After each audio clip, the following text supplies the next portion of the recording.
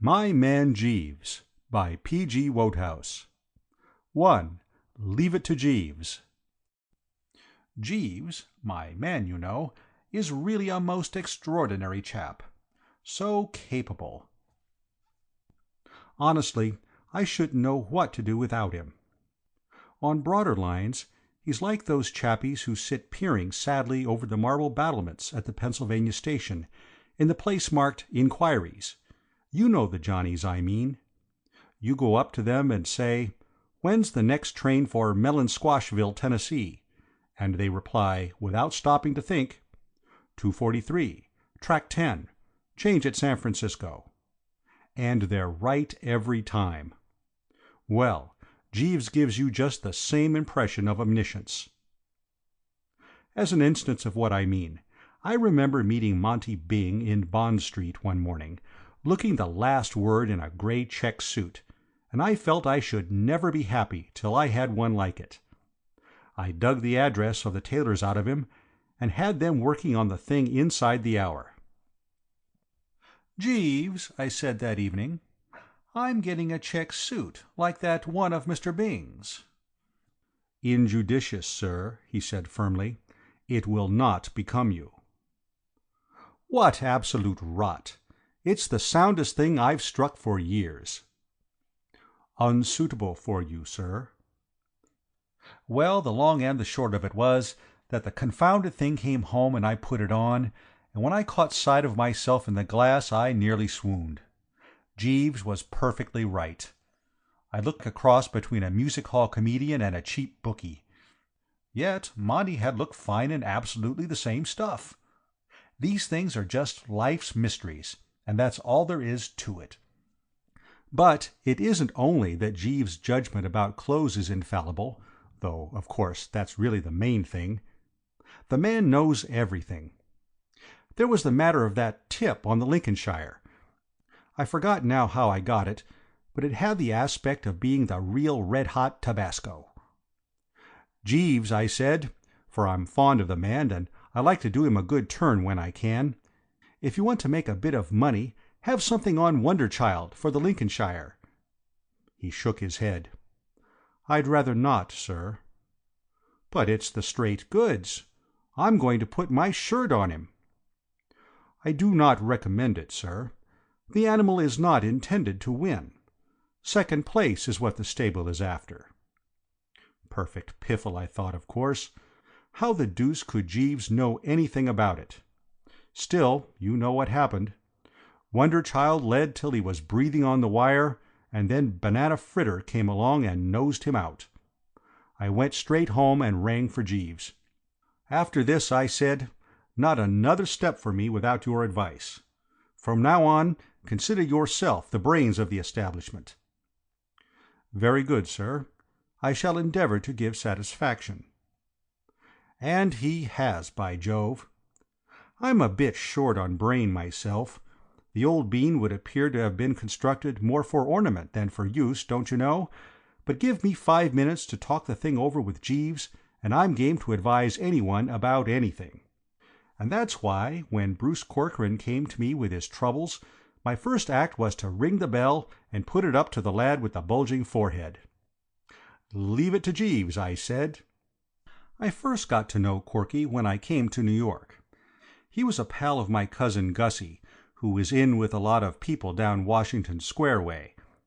I don't know if I ever told you about it, but the reason why I left England was because I was sent over by my Aunt Agatha to try and stop young Gussie marrying a girl on the vaudeville stage, and I got the whole thing so mixed up that I decided that it would be a sound scheme for me to stop on in America for a bit instead of going back and having long cozy chats about the thing with Aunt.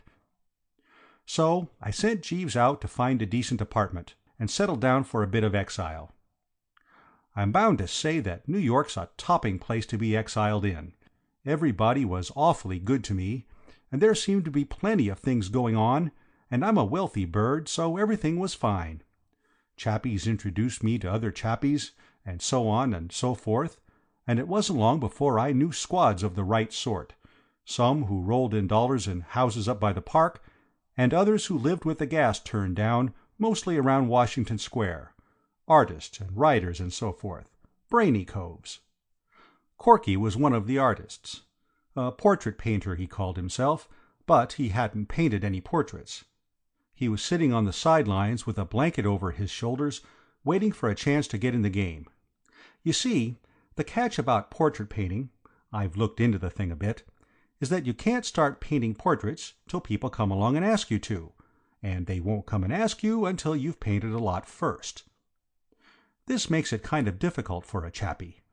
Corky managed to get along by drawing an occasional picture for the comic papers. He had a rather gift for the funny stuff when he got a good idea, and doing bedsteads and chairs and things for the advertisements.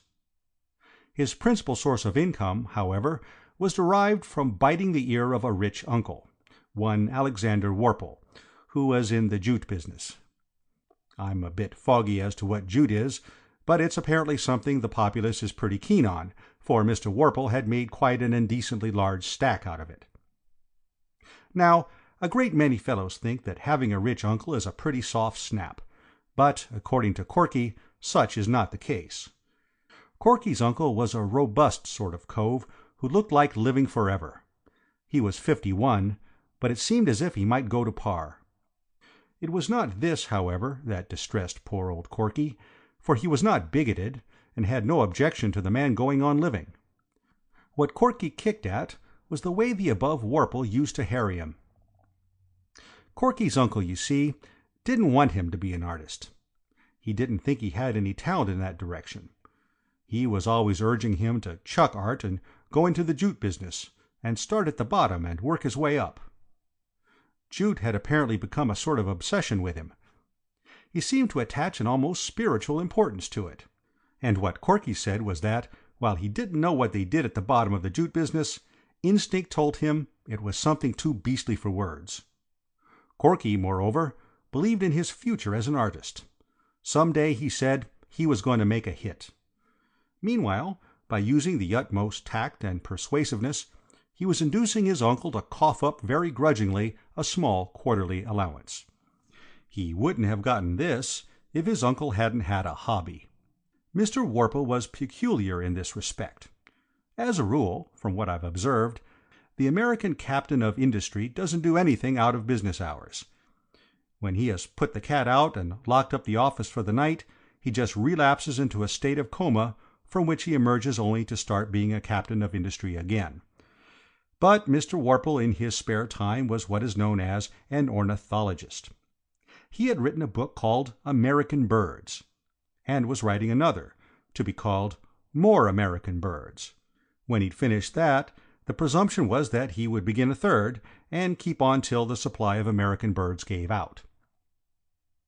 Corky used to go to him about once every 3 months, and let him talk about American birds.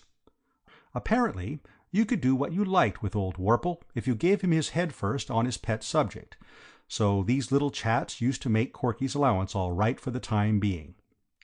But it was pretty rotten for the poor chap. There was the frightful suspense, you see, and, apart from that, birds, except when broiled and in the society of a cold bottle, bored him stiff. To complete the character study of Mr. Worple, he was a man of extremely uncertain temper, and his general tendency was to think that Corky was a poor chump, and that whatever step he took in any direction on his own account was just another proof of his innate idiocy. I should imagine Jeeves feels very much the same about me. So when Corky trickled into my apartment one afternoon, shooing in a girl in front of him, and said, "Bertie, I want you to meet my fiancée, Miss Singer," the aspect of the matter which hit me first was precisely the one which he had come to consult me about. The very first words I spoke were, "Corky, what about your uncle?" The poor chap gave one of those mirthless laughs. He was looking anxious and worried, like a man who has done the murder all right, but can't think what the deuce to do with the body. "We're so scared, Mr. Wooster," said the girl. "We were hoping that you might suggest a way of breaking it to him." Muriel Singer was one of those very quiet, appealing girls who gave a way of looking at you with their big eyes as if they thought you were the greatest thing on earth, and wondered that you hadn't got on to it yet yourself. She sat there in a sort of shrinking way, looking at me as if she were saying to herself, "Oh, I do hope this great strong man isn't going to hurt me." She gave a fellow a protective kind of feeling, made him want to stroke her hand and say, "There, there, little one," or words to that effect. She made me feel that there was nothing I wouldn't do for her. She was rather like one of those innocent-tasting American drinks, which creep imperceptibly into your system so that, before you know what you're doing, you're starting out to reform the world by force if necessary, and pausing on your way to tell the large man in the corner that, if he looks at you like that, you will knock his head off. What I mean is, she made me feel alert and dashing, like a jolly old knight-errant or something of that kind. I felt that I was with her in this thing to the limit. "I don't see why your uncle shouldn't be most awfully bucked," I said to Corky. "He will think Miss Singer is the ideal wife for you." Corky declined to cheer up. "You don't know him. Even if he did like Muriel, he wouldn't admit it. That's the sort of pig-headed guy he is. It would be a matter of principle with him to kick. All he would consider would be that I had gone and taken an important step without asking his advice, and he would raise Cain automatically. He's always done it." I strained the old bean to meet this emergency. "You want to work it so that he makes Miss Singer's acquaintance without knowing that you know her. Then you come along—" "But how can I work it that way?" I saw his point. That was the catch. "There's only one thing to do," I said. "What's that?" "Leave it to Jeeves." And I rang the bell. "Sir?" said Jeeves, kind of manifesting himself. One of the rummy things about Jeeves is that, unless you watch like a hawk, you very seldom see him come into a room. He's like one of those weird chappies in India who dissolve themselves into thin air and nip through space in a sort of disembodied way and assemble the parts again just where they want them. I've got a cousin who's what they call a theosophist, and he says he's often nearly worked the thing himself, but couldn't quite bring it off, probably owing to having fed in his boyhood on the flesh of animals slain in anger, and pie. The moment I saw the man standing there, registering respectful attention, a weight seemed to roll off my mind.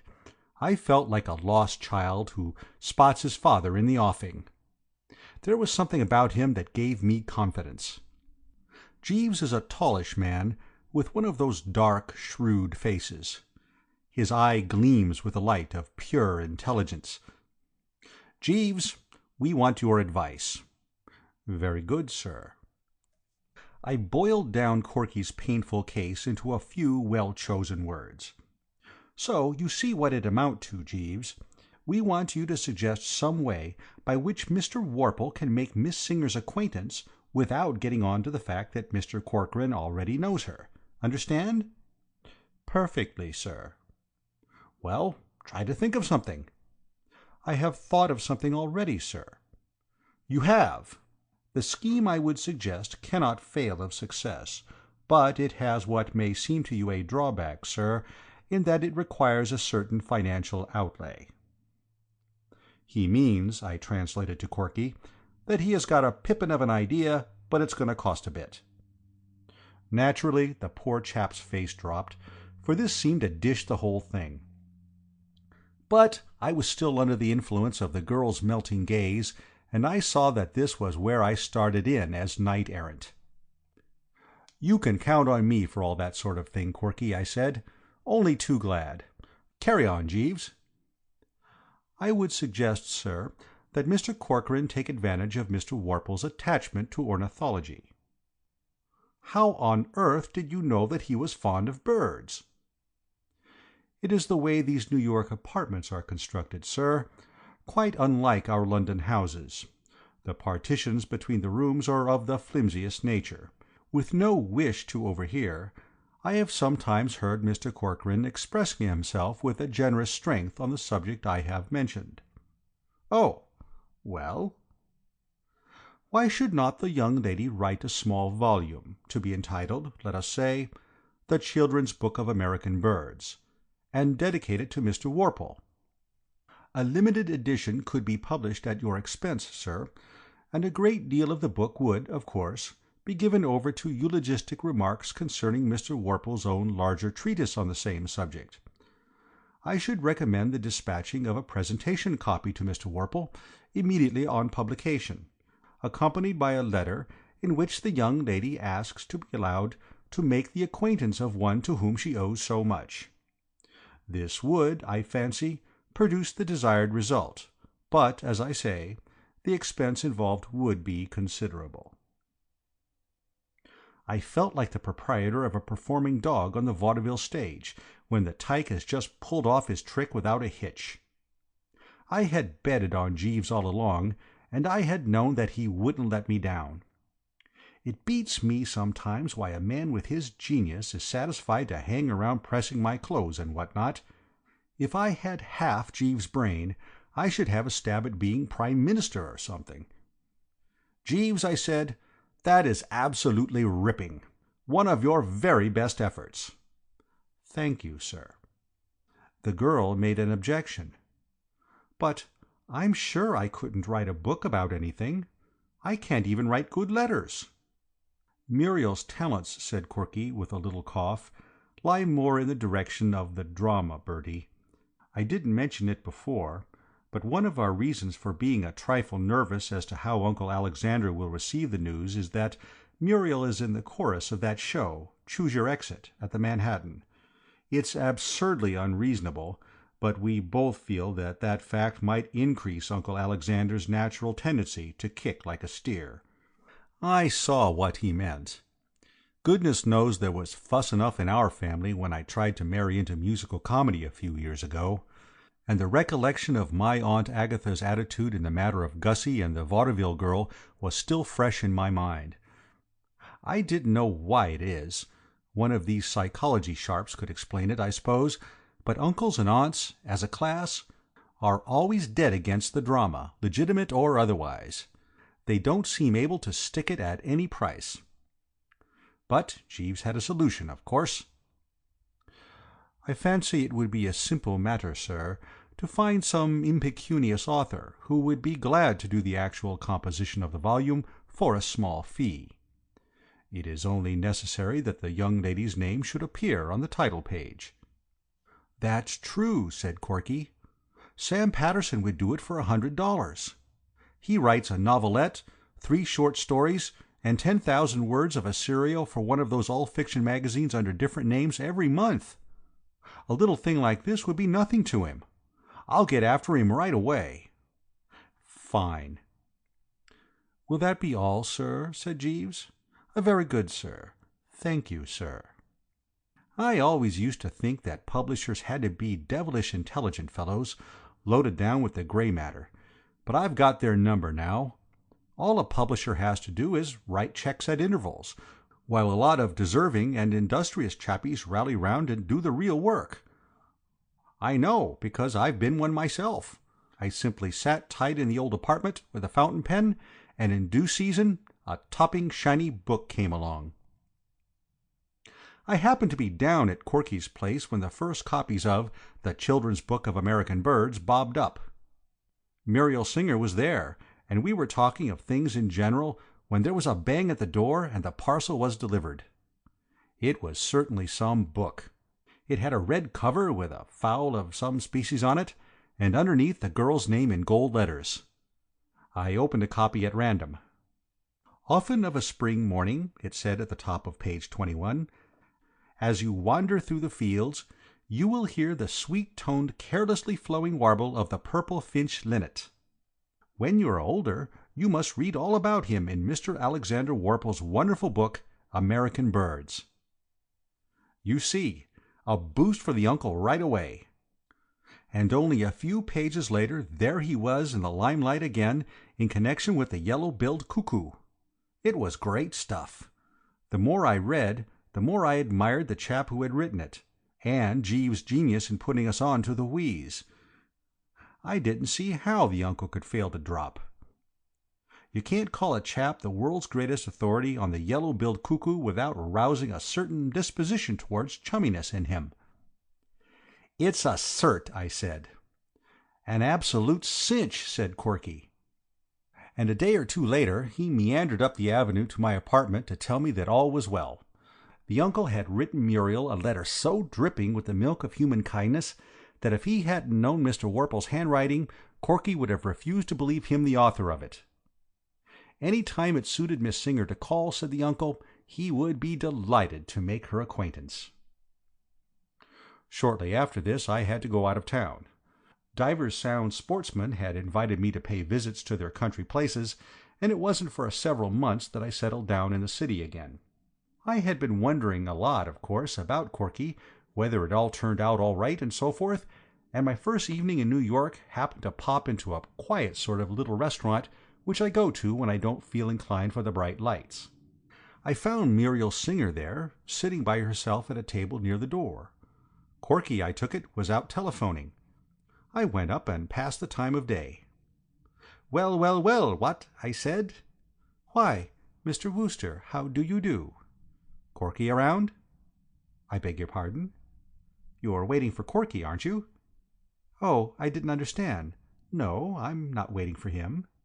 It seemed to Roe that there was a sort of something in her voice, a kind of thingummy, you know. "I say, you haven't had a row with Corky, have you?" "A row?" "A spat, don't you know, little misunderstanding, faults on both sides, and all that sort of thing?" "Why, whatever makes you think that?" "Oh, well, as it were, what I mean is, I thought you usually dined with him before you went to the theatre." "I've left the stage now." Suddenly the whole thing dawned on me. I had forgotten what a long time I had been away. "Why, of course, I see now. You're married." "Yes." "How perfectly topping. I wish you all kinds of happiness." "Thank you so much. Oh, Alexander," she said, looking past me, "this is a friend of mine, Mr. Wooster." I spun around. A chappie with a lot of stiff grey hair and a red sort of healthy face was standing there. Rather a formidable Johnny, he looked, though quite peaceful at the moment. "I want you to meet my husband, Mr. Wooster. Mr. Wooster is a friend of Bruce's, Alexander." The old boy grasped my hand warmly, and that was all that kept me from hitting the floor in a heap. The place was rocking, absolutely. "So you know my nephew, Mr. Wooster," I heard him say. "I wish you would try to knock a little sense into him and make him quit this playing at painting. But I have an idea that he is steadying down. I noticed at first that night he came to dinner with us, my dear, to be introduced to you.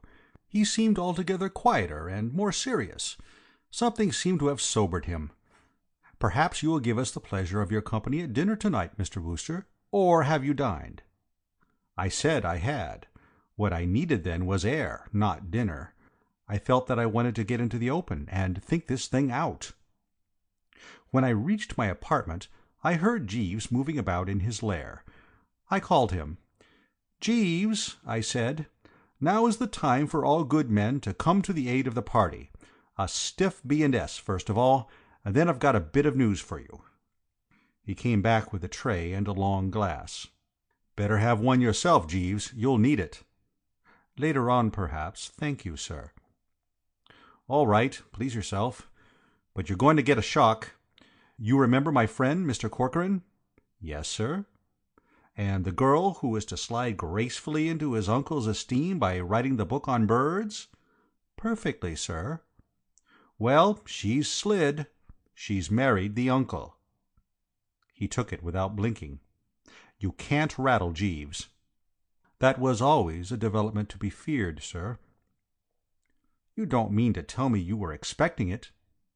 "It crossed my mind as a possibility." "Did it, by Jove? Well, I think you might have warned us." "I hardly liked to take the liberty, sir."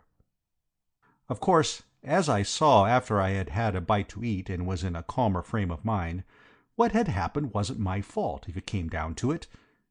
I couldn't be expected to foresee that the scheme, in itself a crackerjack, would skid into the ditch as it had done. But all the same, I'm bound to admit that I didn't relish the idea of meeting Corky again until Time, the great healer, had been able to get in a bit of soothing work. I cut Washington Square out absolutely for the next few months. I gave it the complete mise en bloc. And then, just when I was beginning to think I might safely pop down in that direction and gather up the dropped threads, so to speak, Time, instead of working the healing wheeze, went and pulled the most awful bone and put the lid on it. Opening the paper one morning, I read that Mrs. Alexander Warple had presented her husband with a son and heir. I was so darned sorry for poor old Corky that I hadn't the heart to touch my breakfast. I told Jeeves to drink it himself. I was bowled over. Absolutely. It was the limit. I hardly knew what to do. I wanted, of course, to rush down to Washington Square and grip the poor blighter silently by the hand, and then, thinking it over, I hadn't the nerve. Absent treatment seemed the touch. I gave it to him in waves. But after a month or so I began to hesitate again. It struck me that it was playing it a bit low down on the poor chap, avoiding him like this just when he probably wanted his pals to surge round him most. I pictured him sitting in his lonely studio with no company but his bitter thoughts, and the pathos of it got to me to such an extent that I bounded straight into a taxi and told the driver to go all out for the studio. I rushed in, and there was Corky, hunched up at the easel, painting away, while on the model throne sat a severe-looking woman of middle age holding a baby. A fellow has to be ready for that sort of thing. "Oh, ah," I said, and started to back out. Corky looked over his shoulder. "Hallo, Bertie. Don't go. We're just finishing for the day. That will be all this afternoon," he said to the nurse, who got up with the baby and decanted it into a perambulator which was standing in the fairway. "At the same time tomorrow, Mr. Corcoran?" "Yes, please." "Good afternoon." "Good afternoon."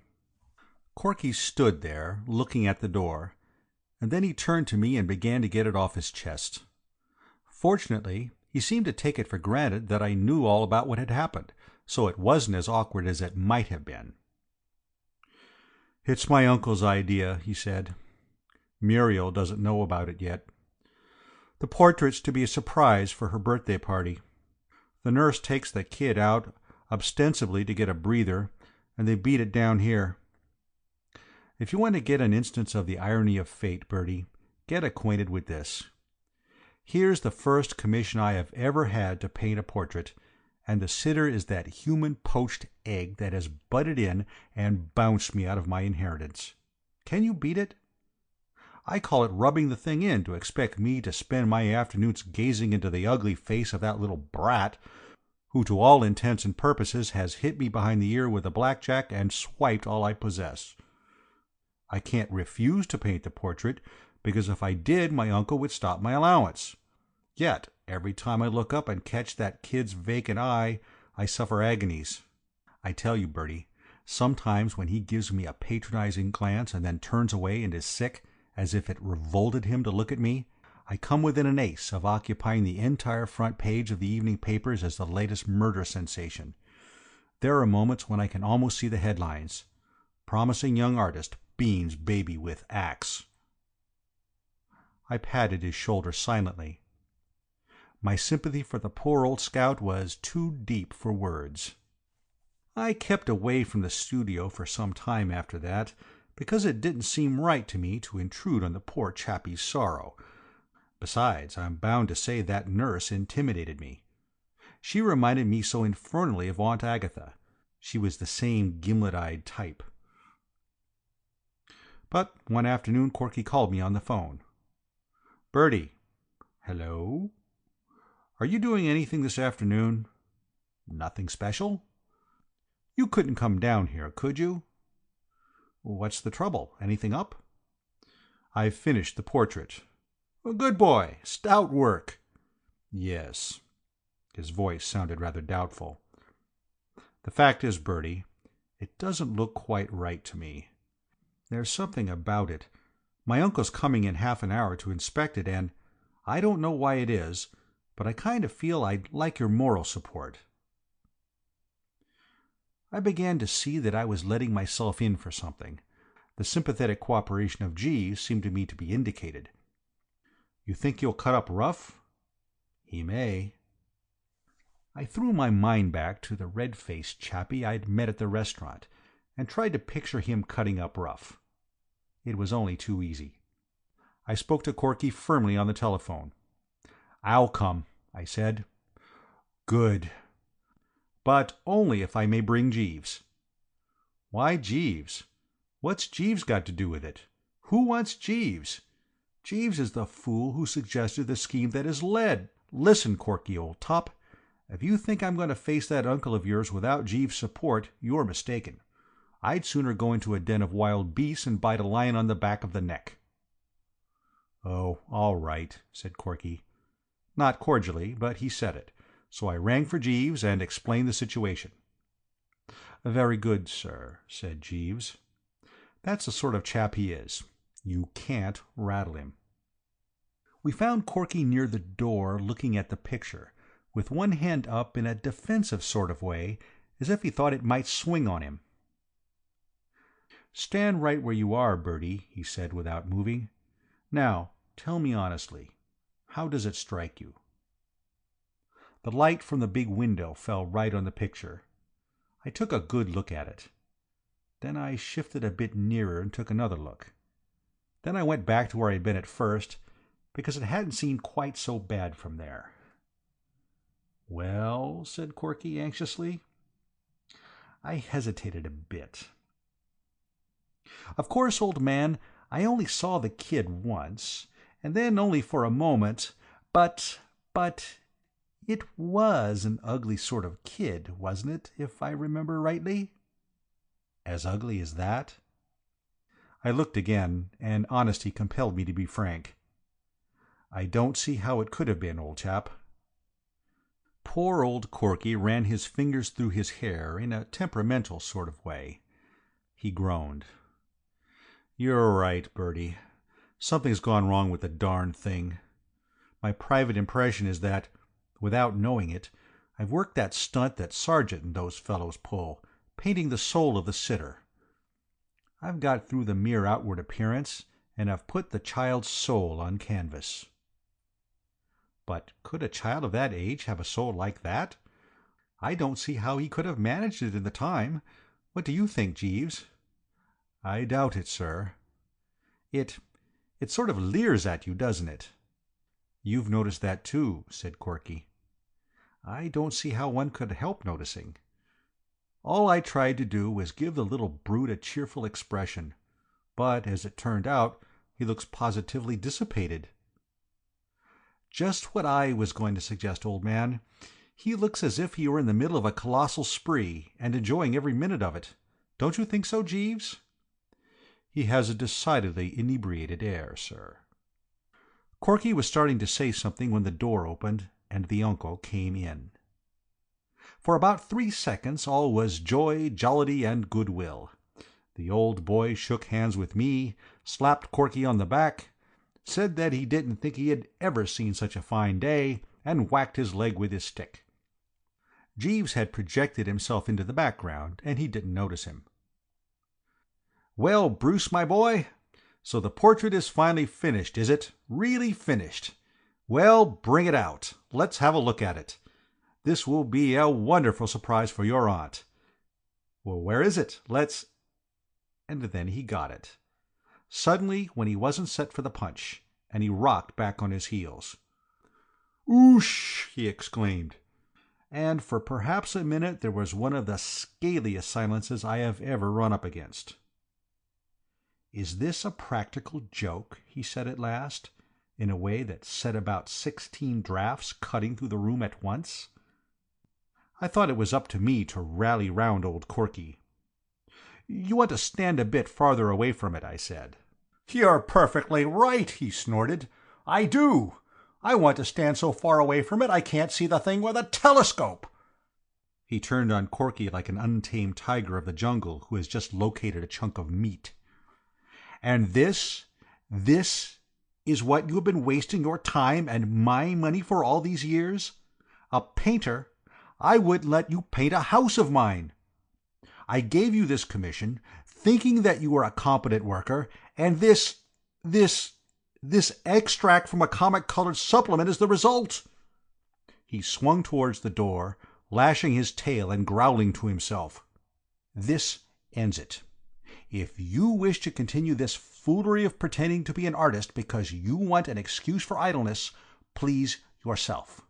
But let me tell you this.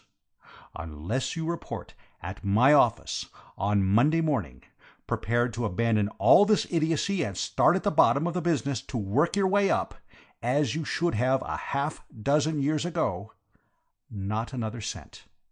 Not another cent. Not another." Boosh! Then the door closed, and he was no longer with us, and I crawled out of the bomb-proof shelter. "Corky, old top," I whispered faintly. Corky was standing staring at the picture. His face was set. There was a hunted look in his eye. "Well, that finishes it," he muttered brokenly. "What are you going to do?" "Do? What can I do? I can't stick on here if he cuts off supplies. You heard what he said. I shall have to go to the office on Monday." I couldn't think of a thing to say. I knew exactly how he felt about the office. I don't know when I've been so infernally uncomfortable. It was just like hanging round trying to make conversation to a pal who's just been sentenced to 20 years in quad. And then a soothing voice broke the silence. "If I might make a suggestion, sir." It was Jeeves. He had slid from the shadows and was gazing gravely at the picture. Upon my word, I can't give you a better idea of the shattering effect of Corky's Uncle Alexander when in action than by saying that he had absolutely made me forget for the moment that Jeeves was there. "I wonder if I have ever happened to mention to you, sir, a Mr. Digby Thistleton, with whom I was once in service. Perhaps you have met him. He was a financier. He is now Lord Bridgenorth. It was a favourite saying of his that there is always a way. The first time I heard him use the expression was after the failure of a patent depilatory which he promoted." "Jeeves," I said, "what on earth are you talking about?" "I mentioned Mr. Thistleton, sir, because his was in some respects a parallel case to the present one. His depilatory failed, but he did not despair. He put it on the market again under the name of Harrow, guaranteed to produce a full crop of hair in a few months. It was advertised, if you remember, sir, by a humorous picture of a billiard ball, before and after taking, and made such a substantial fortune that Mr. Thistleton was soon afterwards elevated to the peerage for services to his party. It seems to me that, if Mr. Corcoran looks into the matter, he will find that, like Mr. Thistleton, there is always a way. Mr. Worple himself suggested the solution of the difficulty. In the heat of the moment, he compared the portrait to an extract from a coloured comic supplement. I consider the suggestion a very valuable one, sir. Mr. Corcoran's portrait may not have pleased Mr. Worple as a likeness of his only child, but I have no doubt that editors would gladly consider it as a foundation for a series of humorous drawings. If Mr. Corcoran will allow me to make the suggestion, his talent has always been for the humorous. There is something about this picture, something bold and vigorous, which arrests the attention. I feel sure it would be highly popular." Corky was glaring at the picture, and making a sort of dry, sucking noise with his mouth. He seemed completely overwrought. And then, suddenly, he began to laugh in a wild way. "Corky, old man," I said, massaging him tenderly. I feared the poor blighter was hysterical. He began to stagger about all over the floor. "He's right. The man's absolutely right. Jeeves, you're a life-saver. You've hit on the greatest idea of the age. Report at the office on Monday, start at the bottom of the business. I'll buy the business if I feel like it. I know the man who runs the comic section of the Sunday Star. He'll eat this thing. He was telling me only the other day how hard it was to get a good new series. He'll give me anything I ask for a real winner like this. I've got a gold mine. Where's my hat? I've got an income for life. Where's that confounded hat? Lend me a $5, Bertie. I want to take a taxi down to Park Row. Jeeves smiled paternally. Or rather, he had a kind of paternal muscular spasm about the mouth, which is the nearest he ever gets to smiling.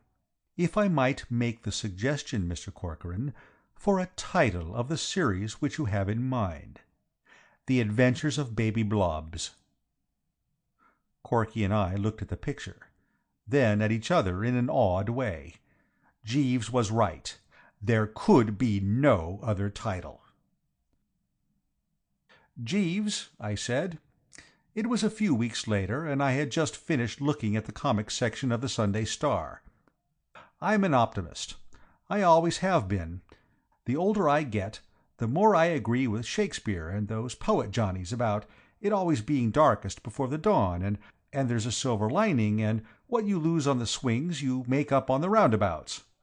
Look at Mr. Corcoran, for instance. There was a fellow, one would have said, clear up to the eyebrows in the soup. To all appearances, he had got it right in the neck. Yet, look at him now. Have you seen these pictures?" "I took the liberty of glancing at them before bringing them to you, sir. Extremely diverting." "They have made a big hit, you know." "I anticipated it, sir." I leaned back against the pillows. "You know, Jeeves, you're a genius. You ought to be drawing a commission on these things." "I have nothing to complain of in that respect, sir. Mr. Corcoran has been most generous. I am putting out the brown suit, sir." "No, I think I'll wear the blue with the faint red stripe." "Not the blue with the faint red stripe, sir." "But I rather fancy myself in it." "Not the blue with the faint red stripe, sir." "Oh, all right. Have it your own way." "Very good, sir. Thank you, sir." Of course, I know it's as bad as being henpecked, but then Jeeves is always right. You have to consider that, you know, what? End of Leave It to Jeeves.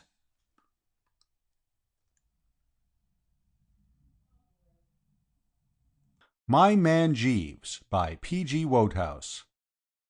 2. Jeeves and the Unbidden Guest. I'm not absolutely certain of my facts, but I rather fancy it's Shakespeare, or if not, it's some equally brainy lad, who says that it's always just when a chappie is feeling particularly top-hole, and more than usually braced with things in general, that fate sneaks up behind him with a bit of lead piping. There's no doubt the man's right. It's absolutely that way with me. Take, for instance, the fairly rummy matter of Lady Malvern and her son Wilmot. A moment before they turned up, I was just thinking how thoroughly all right everything was. It was one of those topping mornings, and I had just climbed out from under the cold shower, feeling like a 2-year-old. As a matter of fact, I was especially bucked just then because the day before I had asserted myself with Jeeves. Absolutely asserted myself, don't you know. You see, the way things had been going on, I was rapidly becoming a dashed serf. The man had jolly well oppressed me. I didn't so much mind when he made me give up one of my new suits, because Jeeves' judgment about suits is sound, but I as near as a toucher rebelled when he wouldn't let me wear a pair of cloth-topped boots, which I loved like a couple of brothers. And when he tried to tread on me like a worm in the matter of a hat, I jolly well put my foot down and showed him who was who. It's a long story, and I haven't time to tell you now, but the point is that he wanted me to wear the Longacre, as worn by John Drew, when I had set my heart on the Country Gentleman, as worn by another famous actor chappie. And the end of the matter was that, after a rather painful scene, I bought the country gentleman. So that's how things stood on this particular morning, and I was feeling kind of manly and independent. Well, I was in the bathroom, wondering what there was going to be for breakfast while I massaged the good old spine with a rough towel and sang slightly, when there was a tap at the door. I stopped singing and opened the door an inch. "What ho, without there?" "Lady Malvern wishes to see you, sir," said Jeeves. "Eh?" "Lady Malvern, sir. She is waiting in the sitting-room." "Pull yourself together, Jeeves, my man," I said, rather severely, for I bar practical jokes before breakfast. "You know perfectly well there is no one waiting for me in the sitting-room. How could there be when it's barely 10 o'clock yet?" "I gather from her ladyship, sir, that she had landed from an ocean liner at an early hour this morning." This made the thing a bit more plausible. I remembered that, when I had arrived in America about a year before, the proceedings had begun at some ghastly hour like 6, and that I had been shot out onto a foreign shore considerably before 8. Who the deuce is Lady Malvern, Jeeves? "Her ladyship did not confide in me, sir." "Is she alone?" "Her ladyship is accompanied by a Lord Pershore, sir. I fancy that his lordship would be her ladyship's son." "Oh, well, put out rich raiment of sorts, and I'll be dressing." "Our heather mixture lounge is in readiness, sir." "Then lead me to it." While I was dressing, I kept trying to think who on earth Lady Malvern could be. It wasn't until I had climbed through the top of my shirt and was reaching out for the studs that I remembered. "I've placed her, Jeeves. She's a pal of my Aunt Agatha." "Indeed, sir?" "Yes. I met her at lunch one Sunday before I left London. A very vicious specimen. Writes books. She wrote a book on social conditions in India when she came back from the Durbar." "Yes, sir? Pardon me, sir, but not that tie." "Eh?" "Not that tie with the heather mixture lounge, sir." It was a shock to me. I thought I had quelled the fellow. It was rather a solemn moment. What I mean is, if I weakened now, all my good work the night before would be thrown away. I braced myself. "What's wrong with this tie?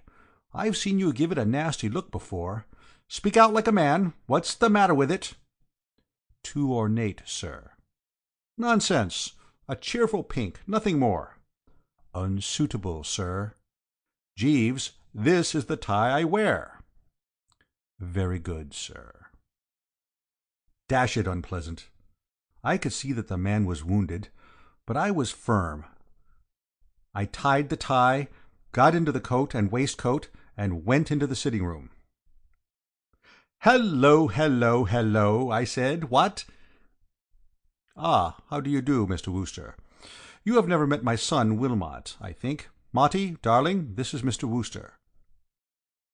Lady Malvern was a hearty, happy, healthy, overpowering sort of dashed female, not so very tall, but making up for it by measuring about 6 feet from the O.P. to the prompt side. She fitted into my biggest armchair as if it had been built round her by someone who knew they were wearing armchairs tight about the hips that season.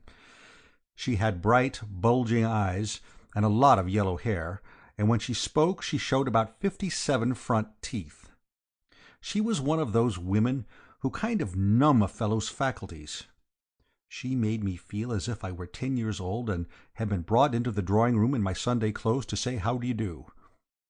Altogether, by no means the sort of a thing a chappie would wish to find in his sitting-room before breakfast. Motty, the son, was about 23, tall and thin and meek-looking. He had the same yellow hair as his mother, but he wore it plastered down and parted in the middle. His eyes bulged, too, but they weren't bright. They were a dull gray with pink rims. His chin gave up the struggle about halfway down, and he didn't appear to have any eyelashes. A mild, furtive, sheepish sort of blighter, in short. "Awfully glad to see you," I said.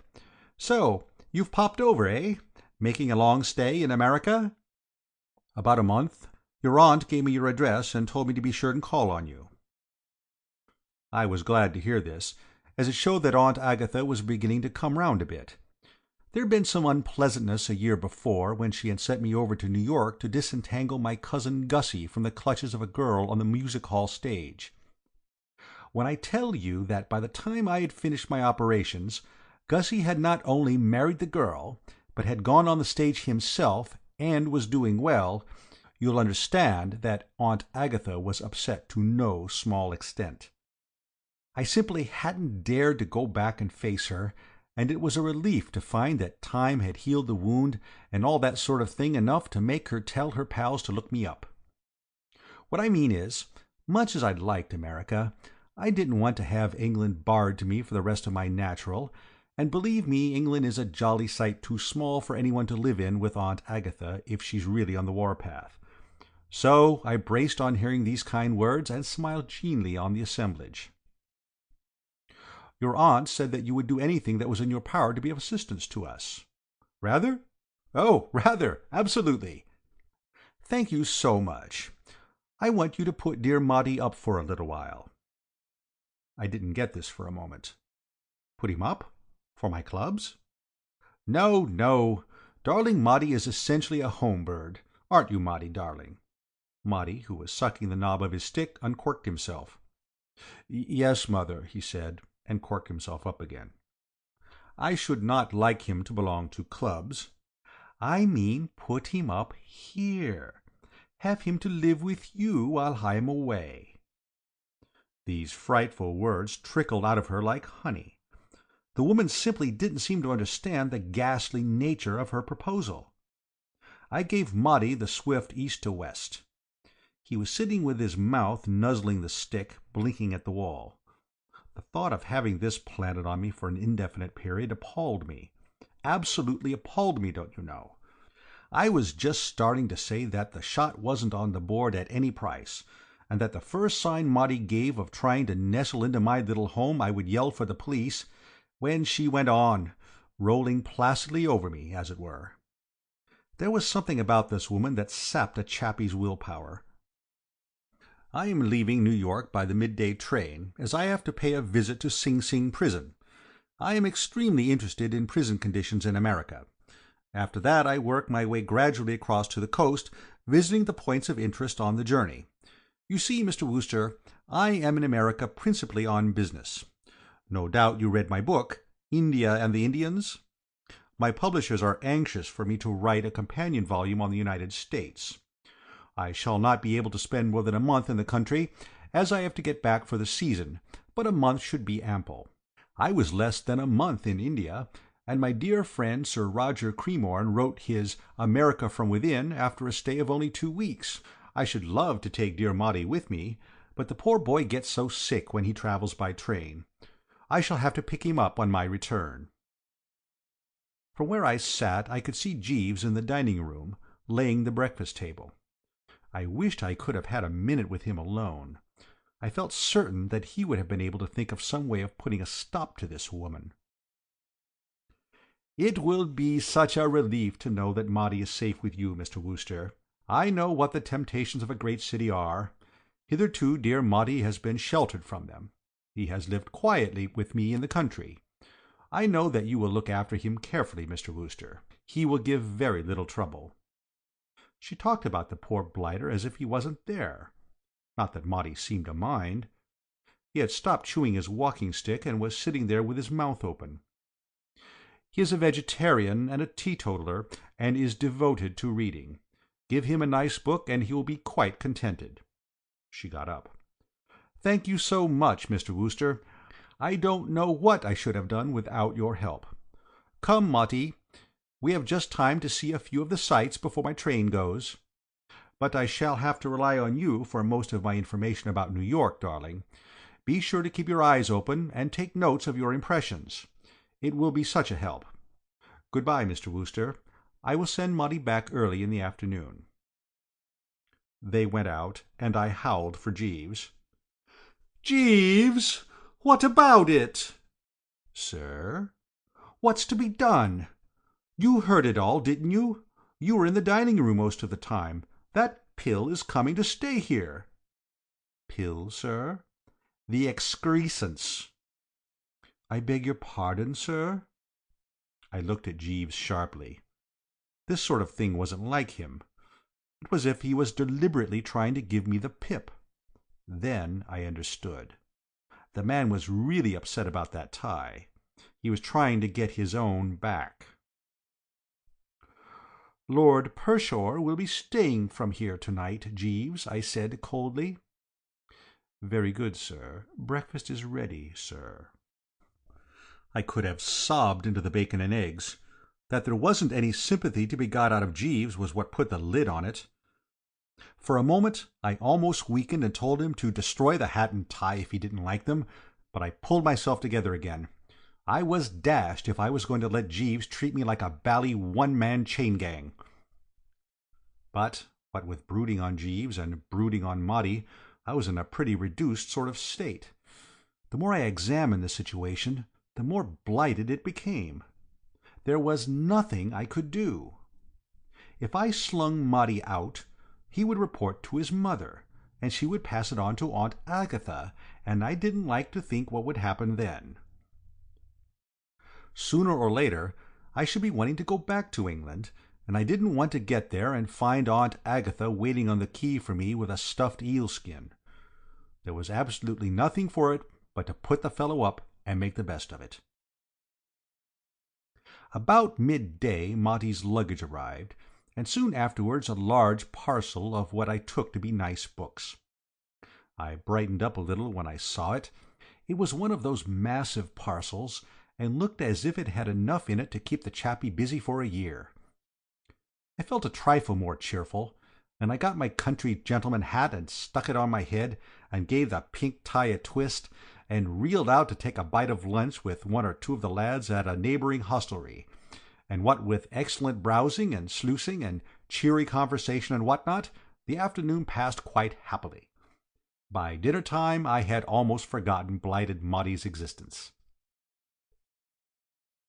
I dined at the club and looked in at a show afterwards, and it wasn't till fairly late that I got back to the flat. There were no signs of Maudie, and I took it that he had gone to bed. It seemed rummy to me, though, that the parcel of nice books was still there with the string and paper on it. It looked as if Maudie, after seeing Mother off at the station, had decided to call it a day. Jeeves came in with the nightly whisky and soda.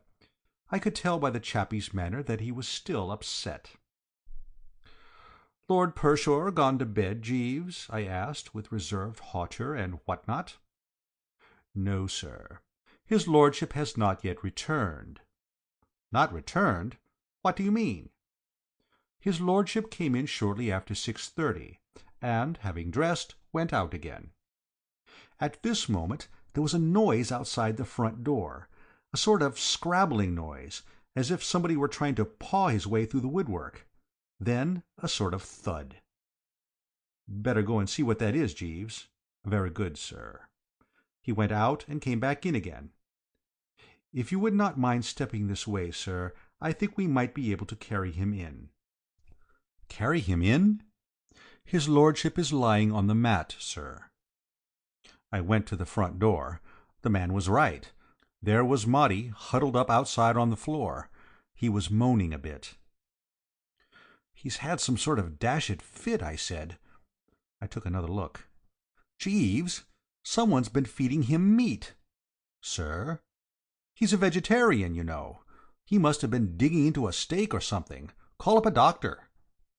"I hardly think it will be necessary, sir. If you will take his lordship's legs while I—" "Great Scott, Jeeves! You don't think he can't be—" "I am inclined to think so, sir." And by Jove, he was right.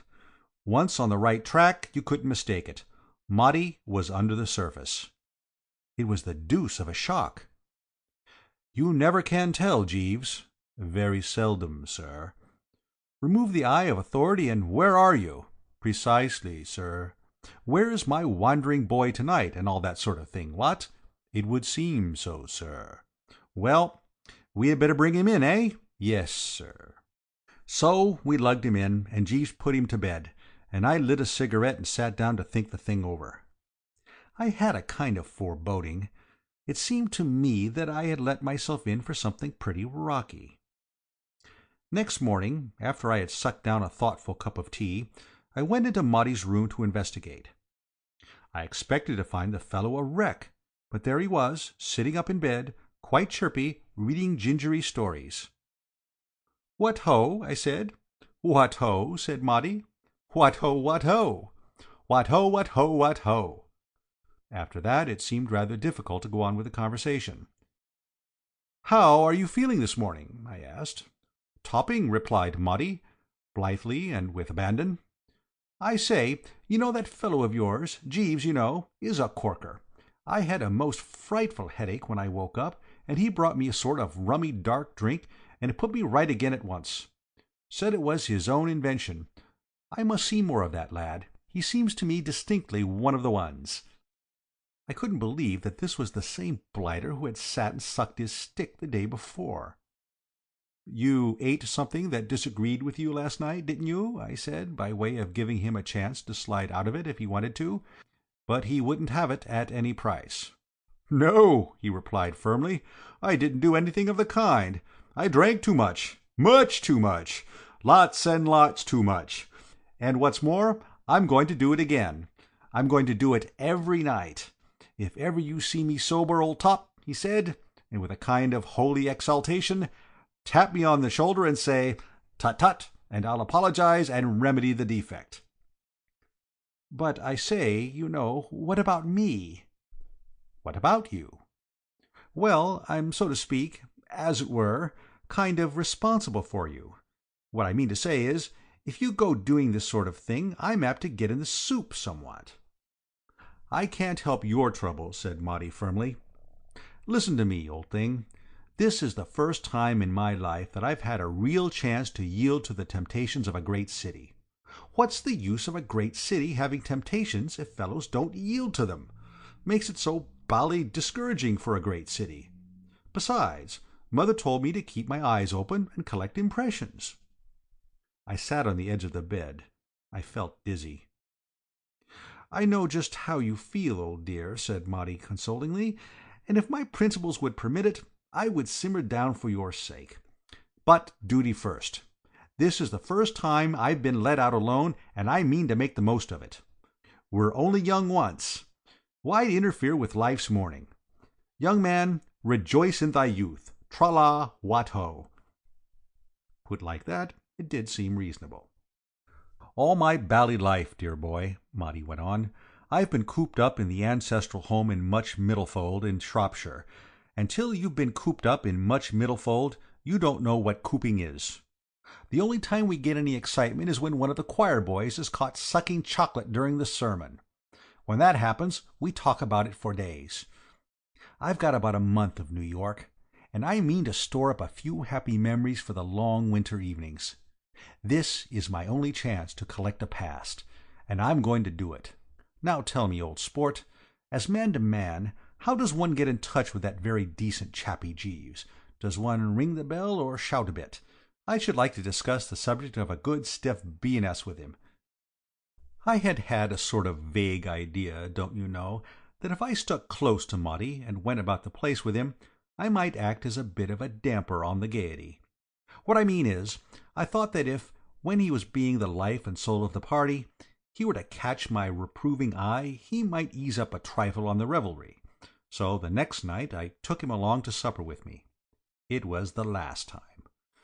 I'm a quiet, peaceful sort of chappie who has lived all his life in London, and I can't stand the pace these swift sportsmen from the rural districts set. What I mean to say is this. I'm all for rational enjoyment and so forth, but I think a chappie makes himself conspicuous when he throws soft-boiled eggs at the electric fan. And decent mirth and all that sort of thing are all right, but I do bar dancing on tables and having to dash all over the place dodging waiters, managers, and chuckers out just when you want to sit still and digest.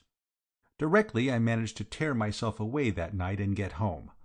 I made up my mind that this was jolly well the last time I went about with Maudie.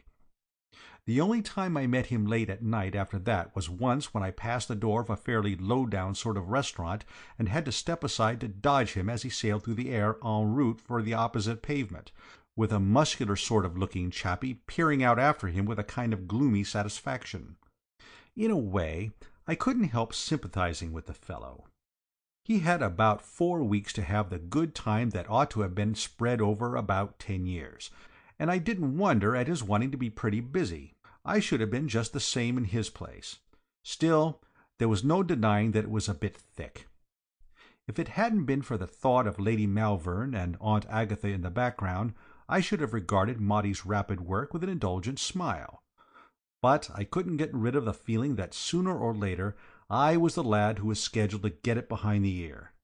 And what with brooding on this prospect, and sitting up in the old flat waiting for the familiar footstep, and putting it to bed when it got there, and stealing into the sick chamber the next morning to contemplate the wreckage, I was beginning to lose weight. Absolutely becoming the good old shadow, I give you my honest word. Starting at sudden noises and what not. And no sympathy from Jeeves. That was what cut me to the quick. The man was still thoroughly pipped about the hat and tie, and simply wouldn't rally round. One morning I wanted comforting so much that I sank the pride of the Woosters and appealed to the fellow direct. "Jeeves," I said, "this is getting a bit thick." "Sir?" Business and cold respectfulness. "You know what I mean. This lad seems to have chucked all the principles of a well-spent boyhood. He's got it up his nose." "Yes, sir." "Well, I shall get blamed, don't you know? You know what my Aunt Agatha is." "Yes, sir." "Very well, then." I waited a moment, but he wouldn't unbend. "Jeeves," I said, "haven't you any scheme up your sleeve for coping with this blighter?" "No, sir." And he shimmered off to his lair. Obstinate devil! So dashed absurd, don't you know? It wasn't as if there was anything wrong with that country gentleman hat. It was a remarkably priceless effort, and much admired by the lads. But just because he preferred the Longacre he left me flat. It was shortly after this that young Maudie got the idea of bringing pals back in the small hours to continue the gay revels in the home. This was where I began to crack under the strain. You see, the part of town where I was living wasn't the right place for that sort of thing. I knew lots of chappies down Washington Square way who started the evening at about 2 a.m., artists and writers and what not, who frolicked considerably till checked by the arrival of the morning milk. That was all right. They like that sort of thing down there. The neighbors can't get to sleep unless there's someone dancing Hawaiian dances over their heads.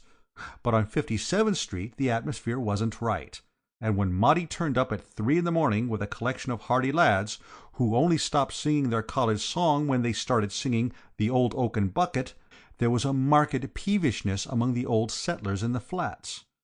The management was extremely terse over the telephone at breakfast time, and took a lot of soothing. The next night I came home early, after a lonely dinner at a place which I'd chosen because there didn't seem any chance of meeting Maudie there. The sitting-room was quite dark, and I was just moving to switch on the light, when there was a sort of explosion and something collared hold of my trouser leg. Living with Maudie had reduced me to such an extent that I was simply unable to cope with this thing. I jumped backward with a loud yell of anguish, and tumbled out into the hall just as Jeeves came out of his den to see what the matter was. "Did you call, sir?" "Jeeves, there's something in there that grabs you by the leg." "That would be Rollo, sir." "Eh?" "I would have warned you of his presence, but I did not hear you come in. His temper is a little uncertain at present, as he has not yet settled down." "Who the deuce is Rollo?" "His lordship's bull-terrier, sir. His lordship won him in a raffle, and tied him to the leg of the table. If you will allow me, sir, I will go in and switch on the light." There really is nobody like Jeeves. He walked straight into the sitting-room, the biggest feat since Daniel in the lion's den, without a quiver. What's more, his magnetism, or whatever they call it, was such that the dashed animal, instead of pinning him by the leg, calmed down as if it had had a bromide, and rolled over on his back with all of his paws in the air. If Jeeves had been his rich uncle he couldn't have been more chummy. Yet directly he caught sight of me again he got all worked up and seemed to have only one idea in life, to start chewing me where he had left off. "Rollo is not used to you yet, sir," said Jeeves, regarding the bally quadruped in an admiring sort of way. "He is an excellent watch-dog." "I don't want a watch-dog to keep me out of my rooms." "No, sir." "Well, what am I to do?" "No doubt in time the animal will learn to discriminate, sir. He will learn to distinguish your peculiar scent." "What do you mean, my peculiar scent?" "Correct the impression that I intend to hang about in the hall while life slips by, in the hope that one of these days that dashed animal will decide that I smell all right." I thought for a bit. "Jeeves." "Sir?" "I'm going away. Tomorrow morning by the first train. I shall go and stop with Mr. Todd in the country." "Do you wish me to accompany you, sir?" "No." "Very good, sir." "I don't know when I shall be back. Forward my letters." "Yes, sir." As a matter of fact, I was back within the week. Rocky Todd, the pal I went to stay with, is a rummy sort of a chap who lives all alone in the wilds of Long Island, and likes it. But a little of that sort of thing goes a long way with me. Dear old Rocky is one of the best, but after a few days in his cottage in the woods miles away from anywhere, New York, even with Maudie on the premises, began to look pretty good to me. The days down on Long Island have 48 hours in them. You can't get to sleep at night because of the bellowing of the crickets, and you have to walk 2 miles for a drink and 6 for an evening paper. I thanked Rocky for his kind hospitality and caught the only train they have down in those parts. It landed me in New York about dinner time. I went straight to the old flat. Jeeves came out of his lair. I looked round cautiously for Rollo. "Where's that dog, Jeeves? Have you got him tied up?" "The animal is no longer here, sir. His lordship gave him to the porter, who sold him. His lordship took a prejudice against the animal on account of being bitten by him in the calf of the leg." I don't think I've ever been so bucked by a bit of news. I felt I had misjudged Rollo. Evidently, when you got to know him better, he had a lot of intelligence in him. "Ripping," I said. "Is Lord Pershore in, Jeeves?" "No, sir." "Do you expect him back to dinner?" "No, sir." "Where is he?" "In prison, sir." Have you ever trodden on a rake and had the handle jump up and hit you? That's how I felt then. "In prison?" "Yes, sir." "You don't mean in prison?" "Yes, sir." I lowered myself into a chair. "Why?" I said. "He assaulted a constable, sir." "Lord Pershore assaulted a constable?" "Yes, sir." I digested this. "But, Jeeves, I say, this is frightful." "Sir?" "What will Lady Malvern say when she finds out?" "I do not fancy that her ladyship will find out, sir." "But she'll come back and want to know where he is." "I rather fancy, sir, that his lordship's bit of time will have run out by then." "But supposing it hasn't?" "In that event, sir, it may be judicious to prevaricate a little." "How?" "If I might make the suggestion, sir, I should inform her ladyship that his lordship has left for a short visit to Boston." "Why Boston?" "Very interesting and respectable centre, sir." "Jeeves, I believe you've hit it." "I fancy so, sir." "Why, this is really the best thing that could have happened. If this hadn't turned up to prevent him, young Maudie would have been in a sanatorium by the time Lady Malvern got back." "Exactly, sir." The more I looked at it that way, the sounder this prison wheeze seemed to me. There was no doubt in the world that prison was just what the doctor ordered for Maudie. It was the only thing that could have pulled him up. I was sorry for the poor blighter, but after all, I reflected, a chappie who had lived all his life with Lady Malvern, in a small village in the interior of Shropshire, wouldn't have much to kick at in a prison. Altogether, I began to feel absolutely braced again.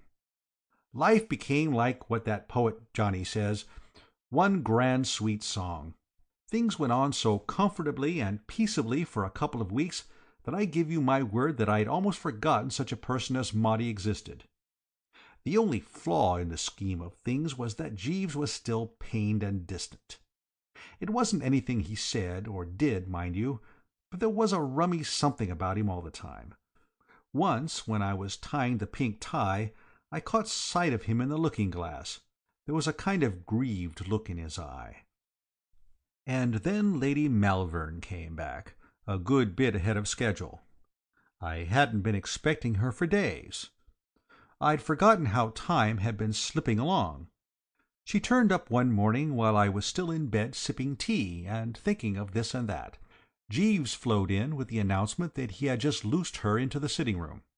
I draped a few garments round me and went in. There she was, sitting in the same armchair, looking as massive as ever. The only difference was that she didn't uncover the teeth, as she had done the first time. "Good morning," I said. "So you've got back, what?" "I have got back." There was something sort of bleak about her tone, rather as if she had swallowed an east wind. This I took to be due to the fact that she probably hadn't breakfasted. It's only after a bit of breakfast that I'm able to regard the world with that sunny cheeriness which makes a fellow the universal favourite. I'm never much of a lad till I've engulfed an egg or two and a beaker of coffee. "I suppose you haven't breakfasted?" "I have not yet breakfasted." "Won't you have an egg or something, or a sausage or something, "No, thank you." She spoke as if she belonged to an anti-sausage society, or a league for the suppression of eggs. There was a bit of silence.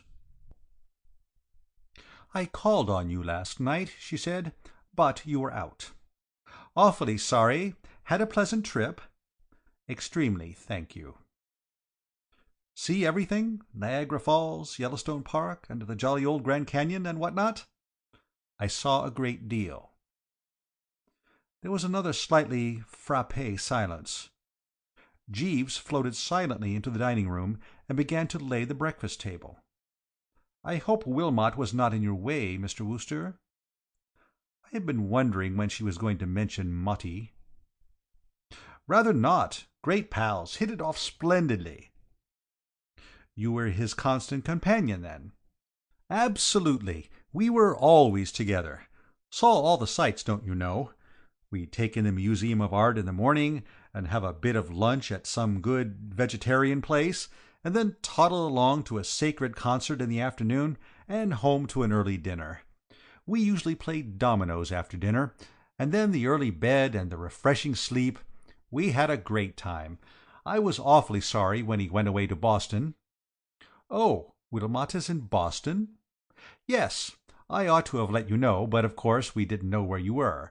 You were dodging all over the place like a snipe. I mean, don't you know, dodging all over the place, and we couldn't get at you. Yes, Maudie went off to Boston." "You're sure he went to Boston?" "Oh, absolutely." I called out to Jeeves, who was now messing about in the next room with forks and so forth. "Jeeves, Lord Pershore didn't change his mind about going to Boston, did he?" "No, sir." I thought I was right. Yes, Maudie went to Boston. "Then how do you account, Mr. Wooster, for the fact that when I went yesterday afternoon to Blackwell's Island Prison to secure material for my book, I saw poor, dear Wilmot there, dressed in a striped suit, seated beside a pile of stones with a hammer in his hands?" I tried to think of something to say, but nothing came. A chappie has to be a lot broader about the forehead than I am to handle a jolt like this. I strained the old bean till it creaked, but between the collar and the hair parting nothing stirred. I was dumb. Which was lucky, because I wouldn't have had a chance to get any persiflage out of my system. Lady Malvern collared the conversation. She had been bottling it up, and now it came out with a rush. "So this is how you have looked after my poor dear boy, Mr. Wooster. So this is how you have abused my trust. I left him in your charge, thinking that I could rely on you to shield him from evil. He came to you innocent, unversed in the ways of the world, confiding, unused to the temptations of a large city, and you led him astray." I hadn't any remarks to make. All I could think of was the picture of Aunt Agatha drinking all this in and reaching out to sharpen the hatchet against my return. "You deliberately—" Far away in the misty distance a soft voice spoke.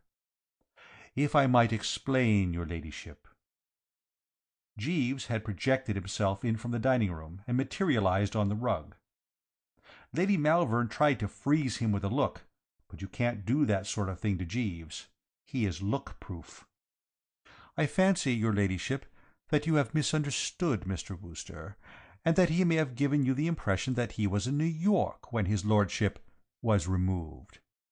When Mr. Wooster informed your ladyship that his lordship had gone to Boston, he was relying on the version I had given him of his lordship's movements. Mr. Wooster was away, visiting a friend in the country at the time, and knew nothing of the matter till your ladyship informed him." Lady Malvern gave a kind of grunt. It didn't rattle Jeeves. "I feared Mr. Wooster might be disturbed if he knew the truth, as he is so attached to his lordship, and has taken such pains to look after him. So I took the liberty of telling him that his lordship had gone away for a visit.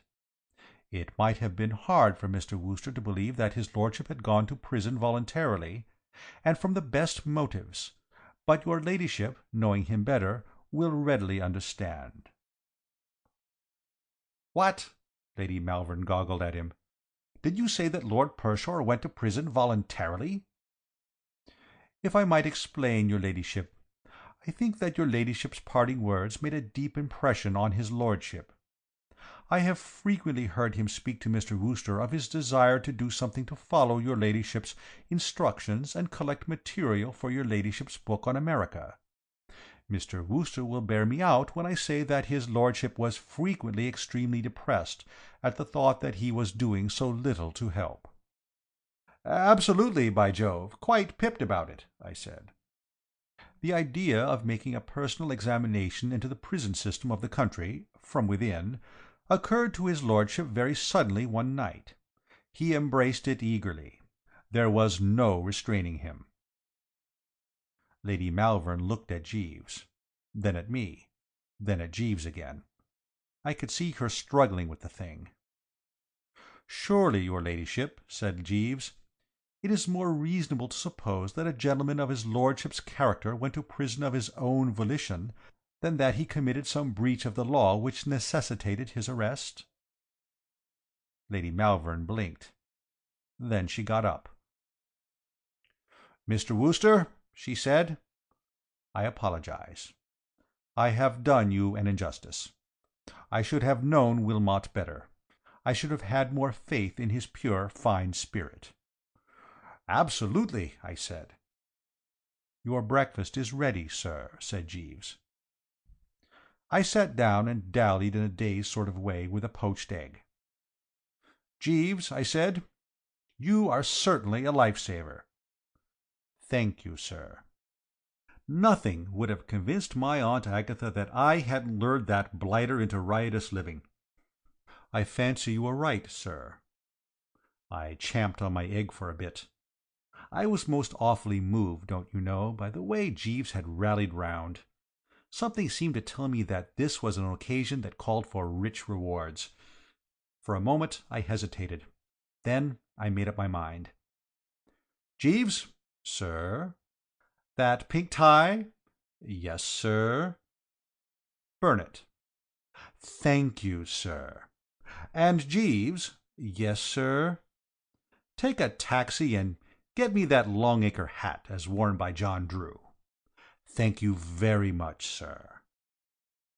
I felt most awfully braced. I felt as if the clouds had rolled away and all was as it used to be. I felt like one of those chappies in the novels who calls off the fight with his wife in the last chapter and decides to forget and forgive. I felt I wanted to do all sorts of other things to show Jeeves that I appreciated him. "Jeeves," I said, "it isn't enough. Is there anything else you would like?" "Yes, sir. If I may make the suggestion, $50. $50? It will help me enable to pay a debt of honour, sir. I owe it to his lordship." "You owe Lord Pershore $50?" "Yes, sir. I happened to meet him in the street that night his lordship was arrested. I had been thinking a good deal about the most suitable method of inducing him to abandon his mode of living, sir. His lordship was a little over-excited at the time, and I fancy that he mistook me for a friend of his. At any rate, when I took the liberty of wagering him $50 that he would not punch a passing policeman in the eye, he accepted the bet very cordially and won it." I produced my pocket-book and counted out 100. "Take this, Jeeves," I said. "50 isn't enough. Do you know, Jeeves, well, you absolutely stand alone." "I endeavour to give satisfaction, sir," said Jeeves. End of Jeeves and the Unbidden Guest.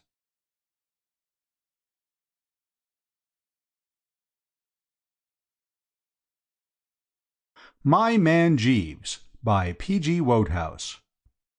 3. Jeeves and the Hard-Boiled Egg. Sometimes of a morning, as I've sat in bed sucking down the early cup of tea and watched my man Jeeves flitting about the room and putting out the raiment for the day, I've wondered what the deuce I should do if the fellow ever took it into his head to leave me.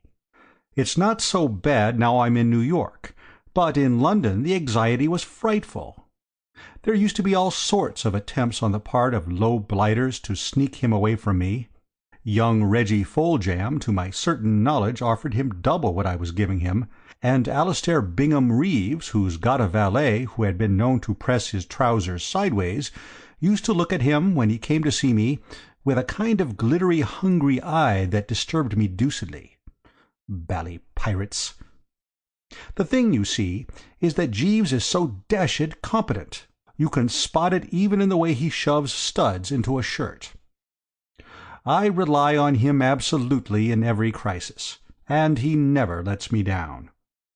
And what's more, he can always be counted on to extend himself on behalf of any pal of mine who happens to be to all appearances knee-deep in the bullion.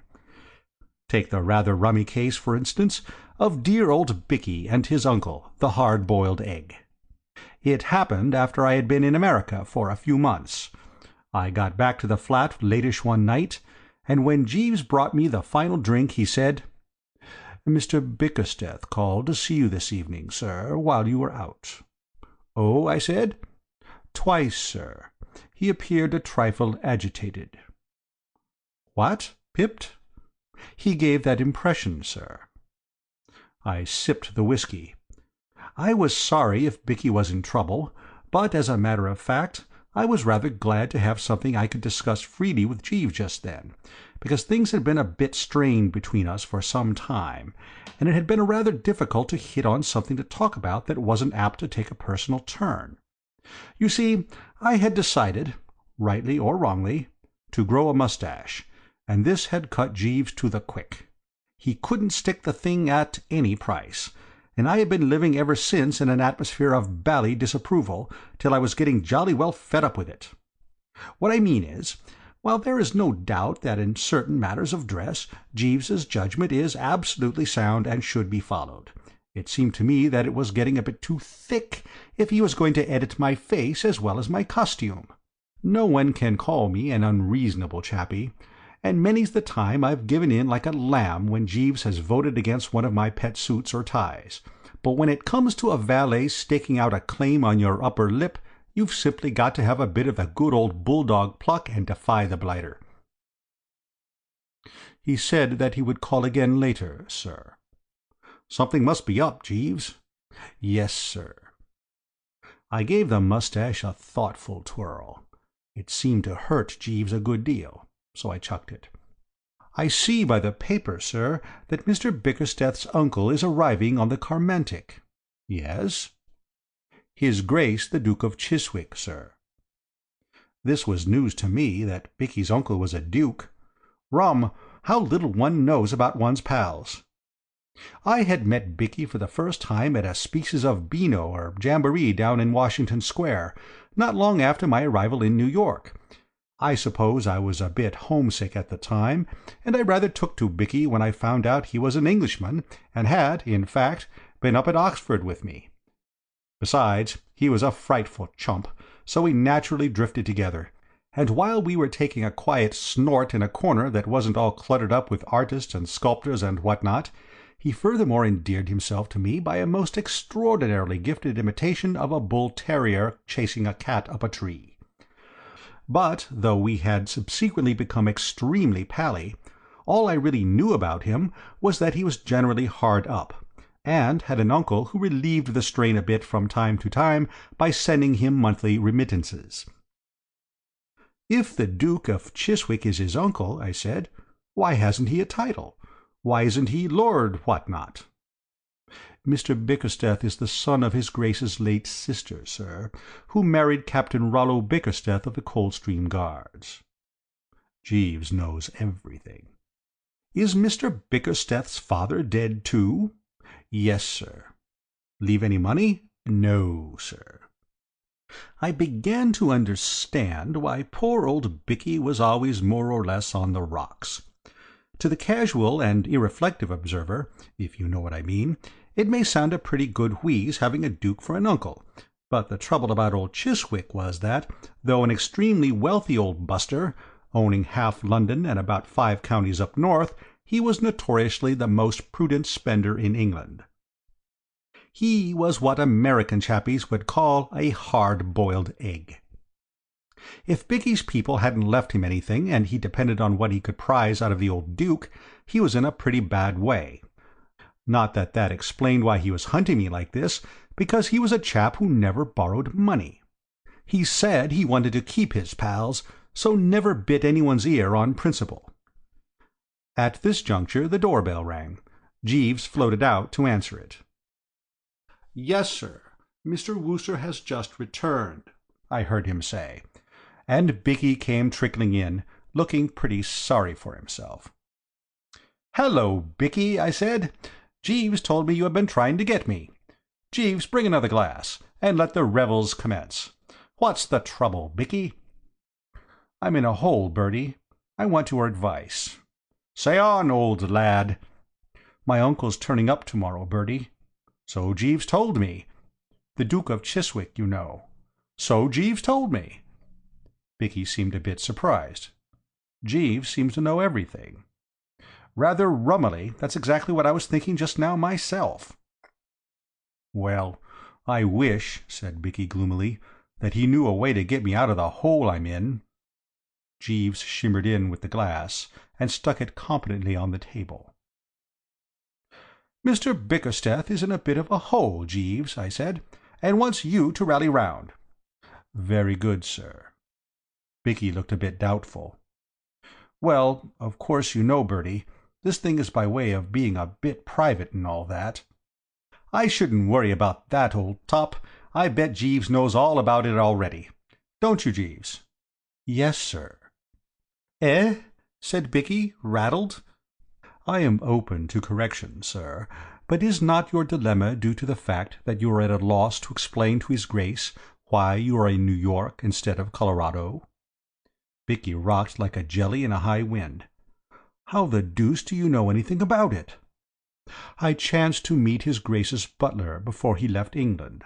He informed me that he happened to overhear his Grace speaking to you on the matter, sir, as he passed the library door."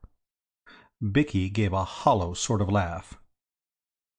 "Well, as everybody seems to know all about it, there's no need to try to keep it dark. The old boy turfed me out, Bertie, because he said I was a brainless nincompoop. The idea was that he would give me a remittance on condition that I dashed out to some blighted locality of the name of Colorado and learned farming or ranching, or whatever they call it, at some bally ranch or farm or whatever it's called. I didn't fancy the idea a bit. I should have had to ride horses and pursue cows and so forth. I hate horses. They bite at you. I was all against the scheme. At the same time, don't you know, I had to have that remittance. I get you absolutely, dear boy. Well, when I got to New York, it looked like a decent sort of place to me, so I thought it would be a pretty sound notion to stop here. So I cabled to my uncle, telling him that I had dropped into a good business wheeze in the city and wanted to chuck the ranch idea. He wrote back that it was all right, and here I've been ever since. He thinks I'm doing well at something or other over here. I never dreamed, don't you know, that he would ever come out here. What on earth am I to do?" "Jeeves," I said, "what on earth is Mr. Bickersteth to do?" "You see," said Bicky, "I had a wireless from him to say that he was coming to stay with me. To save hotel bills, I suppose. I've always given him the impression that I was living in pretty good style. I can't have him stay at my boarding-house." "Thought of anything, Jeeves?" I said. "To what extent, sir, if the question is not a delicate one, are you prepared to assist Mr. Bickersteth?" "I'll do anything I can for you, of course, Bicky, old man." "Then, if I might make the suggestion, sir, you might lend Mr. Bickersteth—" "No, by Jove," said Bicky firmly. "I never have touched you, Bertie, and I'm not going to start now. I may be a chump, but it's my boast that I don't owe a penny to a single soul, not counting tradesmen, of course." "I was about to suggest, sir, that you might lend Mr. Bickersteth this flat. Mr. Bickersteth could give his Grace the impression that he was the owner of it. With your permission, I could convey the notion that I was in Mr. Bickersteth's employment, and not in yours. You would be residing here temporarily as Mr. Bickersteth's guest. His Grace would occupy the second spare bedroom. I fancy that you would find this answer satisfactorily, sir." Bicky had stopped rocking himself and was staring at Jeeves in an odd sort of way. "I would advocate the dispatching of a wireless message to his Grace on board the vessel, notifying him of the change of address. Mr. Bickersteth could meet his Grace at the dock, and proceed directly here. Will that meet the situation, sir?" "Absolutely." "Thank you, sir." Bicky followed him with his eye till the door closed. "How does he do it, Bertie?" he said. "I'll tell you what I think it is. I believe it's something to do with the shape of his head. Have you ever noticed his head, Bertie, old man? It sort of sticks out at the back." I hopped out of bed early next morning, so as to be among those present when the old boy should arrive. I knew from experience that these ocean liners fetch up at the dock at a deucedly ungodly hour. It wasn't much after 9 by the time I dressed and had my morning tea, and was leaning out of the window, watching the street for Bicky and his uncle. It was one of those jolly, peaceful mornings that make a chappie wish he'd got a soul or something, and I was just brooding on life in general when I became aware of the dickens of a spate in progress down below. A taxi had driven up, and an old boy in a top hat had got out and was kicking up a frightful row about the fare. As far as I could make out, he was trying to get the cab chappie to switch from New York to London prices, and the cab chappie had apparently never heard of London before, and didn't seem to think a lot of it now. The old boy said that in London the trip would have set him back 8 pence, and the cabby said he should worry. I called to Jeeves. "The old Duke has arrived, Jeeves." "Yes, sir." "That'll be him at the door now." Jeeves made a long arm and opened the front door, and the old boy crawled in, looking licked to a splinter. "How do you do, sir?" I said, bustling up and being the ray of sunshine. "Your nephew went down to the dock to meet you, but you must have missed him. My name's Wooster, don't you know. Great pal of Bicky's and all that sort of thing. I'm staying with him, you know. Would you like a cup of tea? Jeeves, bring a cup of tea." Old Chiswick had sunk into an armchair and was looking about the room. "Does this luxury flat belong to my nephew Francis?" "Absolutely." "It must be terribly expensive." "Pretty well, of course. Everything costs a lot over here, you know." He moaned. Jeeves filtered in with the tea. Old Chiswick took a stab at it to restore his tissues, and nodded. "A terrible country, Mr. Wooster. A terrible country. Nearly 8 shillings for a short cab drive. Iniquitous." He took another look around the room. It seemed to fascinate him. "Have you any idea how much my nephew pays for this flat, Mr. Wooster?" "About $200 a month, I believe." "What? £40 a month?" I began to see that, unless I made the thing a bit more plausible, the scheme might turn out a frost. I could guess what the old boy was thinking. He was trying to square all this prosperity with what he knew of poor old Bicky. And one had to admit that it took a lot of squaring, for dear old Bicky, though a stout fellow and absolutely unrivalled as an imitator of bull-terriers and cats, was in many ways one of the most pronounced fatheads that ever pulled on a suit of gents' underwear. "I suppose it seems rummy to you," I said, "but the fact is, New York often bucks chappies up and makes them show a flash of speed that you wouldn't have imagined them capable of. It sort of develops them. Something in the air, don't you know? I imagine that Bicky in the past, when you knew him, may have been something of a chump. But it's quite different now. Devilish efficient sort of chappie, and looked in on commercial circles as quite the nib." "I'm amazed. What is the nature of my nephew's business, Mr. Wooster?" "Oh, just business, don't you know? The same sort of thing Carnegie and Rockefeller and all those coves do, you know." I slid for the door. "Awfully sorry to leave you, but I've got to meet some of the lads elsewhere." Coming out of the lift, I met Bicky bustling in from the street. "Hello, Bertie. I missed him. Has he turned up?" "He's upstairs now, having some tea." "What does he think of it all?" "He's absolutely rattled." "Ripping. I'll be toddling up then. Toodaloo, Bertie, old man. See you later." "Pip-pip, Bicky, dear boy." He trotted off, full of merriment and good cheer, and I went off to the club to sit in the window and watch the traffic coming up one way and going down the other. It was latish in the evening when I looked in at the flat to dress for dinner. "Where's everybody, Jeeves?" I said, finding no little feet pattering about the place. "Gone out?" "His Grace desired to see some of the sights of the city, sir. Mr. Bickersteth is acting as his escort. I fancy their immediate objective was Grant's tomb." "I suppose Mr. Bickersteth is a bit braced up the way things are going, what?" "Sir?" "I say, I take it that Mr. Bickersteth is tolerably full of beans." "Not altogether, sir." "What's his trouble now?" "The scheme which I took the liberty of suggesting to Mr. Bickersteth and yourself has, unfortunately, not answered entirely satisfactorily, sir." "Surely the Duke believes that Mr. Bickersteth is doing well in business, and all that sort of thing?"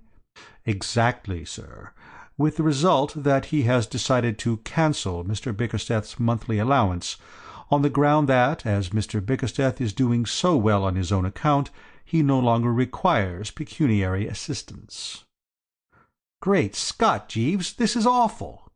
"Somewhat disturbing, sir." "I never expected anything like this." "I confess I scarcely anticipated the contingency myself, sir." "I suppose it bowled the poor blighter over, absolutely." Mr. Bickersteth appeared somewhat taken aback, sir. My heart bled for Bicky. "We must do something, Jeeves." "Yes, sir." "Can you think of anything?" "Not at the moment, sir." "There must be something we can do." "It was a maxim of one of my former employers, sir, as I believe I mentioned to you once before, the present Lord Bridgenorth, that there is always a way.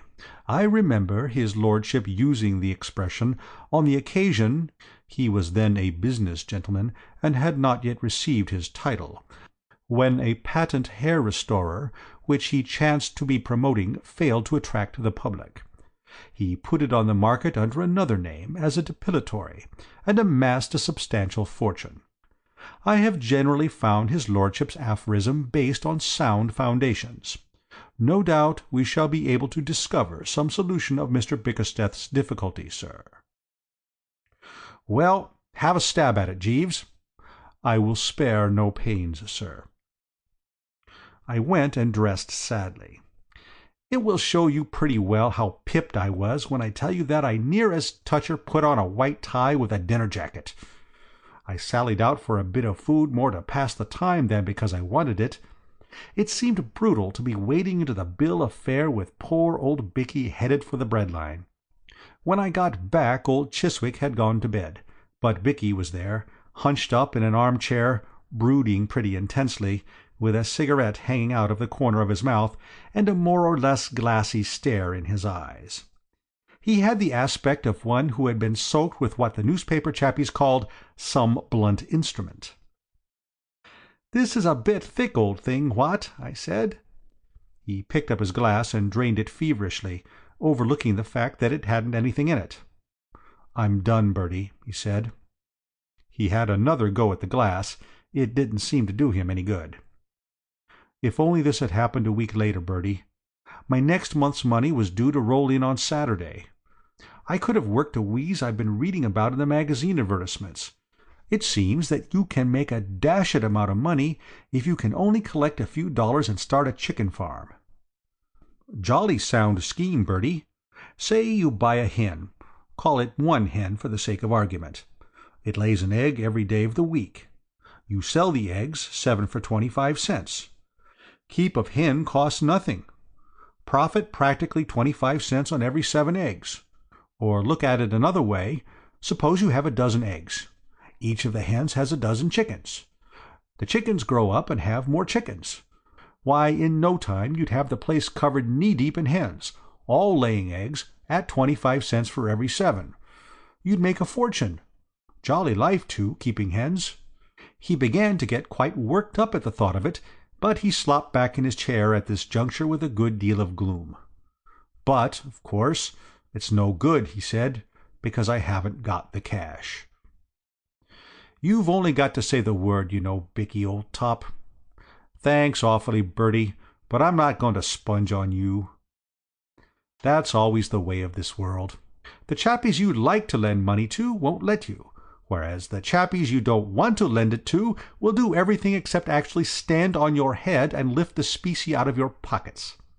As a lad who's always rolled tolerably free in the right stuff, I've had lots of experience of the second class. Many's the time, back in London, I've hurried along Piccadilly and felt the hot breath of the toucher on the back of my neck and heard his sharp, excited yapping as he closed in on me. I've simply spent my life scattering largesse to blighters I didn't care a hang for. Yet here I was now, dripping doubloons and pieces of 8, and longing to hand them over, and Bicky, poor fish, absolutely on his uppers, not taking any at any price. Well, there's only one hope, then. What's that? "Jeeves!" "Sir?" There was Jeeves, standing behind me, full of zeal. In this matter of shimmering into rooms the chappie is rummy to a degree. You're sitting in the old armchair, thinking of this and that, and then suddenly you look up, and there he is. He moves from point to point with as little uproar as a jellyfish. The thing startled poor old Bicky considerably. He rose from his seat like a rocketing pheasant. I'm used to Jeeves now, but often in the days when he first came in to me I've bitten my tongue freely on finding him unexpectedly in my midst. "Did you call, sir?" "Oh, there you are, Jeeves." "Precisely, sir." "Jeeves, Mr. Bickersteth is still up the pole. Any ideas?" "Why, yes, sir. Since we had our recent conversation, I fancy I have found what may prove a solution. I do not wish to appear to be taking a liberty, sir, but I think that we have overlooked his Grace's potentialities as a source of revenue." Bicky laughed, what I have sometimes seen described as a hollow, mocking laugh, a sort of bitter cackle from the back of the throat, rather like a gargle. "I do not allude, sir," explained Jeeves, "to the possibility of inducing his Grace to part with money. I am taking the liberty of regarding his Grace in the light of an at present, if I may say so, useless property, which is capable of being developed." Bicky looked at me in a helpless kind of way. I'm bound to say I didn't get it myself. "Couldn't you make it a bit easier, Jeeves?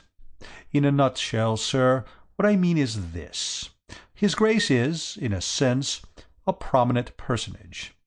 The inhabitants of this country, as no doubt you are aware, sir, are peculiarly addicted to shaking hands with prominent personages. It occurred to me that Mr. Bickersteth or yourself might know of persons who would be willing to pay a small fee, let us say $2 or $3, for the privilege of an introduction, including handshake, to his Grace. Bicky didn't seem to think much of it. "Do you mean to say that anyone would be mug enough to part with solid cash just to shake hands with my uncle?" "I've an aunt, sir, who paid 5 shillings to a young fellow for bringing a moving picture actor to tea at her house one Sunday. It gave her social standing among the neighbors." Bicky wavered.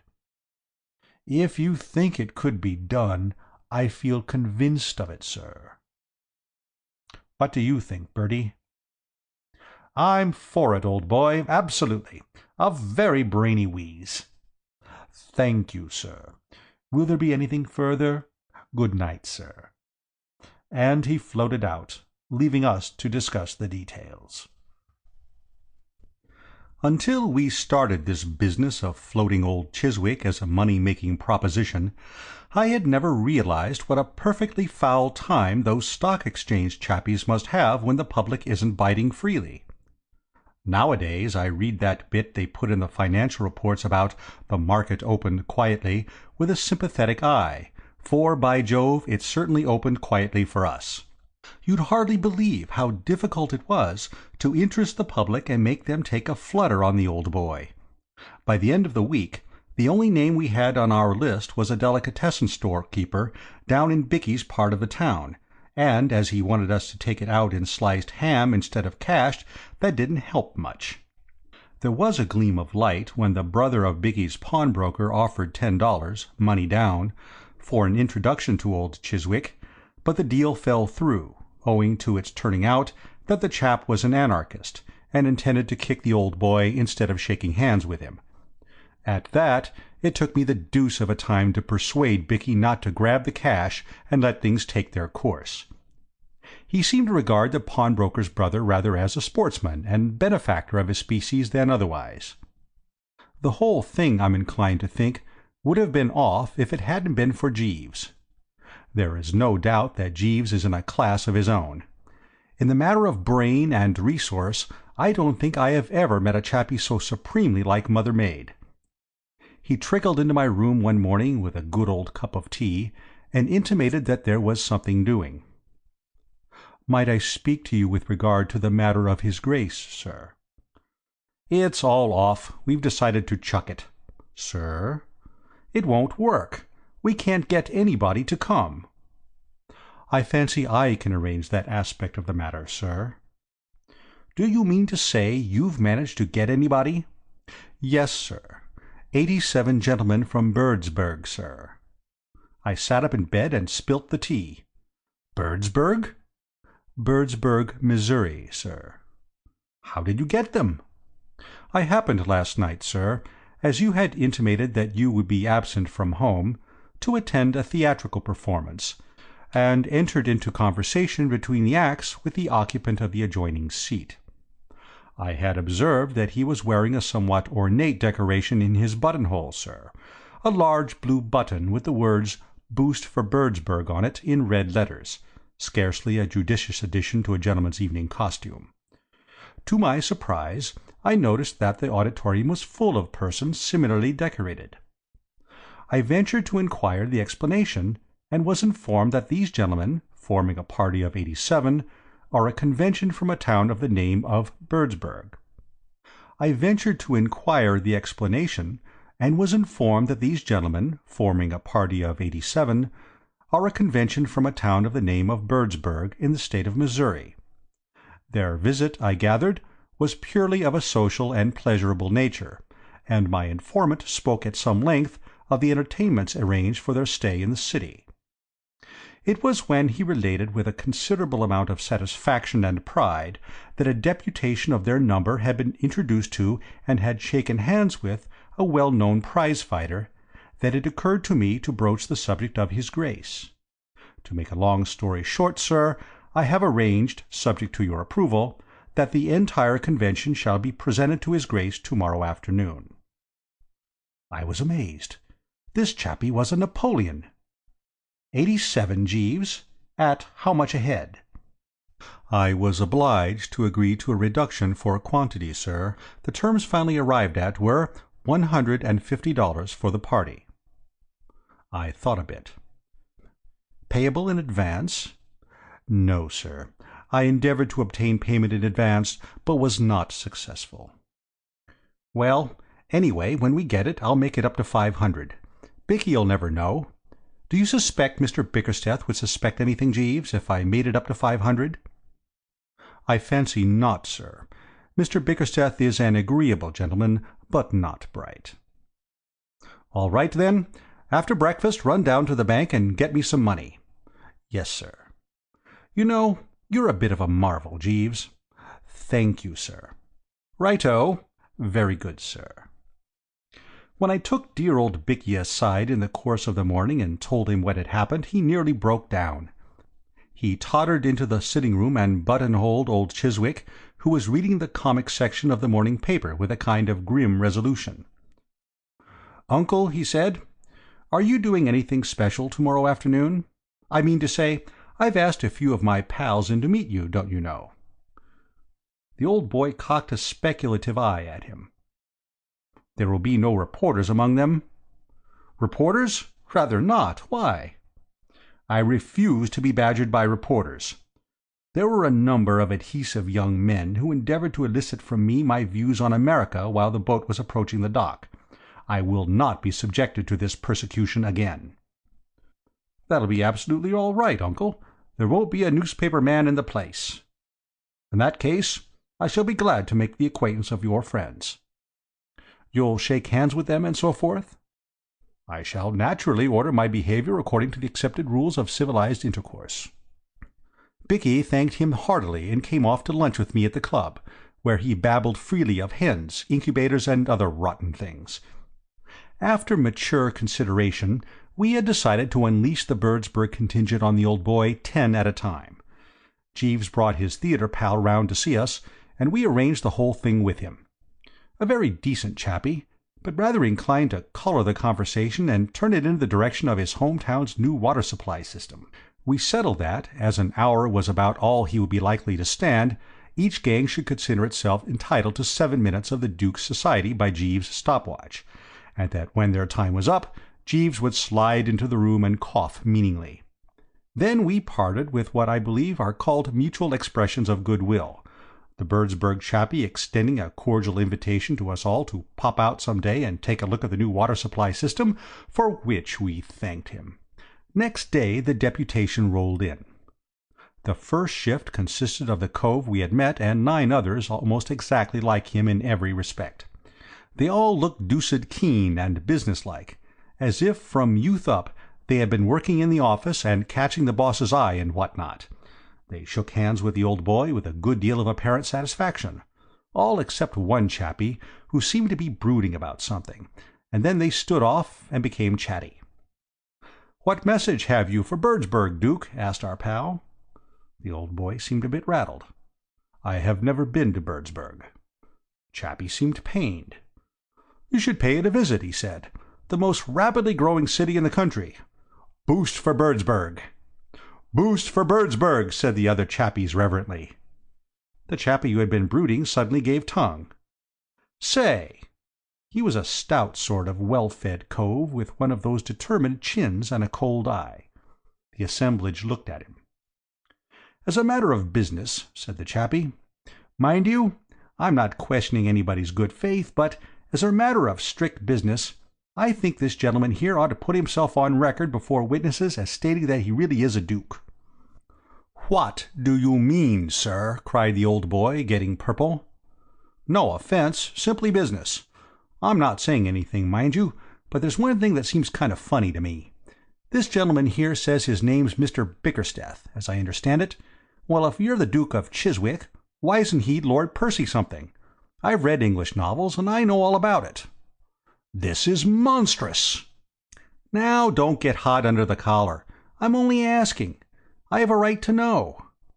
You're going to take our money, so it's only fair that we should see that we get our money's worth." The water-supplied cove chipped in. You're quite right, Sims. I overlooked that when making the agreement. You see, gentlemen, as businessmen, we've a right to reasonable guarantees of good faith. We're paying Mr. Bickersteth here $150 for this reception, and we naturally want to know." Old Chiswick gave Bicky a searching look. Then he turned to the water supply chappie. He was frightfully calm. "I can assure you that I know nothing of this," he said, quite politely. "I should be grateful if you would explain." "Well, we arranged with Mr. Bickersteth that 87 citizens of Birdsburg should have the privilege of meeting and shaking hands with you for a financial consideration mutually arranged, and what my friend Sims here means, and I'm with him, is that we have only Mr. Bickersteth's word for it, and he is a stranger to us, that you are the Duke of Chiswick at all." Old Chiswick gulped. "Allow me to assure you, sir," he said in a rummy kind of voice, "that I am the Duke of Chiswick." "Then that's all right," said the chappie heartily. "That was all we wanted to know. Let the thing go on." "I am sorry to say," said old Chiswick, "that it cannot go on. I am feeling a little tired. I fear I must ask to be excused." "But there are 87 of the boys waiting around the corner at this moment, Duke, to be introduced to you." "I fear I must disappoint them." "But in that case the deal would have to be off." "That is a matter for you and my nephew to discuss." The chappie seemed troubled. "You really won't meet the rest of them?" "No." "Well then, I guess we'll be going." They went out, and there was a pretty solid silence. Then old Chiswick turned to Bicky. "Well?"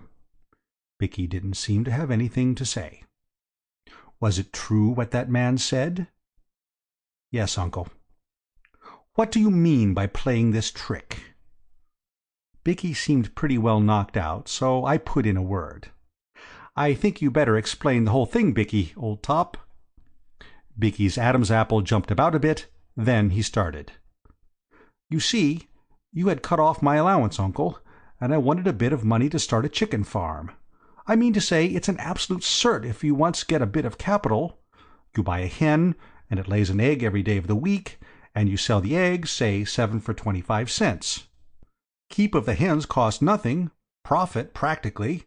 What is all this nonsense about hens? You led me to suppose you were a substantial businessman." "Old Bicky rather exaggerated, sir," I said, helping the chappie out.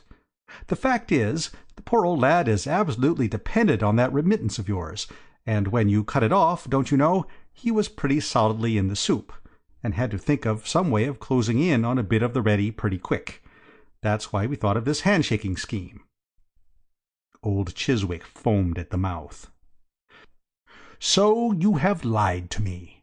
You have deliberately deceived me as to your financial status." "Poor old Bicky didn't want to go to that ranch," I explained. "He doesn't like cows and horses, but he rather thinks he would be hot stuff among the hens. All he wants is a bit of capital. Don't you think it would be rather a wheeze if you were to, after what has happened? After this deceit and foolery? Not a penny." "But—" "Not a penny." There was a respectful cough in the background. "If I might make a suggestion, sir." Jeeves was standing on the horizon, looking devilish brainy. "Go ahead, Jeeves," I said. "I would merely suggest, sir, that if Mr. Bickersteth is in need of a little ready money, and is at a loss to obtain it elsewhere, he might secure the sum he requires by describing the occurrences of this afternoon for the Sunday issue of one of the more spirited and enterprising newspapers." "By Jove!" I said. "By George!" said Bicky. "Great heavens!" said old Chiswick. "Very good, sir," said Jeeves. Bicky turned to old Chiswick with a gleaming eye. "Jeeves is right. I'll do it. The Chronicle would jump at it. They eat that sort of stuff." Old Chiswick gave a kind of moaning howl. "I absolutely forbid you, Francis, to do this thing." "That's all very well," said Bicky, wonderfully braced, "but if I can't get the money any other way—" "Wait! Wait, my boy. You are so impetuous. We might arrange something." I won't go to that bally ranch. No, no, no, no, my boy. I would not suggest it. I would not for a moment suggest it. I think—" He seemed to have a bit of a struggle with himself. I think that, on the whole, it would be best if you returned with me to England. I might— In fact, I think I see my way to I might be able to utilize your services in some secretarial position." "I shouldn't mind that." "I should not be able to offer you a salary, but as you know, in English political life, the unpaid secretary is a recognized figure." "The only figure I'll recognize," said Bicky firmly, "is 500 quid a year, paid quarterly." "My dear boy—" "Absolutely. But your recompense, my dear Francis, would consist in the unrivalled opportunities you would have, as my secretary, to gain experience, to accustom yourself to the intricacies of political life, in fact, you would be in an exceedingly advantageous position." "500 a year," said Bicky, rolling it round his tongue. "Why, that would be nothing to what I could make if I started a chicken farm. It stands to reason. Suppose you have a dozen hens. Each of the hens has a dozen chickens. After a bit the chickens grow up and have a dozen chickens each themselves, and then they all start laying eggs. There's a fortune in it. You can get anything you like for eggs in America. Chappies keep them on ice for years and years and don't sell them till they fetch about $1 a whirl. You'd think I'm going to chuck a future like this for anything under 500 goblins a year? What?" A look of anguish passed over old Chiswick's face. Then he seemed to be resigned to it. "Very well, my boy," he said. "What-ho!" said Bicky. "All right, then." "Jeeves," I said. Bicky had taken the old boy off to dinner to celebrate, and we were alone. "Jeeves, this has been one of your best efforts." "Thank you, sir." "It beats me how you do it." "Yes, sir." "The only trouble is, you haven't got much out of it, what?" I fancy Mr. Bickersteth intends, I judge from his remarks, to signify his appreciation of anything I have been fortunate enough to do to assist him at some later date when he is in a more favourable position to do so. "It isn't enough, Jeeves." "Sir?" It was a wrench, but I felt it was the only possible thing to be done. "Bring my shaving things." A gleam of hope shone in the chappie's eyes, mixed with doubt. "You mean, sir—" "And shave off my moustache." There was a moment's silence. I could see the fellow was deeply moved. "Thank you very much indeed, sir," he said in a low voice, and popped off. End of Jeeves and the Hard-Boiled Egg. My Man Jeeves by P.G. Wodehouse. 4. Absent Treatment. I want to tell you all about my dear old Bobby Cardew. It's a most interesting story. I can't put in any literary style and all that, but I don't have to, don't you know, because it goes on its moral lesson. If you're a man, you mustn't miss it, because it'll be a warning to you. And if you're a woman, you won't want to, because it's all about how a girl made a man feel pretty well fed up with things. If you're a recent acquaintance of Bobby's, you'll probably be surprised to hear that there was a time when he was more remarkable for the weakness of his memory than anything else. Dozens of fellows who have only met Bobby once since the change took place have been surprised when I told them that. Yes, it's true. Believe me. In the days when I first knew him, Bobby Cardew was about the most pronounced young rotter inside the 4-mile radius. People have called me a silly ass, but I was never in the same class with Bobby. When it came to being a silly ass, he was a +4 man, while my handicap was about 6. Why, if I wanted him to dine with me, I used to post him a letter at the beginning of the week, and then the day before send him a telegram and a phone call on the day itself, and, half an hour before the time we'd fixed, a messenger in a taxi, whose business it was to see that he got in and that the chauffeur had the address all correct. By doing this I generally managed to get him, unless he had left town before my messenger arrived. The funny thing was that he wasn't altogether a fool in other ways. Deep down in him there was a kind of stratum of sense. I had known him, once or twice, show an almost human intelligence. But to reach that stratum, mind you, you needed dynamite. At least, that's what I thought. But there was another way which hadn't occurred to me. Marriage, I mean. Marriage, the dynamite of the soul. That was what hit Bobby. He married. Have you ever seen a bull pup chasing a bee? The pup sees the bee, it looks good to him, but he still doesn't know what's at the end of it till he gets there. It was like that with Bobby. He fell in love, got married with a sort of whoop, as if it were the greatest fun in the world, and then began to find out things. She wasn't the sort of girl you would have expected Bobby to rave about, and yet, I don't know. What I mean is, she worked for her living, and to a fellow who has never done a hand's turn in his life, there's undoubtedly a sort of fascination, a kind of romance about a girl who works for her living. Her name was Anthony. Mary Anthony. She was about 5'6". She had 1.5 tons of red gold hair, gray eyes, and one of those determined chins. She was a hospital nurse. When Bobby smashed himself up at polo, she was told off by the authorities to smooth his brow and rally round with cooling unguents and all like that. And the old boy hadn't been up and about again for more than a week before they'd popped off to the registrars and fixed it up. Quite the romance.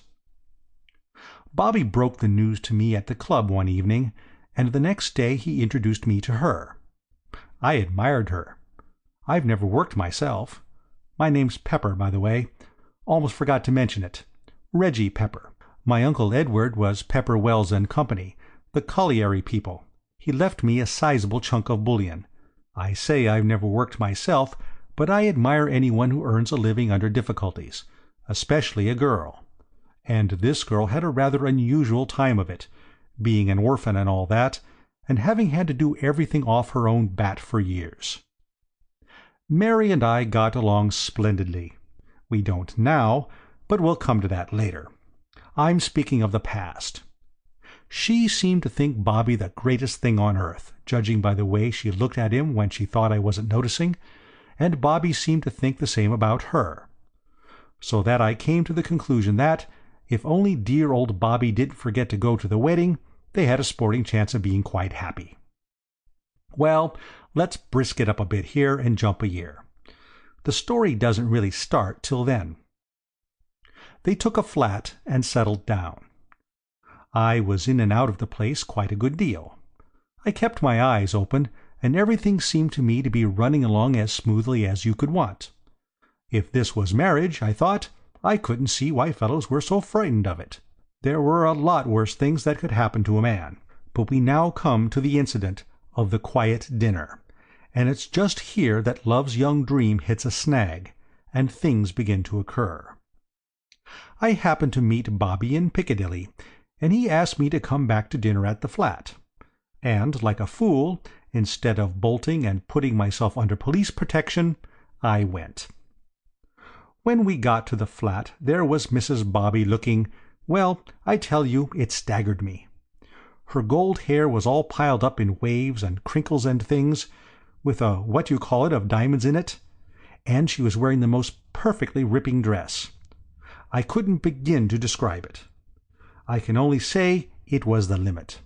It struck me that if this was how she was in the habit of looking every night when they were dining quietly at home together, it was no wonder that Bobby liked domesticity. "Here's old Reggie, dear," said Bobby. "I brought him home to have a bit of dinner. I'll phone down to the kitchen and ask them to send it up now, what?"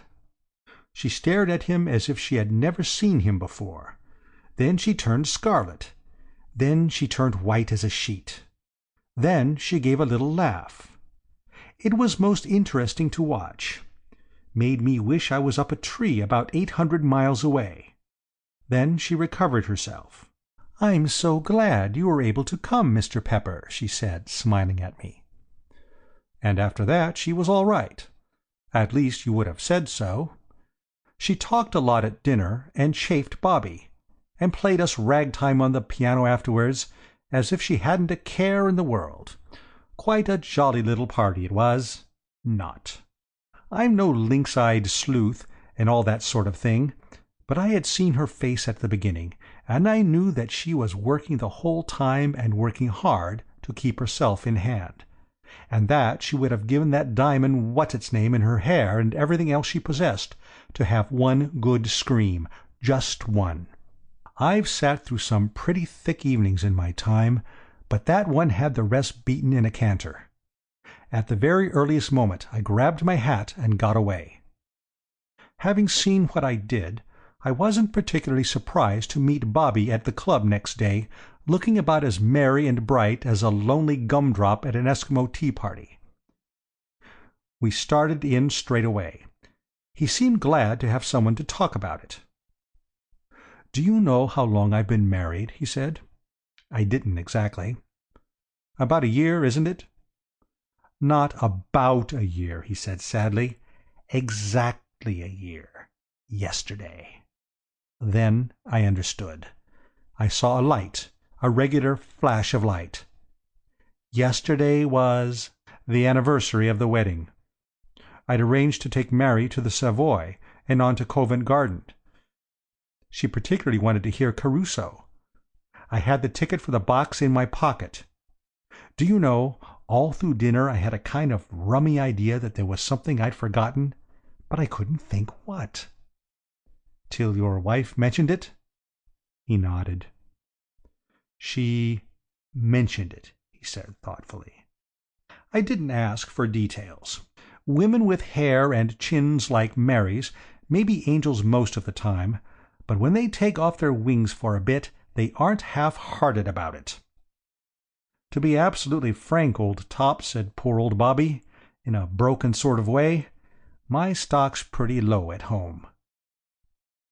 There didn't seem much to be done. I just lit a cigarette and sat there. He didn't want to talk. Presently he went out. I stood at the window of our upper smoking room, which looks out onto Piccadilly, and watched him. He walked slowly along for a few yards, stopped, then walked on again, and finally turned into a jeweller's. Which is an instant of what I mean when I say that deep down in him there was a certain stratum of sense. It was from now on that I began to be really interested in this problem of Bobby's married life. Of course, one's always mildly interested in one's friends' marriages, hoping they'll turn out well and all that, but this was different. The average man isn't like Bobby, and the average girl isn't like Mary. It was like that old business of the immovable mass and the irresistible force.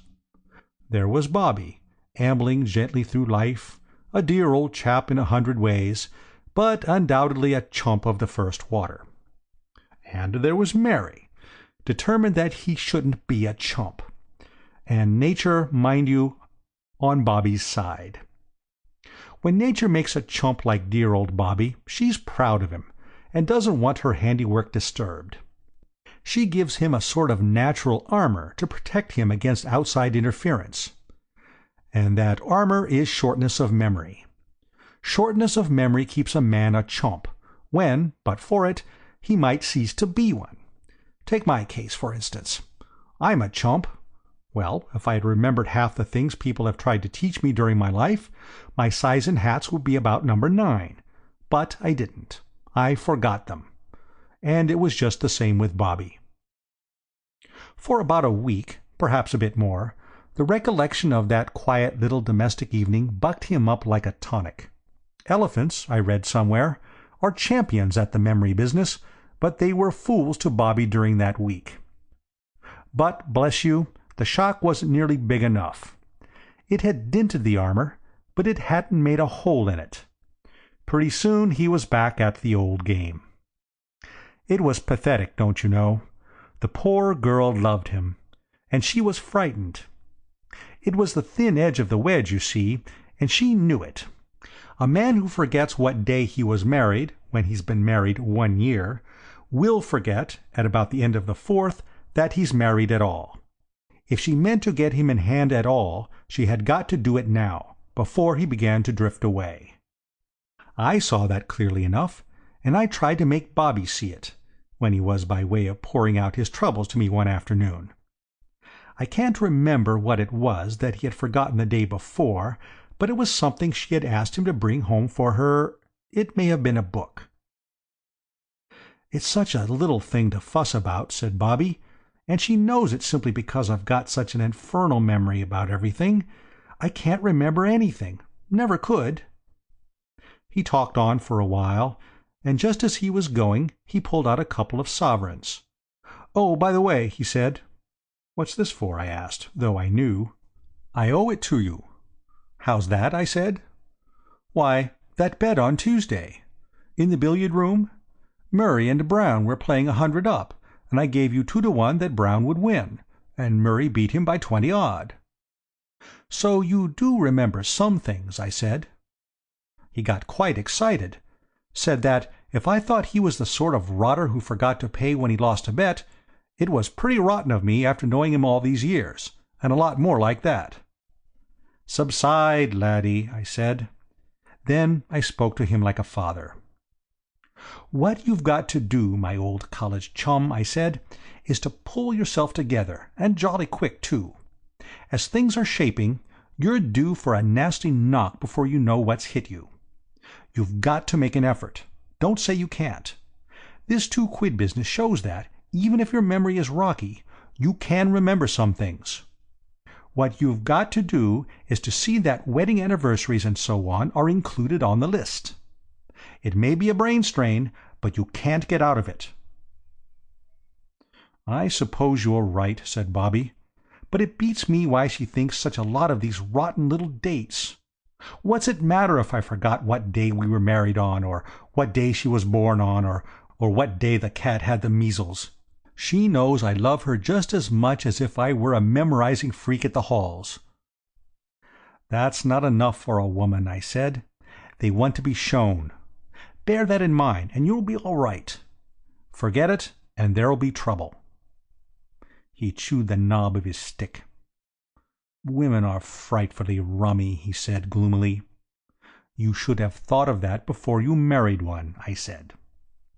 I don't see that I could have done any more. I'd put the whole thing in a nutshell for him. You would have thought he would have seen the point, and that it would have made him brace up and get a hold of himself. But no.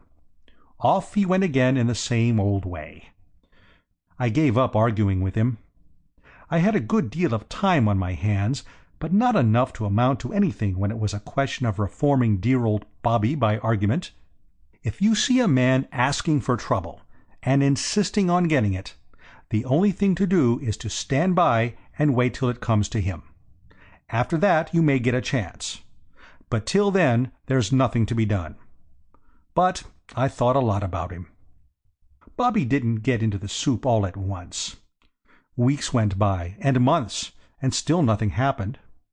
Now and then he'd come into the club with a kind of cloud on his shining morning face, and I'd known that there had been doings in the home, but it wasn't till well on in the spring that he got the thunderbolt, just where he'd been asking for it, in the thorax.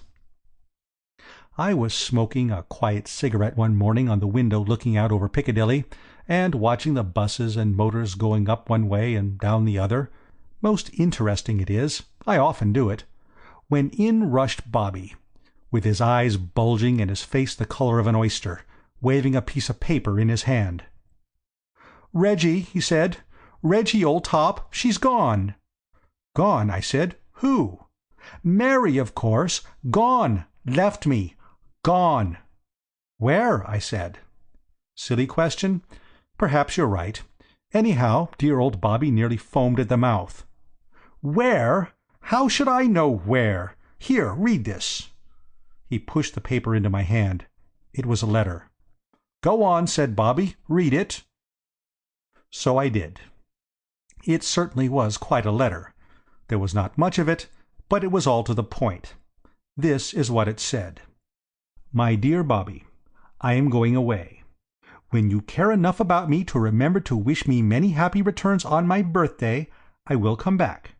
My address will be Box 341, London Morning News." I read it twice. Then I said, Well, why don't you? Why don't I what? Why don't you wish her many happy returns? It doesn't seem much to ask. But she says on her birthday. Well, when is her birthday? Can't you understand? Said Bobby. I've forgotten. Forgotten? I said. Yes, said Bobby. Forgotten. What do you mean, forgotten? I said. Forgotten whether it's the 20th or the 21st, or what? How near do you get to it? I know it came somewhere between the 1st of January and the 31st of December. That's how near I get to it. Think. Think? What's the use of saying think? Think I haven't thought? I've been knocking sparks out of my brain ever since I opened that letter. And you can't remember? No. I rang the bell and ordered restoratives. Well, Bobby, I said, it's a pretty hard case to spring on an untrained amateur like me. Suppose someone had come to Sherlock Holmes and said, Mr. Holmes, here's a case for you. When is my wife's birthday? Wouldn't that have given Sherlock a jolt? However, I know enough about the game to understand that a fellow can't shoot off his deductive theories unless you start him with a clue. So rouse yourself out of that pop-eyed trance and come across with 2 or 3. For instance, can't you remember the last time she had a birthday? What sort of weather was it? That might fix the month. Bobby shook his head. It was just ordinary weather, as near as I can recollect. Warm? Warmish. Or cold? Well, fairly cold, perhaps. I can't remember. I ordered 2 more of the same. They seemed indicated in the young detective's manual. You're a great help, Bobby, I said. An invaluable assistant. One of those indispensable adjuncts without which no home is complete. Bobby seemed to be thinking. I've got it, he said suddenly. Look here, I gave her a present on her last birthday. All we have to do is go to the shop, hunt up the date when it was bought, and the thing's done. Absolutely. What did you give her? He sagged. I can't remember, he said. Getting ideas is like golf. Some days you're right off. Others it's as easy as falling off a log. I don't suppose dear old Bobby had ever had 2 ideas in the same morning before in his life. But now he did it without an effort. He just loosed another dry martini into the undergrowth, and before you could turn around, it had flushed quite a brainwave. Do you know those little books called When You Were Born? There's one for each month. They tell you your character, your talents, your strong points, and your weak points at 4p halfpenny a go. Bobby's idea was to buy the whole 12 and go through them till we found out which month hit off Mary's character. That would give us the month, and narrow it down a whole lot. A pretty hot idea for a non-thinker like dear old Bobby. We sallied out at once. He took half, and I took half, and we settled down to work. As I say, it sounded good, but when we came into the thing, we saw that there was a flaw. There was plenty of information, all right, but there wasn't a single month that didn't have something that exactly hit off Mary. For instance, in the December book it said, December people are apt to keep their own secrets. They are extensive travelers. Well, Mary had certainly kept her secret, and she had traveled quite extensively enough for Bobby's needs. Then October people were born with original ideas and loved moving. You couldn't have summed up Mary's little jaunt more neatly. February people had wonderful memories. Mary's speciality. We took a bit of a rest, then had another go at the thing. Bobby was all for May, because the book said that women born in that month were inclined to be capricious, which is always a barrier to a happy married life. But I plumped for February, because February women are unusually determined to have their own way, are very earnest, and expect a full return in their companion or mates. Which he owned was about as like Mary as anything could be. In the end he tore the books up, stamped on them, burnt them, and went home. It was wonderful what a change the next few days made in dear old Bobby. Have you ever seen that picture, The Soul's Awakening? It represents a flapper of sorts, gazing in a startled sort of way into the middle distance, with a look in her eyes that seems to say, "Surely that is George's step I hear on the mat. Can this be love?" Well, Bobby had a soul's awakening too. I don't suppose he had ever troubled to think in his life before, not really think. But now he was wearing his brain to the bone. It was painful in a way, of course, to see a fellow human being so thoroughly in the soup, and I felt strongly that it was all for the best. I could see as plainly as possible that all these brainstorms were improving Bobby out of knowledge. When it was all over he might possibly become a rotter again of a sort, but it would only be a pale reflection of the rotter he had been. It bore out the idea I had always had that what he needed was a really good jolt. I saw a great deal of him these days. I was his best friend, and he came to me for sympathy. I gave it to him, too, with both hands, but I never failed to hand him the moral lesson when I had him weak. One day he came to me as I was sitting in the club, and I could see that he had had an idea. He looked happier than he'd done in weeks. "Reggie," he said, "I'm on the trail. This time I'm convinced that I shall pull it off. I've remembered something of vital importance." "Yes?" I said. "I remember distinctly," he said, "that on Mary's last birthday we went together to the Colosseum. How does that hit you?" "It's a fine bit of memorizing," I said, "but how does it help?" "Why, they change the program every week there." "Ah," I said, "now you're talking." And the week we went, one of the turns was Professor Someone's Terpsichorean cats. I recollect them distinctly. Now, are we narrowing it down, or aren't we, Reggie? I'm going round to the Colosseum this minute, and I'm going to dig the date of those Terpsichorean cats out of them if I have to use a crowbar.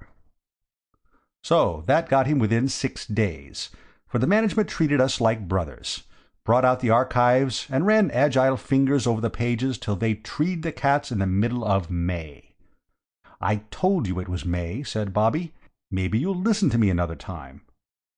"If you've any sense," I said, "there won't be another time." And Bobby said that there wouldn't. Once you get your money on the run, it parts as if it enjoyed doing it. I had just got off to sleep that night when my telephone bell rang. It was Bobby, of course. He didn't apologize. "Reggie," he said, "I've got it now for certain. It's just come to me. We saw those Terpsichorean cats at a matinee, old man." "Yes?" I said. "Well, don't you see that brings it down to 2 days? It must have been either Wednesday the 7th or Saturday the 10th. "Yes," I said, "if they didn't have daily matinees at the Colosseum." I heard him give a sort of howl. "Bobby," I said. My feet were freezing, but I was fond of him. "Well?" "I've remembered something too. It's this. The day you went to the Colosseum, I lunched with you both at the Ritz. You had forgotten to bring any money with you, so you wrote a check." "But I'm always writing checks." "You are, but this was for a tenner, and made out to the hotel.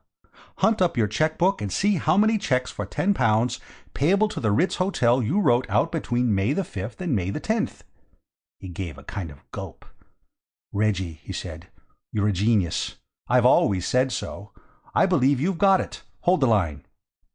Presently he came back again. "Hello," he said. "I'm here," I said. It was the 8th. "Reggie, old man, topping," I said.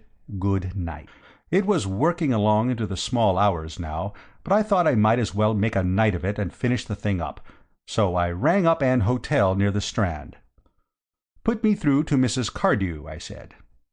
"It's late," said the man at the other end. "And getting later every minute," I said. "Buck along, laddie." I waited patiently. I had missed my beauty sleep, and my feet had frozen hard, but I was past regrets. "What is the matter?" said Mary's voice. "My feet are cold," I said, "but I didn't call you up to tell you that particularly. I've just been chatting with Bobby, Mrs. Cardew." "Oh, is that Mr. Pepper?" "Yes. He's remembered it, Mrs. Cardew." She gave a sort of scream. I've often thought how interesting it must be to be one of those exchange girls. The things they must hear, don't you know? Bobby's howl and gulp, and Mrs. Bobby's scream, and all about my feet and all that. Most interesting it must be." "He's remembered it," she gasped. "Did you tell him?" "No." Well, I hadn't. "Mr. Pepper." "Yes." "Was he—has he been—was he very worried?" I chuckled.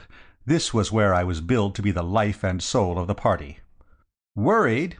He was about the most worried man between here and Edinburgh.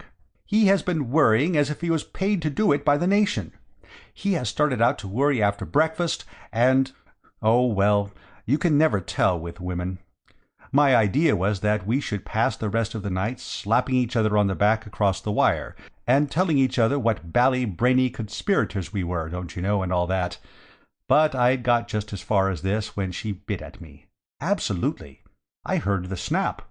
And then she said, 'Oh,' in that choked kind of way. And when a woman says 'oh' like that, it means all the bad words she loved to say if she only knew them. And then she began. What brutes men are!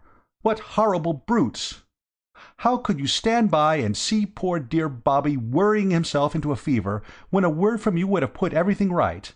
I can't— But, and you call yourself his friend. His friend!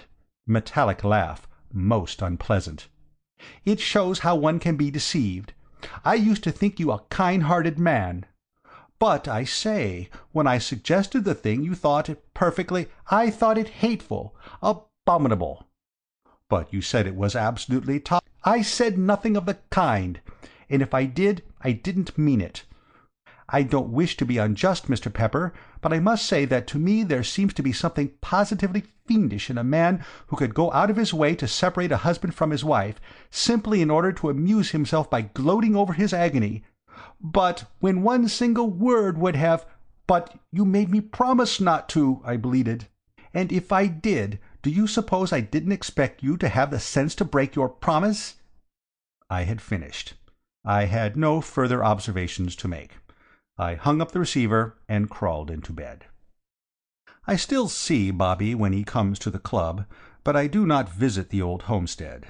He is friendly, but he stops short of issuing invitations. I ran across Mary at the academy last week, and her eyes went through me like a couple of bullets through a pat of butter, and as they came out the other side, and I limped off to piece myself together again, there occurred to me the simple epitaph which, when I am no more, I intend to have inscribed on my tombstone. It was this: "He was a man who acted from the best motives. There is one born every minute." End of Absent Treatment.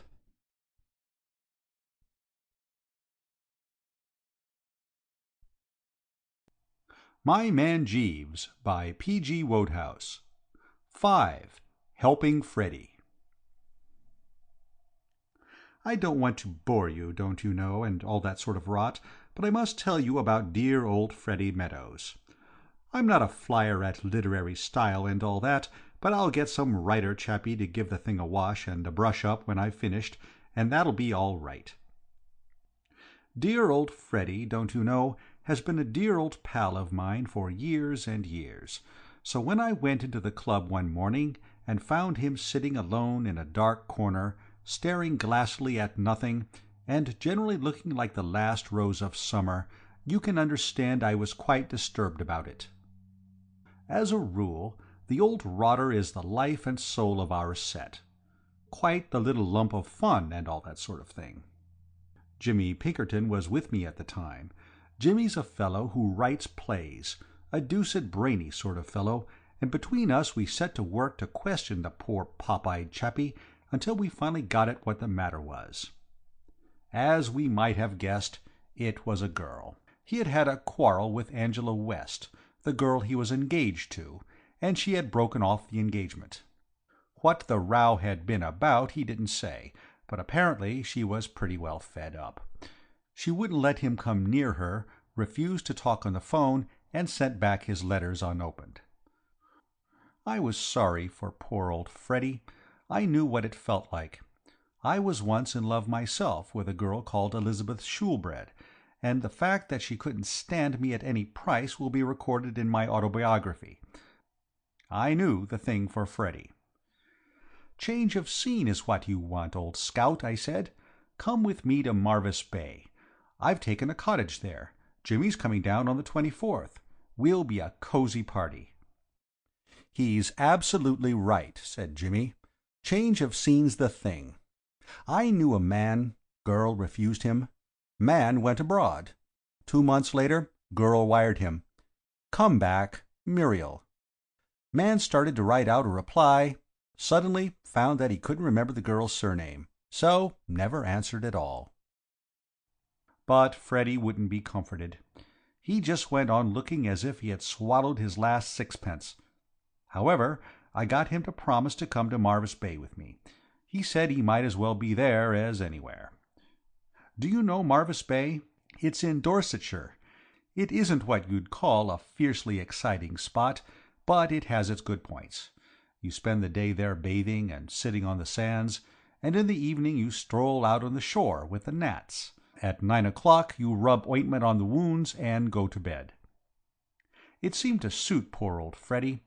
Once the moon was up and the breeze sighing in the trees, you couldn't drag him from that beach with a rope. He became quite a popular pet with the gnats. They'd hang round waiting for him to come out, and would give perfectly good strollers the miss in baulk just so as to be in good condition for him. Yes, it was a peaceful sort of life, but by the end of the first week I began to wish that Jimmy Pinkerton had arranged to come down earlier, for as a companion Freddie, poor old chap, wasn't anything to write home to Mother about. When he wasn't chewing a pipe and scowling at the carpet, he was sitting at the piano, playing The Rosary with one finger. He couldn't play anything except The Rosary, and he couldn't play much of that. Somewhere around the third bar a fuse would blow out and he'd have to start all over again.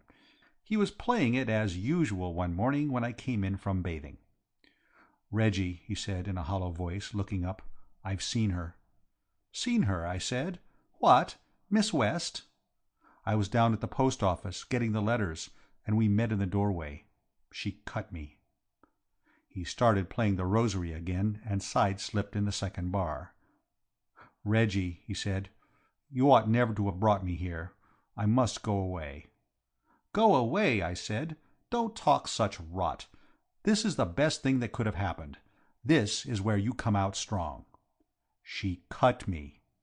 "Never mind. Be a sportsman. Have another dash at her." "She looked clean through me." "Of course she did. But don't mind that. Put this in my hands. I'll see you through. Now what you want," I said, "is to place her under some obligation to you. What you want is to get her timidly thanking you. What you want, but what's she going to thank me timidly for?" I thought for a moment. "Look out for a chance and save her from drowning," I said. "I can't swim," said Freddie. That was Freddie all over, don't you know. A dear old chap in 1,000 ways, but no help to a fellow, if you know what I mean. He cranked up the piano once more, and I sprinted for the open. I strolled out onto the sands and began to think this thing over. There was no doubt that the brain work had to be done by me. Dear old Freddie had his strong qualities. He was top hole at polo, and in happier days I've heard him give an imitation of cats fighting in a backyard that would have surprised you. But apart from that, he wasn't a man of enterprise. Well, don't you know, I was rounding some rocks, with my brain whirring like a dynamo, when I caught sight of a blue dress, and, by Jove, it was the girl. I had never met her, but Freddie had 16 photographs of her sprinkled round his bedroom, and I knew I couldn't be mistaken.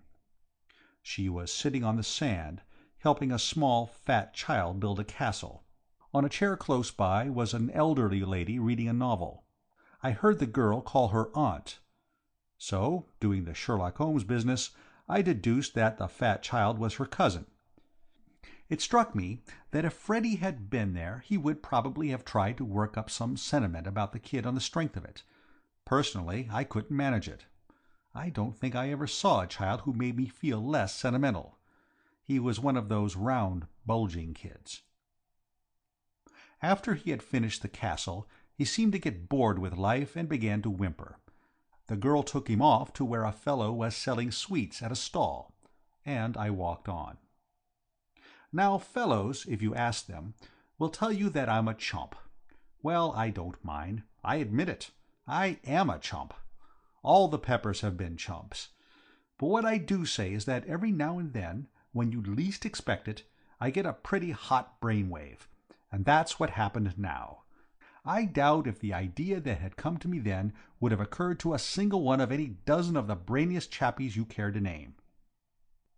It came to me on my return journey.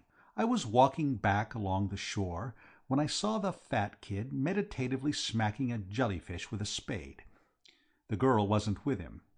In fact, there didn't seem to be anyone in sight. I was just going to pass on when I got the brainwave. I thought the whole thing out in a flash, don't you know. From what I had seen of the two, the girl was evidently fond of this kid. And anyhow, he was her cousin, so what I said to myself was this. If I kidnap this young heavyweight for the moment, and if, when the girl has got frightfully anxious about where he can have got to, dear old Freddy suddenly appears leading the infant by the hand and telling a story to the effect that he has found him wandering at large about the country and practically saved his life, why, the girl's gratitude is bound to make her chuck hostilities and be friends again. So I gathered in the kid and made off with him. All the way home I pictured that scene of reconciliation. I could see it so vividly, don't you know, that by George it gave me quite a choky feeling in my throat. Freddy, dear old chap, was rather slow at getting on to the fine points of the idea. When I appeared, carrying the kid, and dumped him down in our sitting-room, he didn't absolutely effervesce with joy, if you know what I mean. The kid had started to bellow by this time, and poor old Freddy seemed to find it rather trying. "Stop it," he said. "Do you think nobody's got any troubles except you? What the deuce is all this, Reggie?" The kid came back at him with a yell that made the window rattle. I raced to the kitchen and fetched a jar of honey. It was the right stuff. The kid stopped bellowing and began to smear his face with the stuff. "Well," said Freddy, when silence had set in. I explained the idea. After a while it began to strike him. "You are not such a fool as you look sometimes, Reggie," he said handsomely. "I'm bound to say this seems pretty good." Then he disentangled the kid from the honey jar and took him out, to scour the beach for Angela. I don't know when I've felt so happy. I was so fond of dear old Freddy that to know that he was soon going to be his old bright self again made me feel as if somebody had left me about £1,000,000.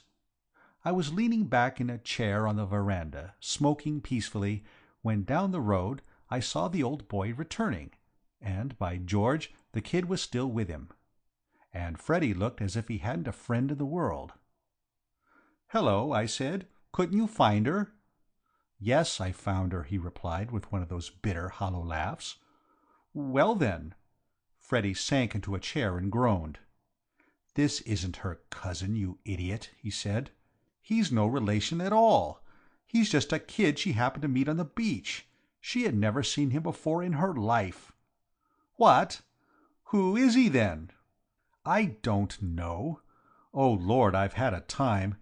Thank goodness you'll probably spend the next few years of your life at Dartmoor for kidnapping. That's my only consolation. I'll come and jeer at you through the bars." "Tell me all, old boy," I said. It took him a good long time to tell the story, for he broke off in the middle of nearly every sentence to call me names, but I gathered gradually what had happened. She had listened like an iceberg while he told the story he had prepared, and then, well, she didn't actually call him a liar, but she gave him to understand in a general sort of way that if he and Dr. Cook ever happened to meet and started swapping stories, it would be about the biggest duel on record. And then he had crawled away with the kid, licked to a splinter. "And mind, this is your affair," he concluded. "I'm not mixed up in it at all. If you want to escape your sentence, you better go and find the kid's parents and return him before the police come for you." By Jove, You know, till I started to tramp the place with this infernal kid, I never had a notion it would have been so deuced difficult to restore a child to its anxious parents. It's a mystery to me how kidnappers ever get caught. I searched Marvis Bay like a bloodhound, but nobody came forward to claim the infant. You'd have thought, from the lack of interest in him, that he was stopping there all by himself in a cottage of his own. It wasn't till, by an inspiration, I thought to ask the sweet-stall man that I'd found out his name was Medwin, and that his parents lived at a place called Ocean Rest, in Beach Road. I shot off there like an arrow and knocked at the door. Nobody answered. I knocked again. I could hear movement inside, but nobody came. I was just going to get to work on that knocker in such a way that the idea would filter through into these people's heads that I wasn't standing there just for the fun of the thing, when a voice from somewhere above shouted, "Hi!" I looked up and saw a round pink face, with grey whiskers east and west of it, staring down from an upper window. "Hi!" it shouted again. "What the deuce do you mean by hi?" I said. "You can't come in," said the face. "Hello, is that Toodles?" "My name is not Toodles, and I don't want to come in," I said. "Are you Mr. Medwin? I've brought back your son." "I see him." "Peep-o, Toodles, Dada can see you." The voice disappeared with a jerk. I could hear voices. The face reappeared. "Hi!" I churned the gravel madly. "Do you live here?" said the face. "I'm staying here for a few weeks." "What's your name?" "Pepper, but—" "Pepper? Any relation to Edward Pepper, the colliery owner?" "My uncle. But I used to know him well. Dear old Edward Pepper. I wish I was with him now." "I wish you were," I said. He beamed down at me. "This is most fortunate," he said. "We were wondering what we were to do with Toodles. You see, we have the mumps here. My daughter Boodles has just developed mumps. Toodles must not be exposed to the risk of infection. We could not think what we were to do with him. It was most fortunate your finding him. He strayed from his nurse. I would hesitate to trust him to the care of a stranger, but you are different. Any nephew of Edward Pepper's has my implicit confidence. You must take Toodles to your house. It will be an ideal arrangement.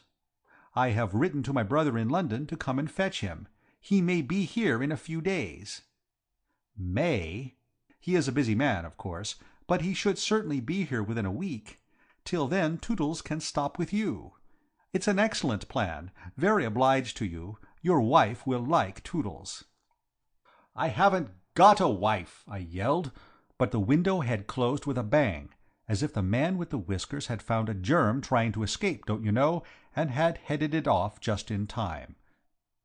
I breathed a deep breath and wiped my forehead. The window flew up again. "Hi!" A package weighing about a ton hit me on the head and burst like a bomb.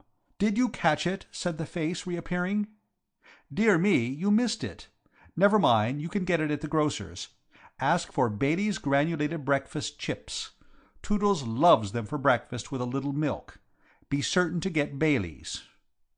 My spirit was broken, if you know what I mean.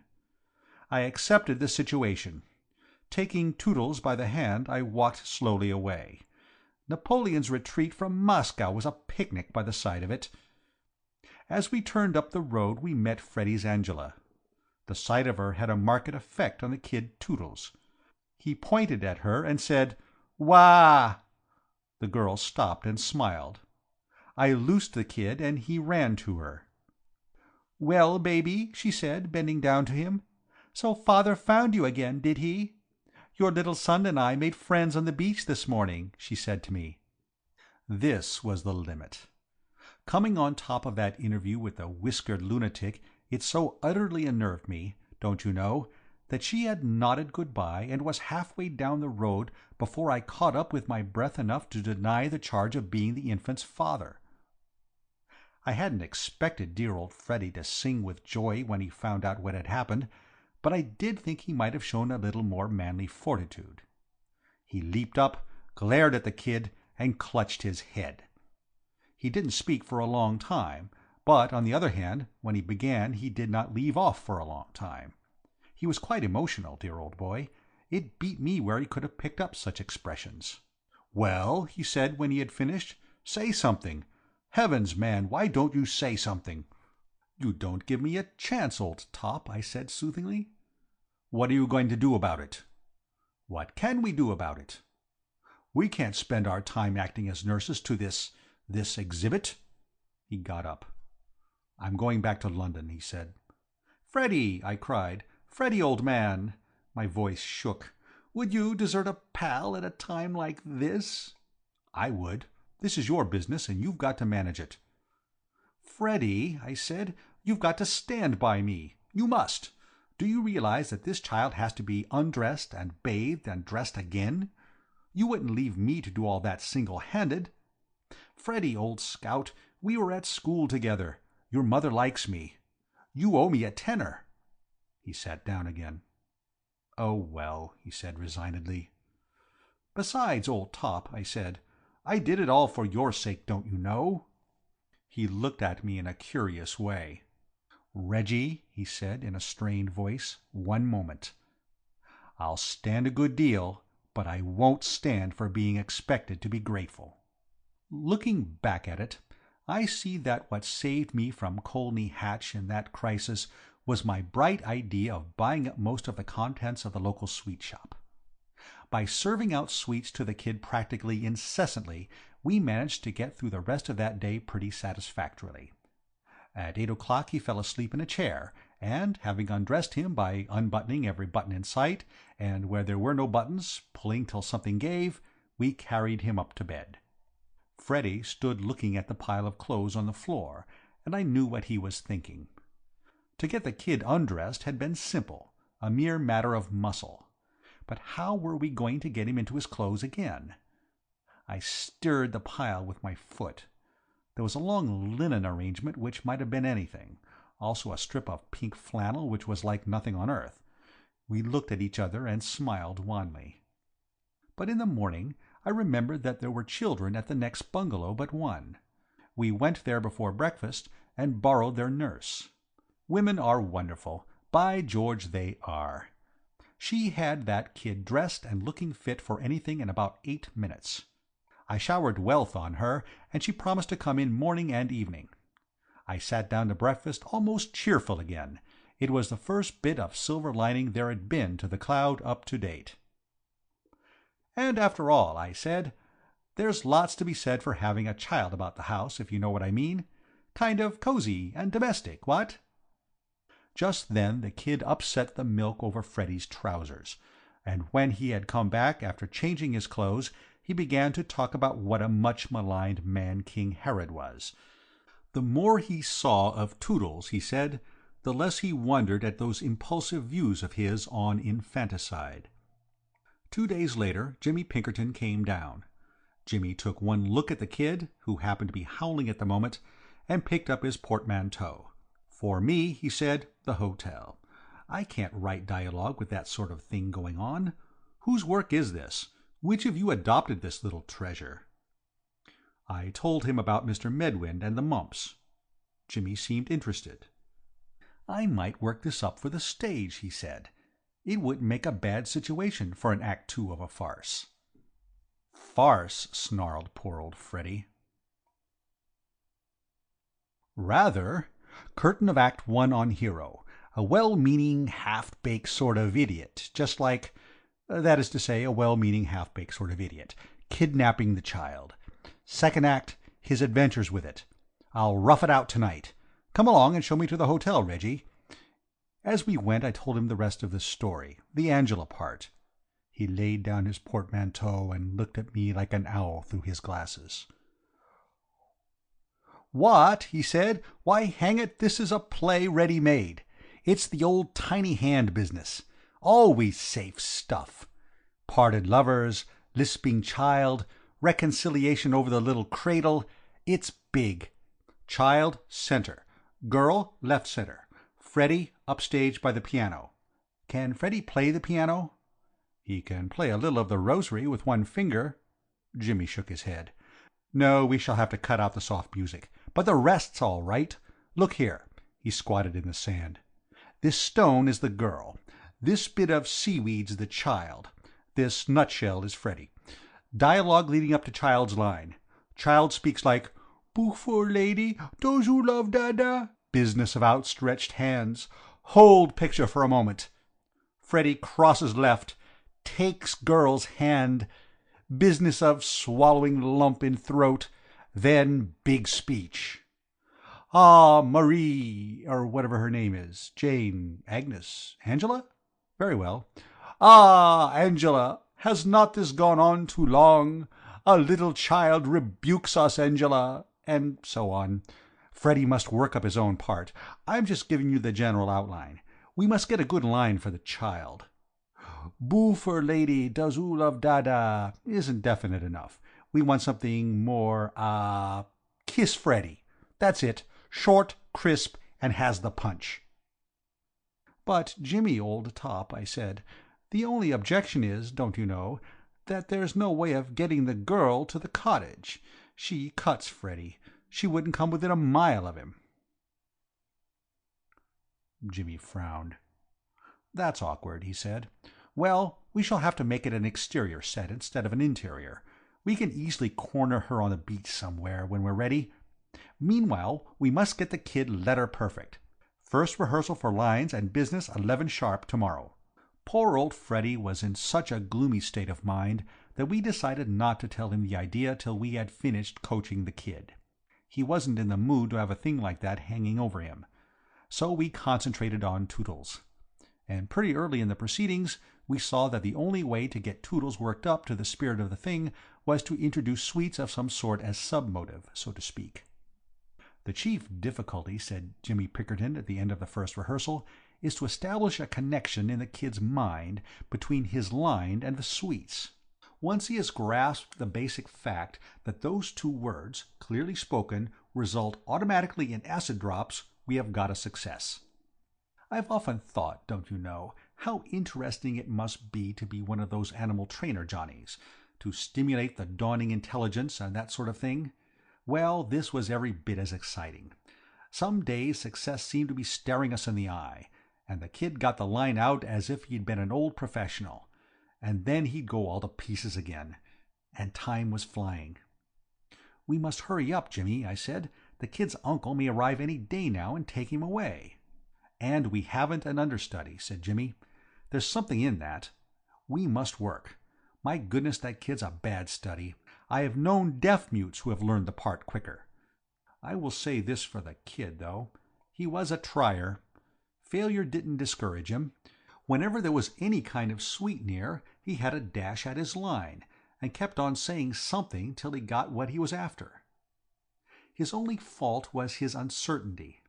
Personally, I would have been prepared to risk it, and start the performance at the first opportunity, but Jimmy said no. "We're not nearly ready," said Jimmy. "Today, for instance, he said kick Freddy. That's not going to win any girl's heart, and she might do it, too. No, we must postpone production a while yet." But, by George, we didn't. The curtain went up that very next afternoon. It was nobody's fault, certainly not mine. It was just fate. Freddy had settled down at the piano, and I was leading the kid out of the house to exercise it, when, just as we'd got out to the veranda, along came the girl Angela on her way to the beach. The kid set up his usual yell at the sight of her, and she stopped at the foot of the steps. "Hello, baby," she said. "Good morning," she said to me.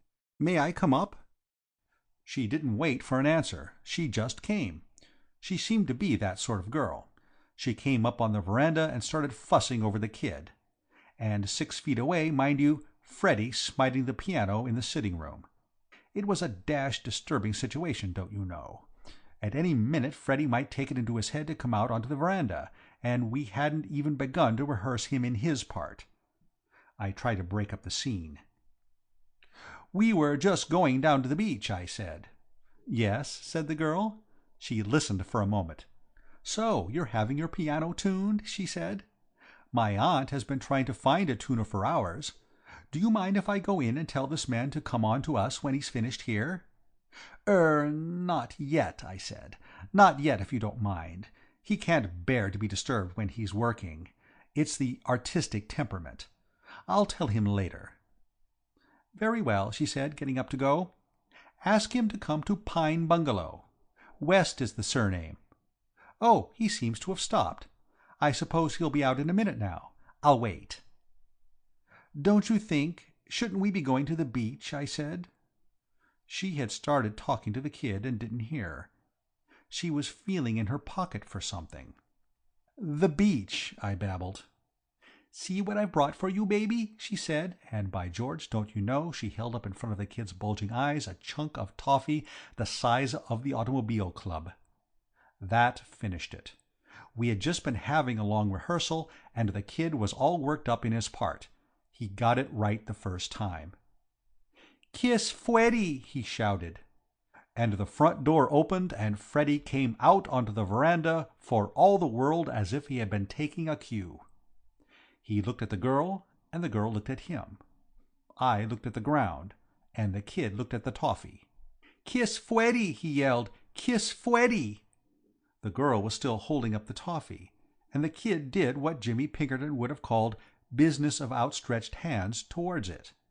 "Kiss Freddy!" he shrieked. "What does this mean?" said the girl, turning to me. "You'd better give it to him, don't you know," I said. "He'll go on till you do." She gave the kid his toffee, and he subsided. Poor old Freddy still stood there, gaping, without a word. "What does it mean?" said the girl again.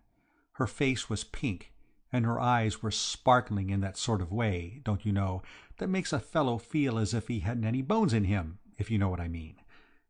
Did you ever tread on your partner's dress at a dance and tear it, and see her smile at you like an angel and say, "Please don't apologize, it's nothing," and then suddenly meet her clear blue eyes and feel as if you had stepped on the teeth of a rake and had the handle jump up and hit you in the face? Well, that's how Freddy's Angela looked. "Well," she said, and her teeth gave a little click. I gulped. Then I said it was nothing. Then I said it was nothing much. Then I said, "Oh, well, it was this way," and after a few brief remarks about Jimmy Pinkerton, I told her all about it. And all the while idiot Freddy stood there gaping without a word. And the girl didn't speak either. She just stood listening. And then she began to laugh. I never heard a girl laugh so much. She leaned against the side of the veranda and shrieked. And all the while Freddy, the world's champion chump, stood there saying nothing. Well, I sidled towards the steps. I had said all I had to say, and it seemed to me that about here the stage direction exit was written in my part. I gave poor old Freddy up in despair. If only he had said a word, it might have been all right. But there he stood, speechless. What can a fellow do with a fellow like that? Just out of sight of the house I met Jimmy Pinkerton. "Hello, Reggie," he said. "I was just coming to you. Where's the kid? We must have a big rehearsal today." "No good," I said sadly. "It's all over. The thing's finished. Poor dear old Freddy has made an ass of himself and killed the whole show." "Tell me," said Jimmy. I told him. "Fluffed his lines, did he?" said Jimmy, nodding thoughtfully. "It's always the way with these amateurs. We must go back at once. Things look bad, but it may not be too late," he said as we started. "Even now a few well-chosen words from a man of the world and—" "Great Scott!" I cried. "Look!" In front of the cottage stood 6 children, a nurse, and the fellow from the grocer's, staring. From the windows of the houses opposite projected about 400 heads of both sexes staring. Down the road came galloping 5 more children, a dog, 3 men, and a boy, about to stare. And on our porch, as unconscious of the spectators as if they had been alone in the Sahara, stood Freddy and Angela, clasped in each other's arms. Dear old Freddy may have been fluffy in his lines, but by George, his business had certainly gone with a bang. End of helping Freddie.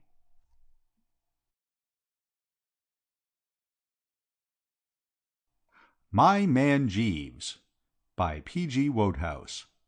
6. Rallying Around George. I think one of the rummiest affairs I was ever mixed up with, in the course of a lifetime devoted to butting into other people's business, was that affair of George Latimer at Monte Carlo. I wouldn't bore you, don't you know, for the world, but I think you ought to hear about it. We had come to Monte Carlo on the yacht Kirke, belonging to an old sportsman of the name of Marshall.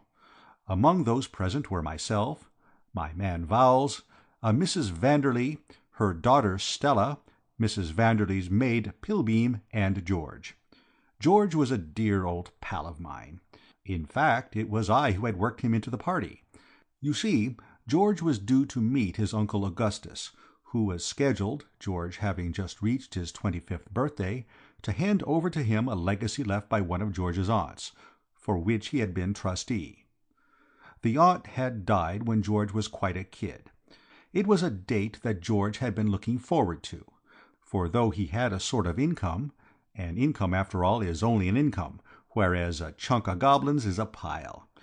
George's uncle was in Monte Carlo, and he had written George that he would come to London and unbelt. But it struck me that a far better plan was for George to go to his uncle at Monte Carlo instead. Kill two birds with one stone, don't you know? Fix up his affairs and have a pleasant holiday simultaneously.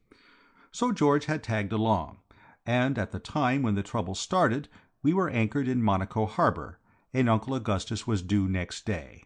Looking back, I may say that, so far as I was mixed up in it, the thing began at 7 o'clock in the morning, when I was aroused from a dreamless sleep by the dickens of a scrap in progress outside my stateroom door.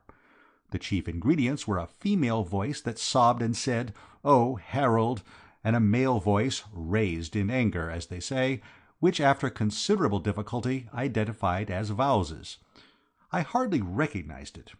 In his official capacity, Vowles talks exactly like you'd expect a statue to talk, if it could. In private, however, he evidently relaxed to some extent, and to have that sort of thing going on in my midst at that hour was too much for me. "Vowles!" I yelled. Spion Kop ceased with a jerk. There was a silence, then sobs diminishing in the distance, and finally a tap at the door. Vowles entered with that impressive "My lord, the carriage waits" look, which is what I pay him for. You wouldn't have believed he had a drop of any sort of emotion in him.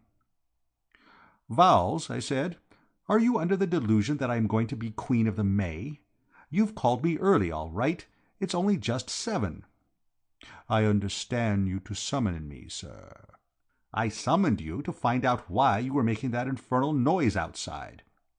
"I owe you an apology, sir. I am afraid that in the heat of the moment I raised my voice." "It's a wonder you didn't raise the roof. Who was that with you?" "Miss Pilbeam, sir, Mrs. Vanderley's maid." "What was all that trouble about?" "I was breaking our engagement, sir." I couldn't help gaping. Somehow one didn't associate Vowles with engagements. Then it struck me that I'd no right to butt in on his secret sorrows, so I switched the conversation. "I think I'll get up," I said. "Yes, sir." "I can't wait to breakfast with the rest. Can you get me some right away?" "Yes, sir." So I had a solitary breakfast and went up on the deck to smoke. It was a lovely morning. Blue sea, gleaming casino, cloudless sky, and all the rest of the hippodrome. Presently the others began to trickle up. Stella Vanderley was one of the first. I thought she looked a bit pale and tired. She said she hadn't slept well. That accounted for it. Unless you get your 8 hours, where are you? "Seen George?" I asked. I couldn't help thinking the name seemed to freeze her a bit. Which was queer, because all the voyage she and George had been particularly close pals. In fact, at any moment I expected George to come to me and slip his little hand in mine and whisper, "I've done it, old scout. She loves me." "I have not seen Mr. Latimer," she said. I didn't pursue the subject. George's stock was apparently low that a.m. The next item in the day's program occurred a few minutes later when the morning papers arrived. Mrs. Vanderley opened hers and gave a scream. "The poor dear prince," she said. "What a shocking thing," said old Marshall. "I knew him in Vienna," said Mrs. Vanderley. "He waltzed divinely." Then I got at mine and saw what they were talking about. The paper was full of it. It seemed that late the night before, His Serene Highness the Prince of Saxe-Burg-Liegnitz, I always wonder why they call these chaps serene, had been murderously assaulted in a dark street on his way back from the casino to his yacht. Apparently he had developed the habit of going out without an escort, and some roughneck, taking advantage of this, had laid for him and slugged him with considerable vim. The prince had been found lying pretty well beaten up and insensible in the street by a passing pedestrian, and had been taken back to his yacht, where he still lay unconscious. "This is going to do somebody no good," I said. "What do you get for slugging a Serene Highness? I wonder if they'll catch the fellow." "Later," read old Marshall, "the pedestrian who discovered His Serene Highness proves to have been Mr. Denman Sturgis, the eminent private investigator. Mr. Sturgis has offered his services to the police, and is understood to be in possession of a most important clue. That's the fellow who had charge of that kidnapping case in Chicago. If anybody can catch the man, he can." About 5 minutes later, just as the rest of them were going to move off to breakfast, a boat hailed us and came alongside. A tall, thin man came up the gangway. He looked round the group, and fixed on old Marshall as the probable owner of the yacht. "Good morning," he said. "I believe you have a Mr. Latiker on board, Mr. George Latiker?" "Yes," said Marshall. "He's down below. Want to see him? Whom shall I say?" "He would not know my name. I should like to see him for a moment on somewhat urgent business." "Take a seat. He'll be up in a moment. Reggie, my boy, go and hurry him up." I went down to George's stateroom. "George, old man," I shouted. No answer. I opened the door and went in. The room was empty. What's more, the bunk hadn't been slept in. I don't know when I've been more surprised. I went on deck. "He isn't there," I said. "Not there," said old Marshall. "Where is he, then? Perhaps he's gone for a stroll ashore. But he'll be back soon for breakfast. You better wait for him. Have you breakfasted? No? Then will you join us?" The man said he would, and just then the gong went and they trooped down, leaving me alone on the deck. I sat smoking and thinking, and then smoking a bit more, when I thought I heard somebody call my name in a sort of hoarse whisper. I looked over my shoulder, and, by Jove, there at the top of the gangway, in evening dress, dusty to the eyebrows and without a hat, was dear old George. "Great Scott!" I cried. "Shh!" he whispered. "Anyone about?" "They're all down at breakfast." He gave a sigh of relief, sank into my chair, and closed his eyes. I regarded him with pity. The poor old boy looked a wreck. "I say," I said, touching him on the shoulder. He leaped out of the chair with a smothering yell. "Did you do that? What did you do it for? What's the sense of it? How do you suppose you can ever make yourself popular if you go about touching people on the shoulder? My nerves are sticking a yard out of my body this morning, Reggie." "Yes, old boy." "I did a murder last night." "What?" "It's the sort of thing that might happen to anybody. Directly Stella Vanderley broke off our engagement—" "Broke off your engagement? How long were you engaged?" "About 2 minutes. It might have been less. I hadn't a stopwatch. I proposed to her at 10 last night in the saloon. She accepted me. I was just going to kiss her when we heard someone coming. I went out. Coming along the corridor was that infernal what's-her-name, Mrs. Vanderley's maid, Pilbeam. Have you ever been accepted by a girl you love, Reggie?" "Never. I've been refused dozens. Then you won't understand how I felt. I was off my head with joy. I hardly knew what I was doing. I just felt I had to kiss the nearest thing handy. I couldn't wait. It might have been the ship's cat. It wasn't. It was Pilbeam." "You kissed her?" "I kissed her. And just at that moment the door of the saloon opened, and out came Stella." "Great Scott!" "Exactly what I said. It flashed across me that to Stella, dear girl, not knowing the circumstances, the thing might seem a little odd. It did. She broke off the engagement, and I got out the dinghy and rowed off. I was mad. I didn't care what became of me. I simply wanted to forget. I went ashore.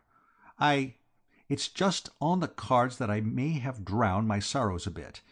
Anyhow, I don't remember a thing, except that I can recollect having the deuce of a scrap with somebody in a dark street, and somebody falling, and myself licking it for all I was worth. I woke up this morning in the casino gardens. I've lost my hat. I dived for the paper. "Read," I said. "It's all there." He read. "Good heavens," he said. "You didn't do a thing to his serene nibs, did you? Reggie, this is awful. Cheer up. They'll say he'll recover." "That doesn't matter. What does to him?" He read the paper again. "It says they've a clue." "They always say that." "But my hat." "Eh?" "My hat. I must have dropped it during the scrap. This man Denman Sturgis must have found it. It had my name in it." "George," I said, "you mustn't waste time. Oh!" He jumped a foot in the air. "Don't do it," he said irritably. "Don't bark like that. What's the matter?" "The man." "What man?" "A tall, thin man with an eye like a gimlet. He arrived just before you did. He's down in the saloon now, having breakfast. He said he wanted to see you on business, and wouldn't give his name. I didn't like the look of him from the first. It's this fellow Sturgis. It must be." "No." "I feel it. I'm sure of it." "Had he a hat?" "Of course he had a hat." "Fool, I mean mine. Was he carrying a hat?" "By Jove, he was carrying a parcel." "George, old scout, you must get a move on. You must light out if you want to spend the rest of your life out of prison. Slugging a Serene Highness is lèse majesté. It's worse than hitting a policeman. You haven't got a moment to waste." "But I haven't any money. Reggie, old man, lend me a tenner or something. I must get over the frontier into Italy at once. I'll wire my uncle to meet me in—" "Look out!" I cried. "There's someone coming." He dived out of sight just as Vowles came up the companionway, carrying a letter on a tray. "What's the matter?" I said. "What do you want?" "I beg your pardon, sir.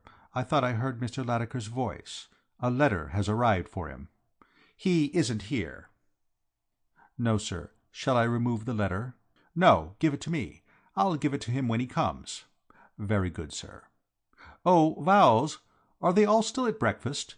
The gentleman who came to see Mr. Latimer still hard at it?"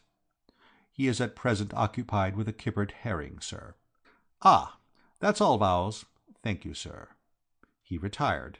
I called to George, and he came out. "Who was it?" "Only Vowles. He brought a letter for you. They're all at breakfast still, the sleuths eating kippers.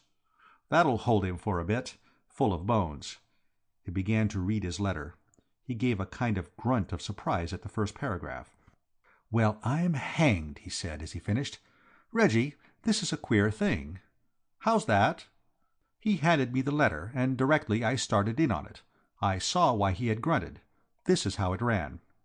"My dear George, I shall be seeing you tomorrow, I hope. But I think it is better, before we meet, to prepare you for a curious situation that has arisen in connection with the legacy which your father inherited from your Aunt Emily, and which you are expecting me, as trustee, to hand over to you, now that you have reached your 25th birthday. You have doubtless heard your father speak of your twin brother, Alfred, who was lost or kidnapped, which was never ascertained, when you were both babies.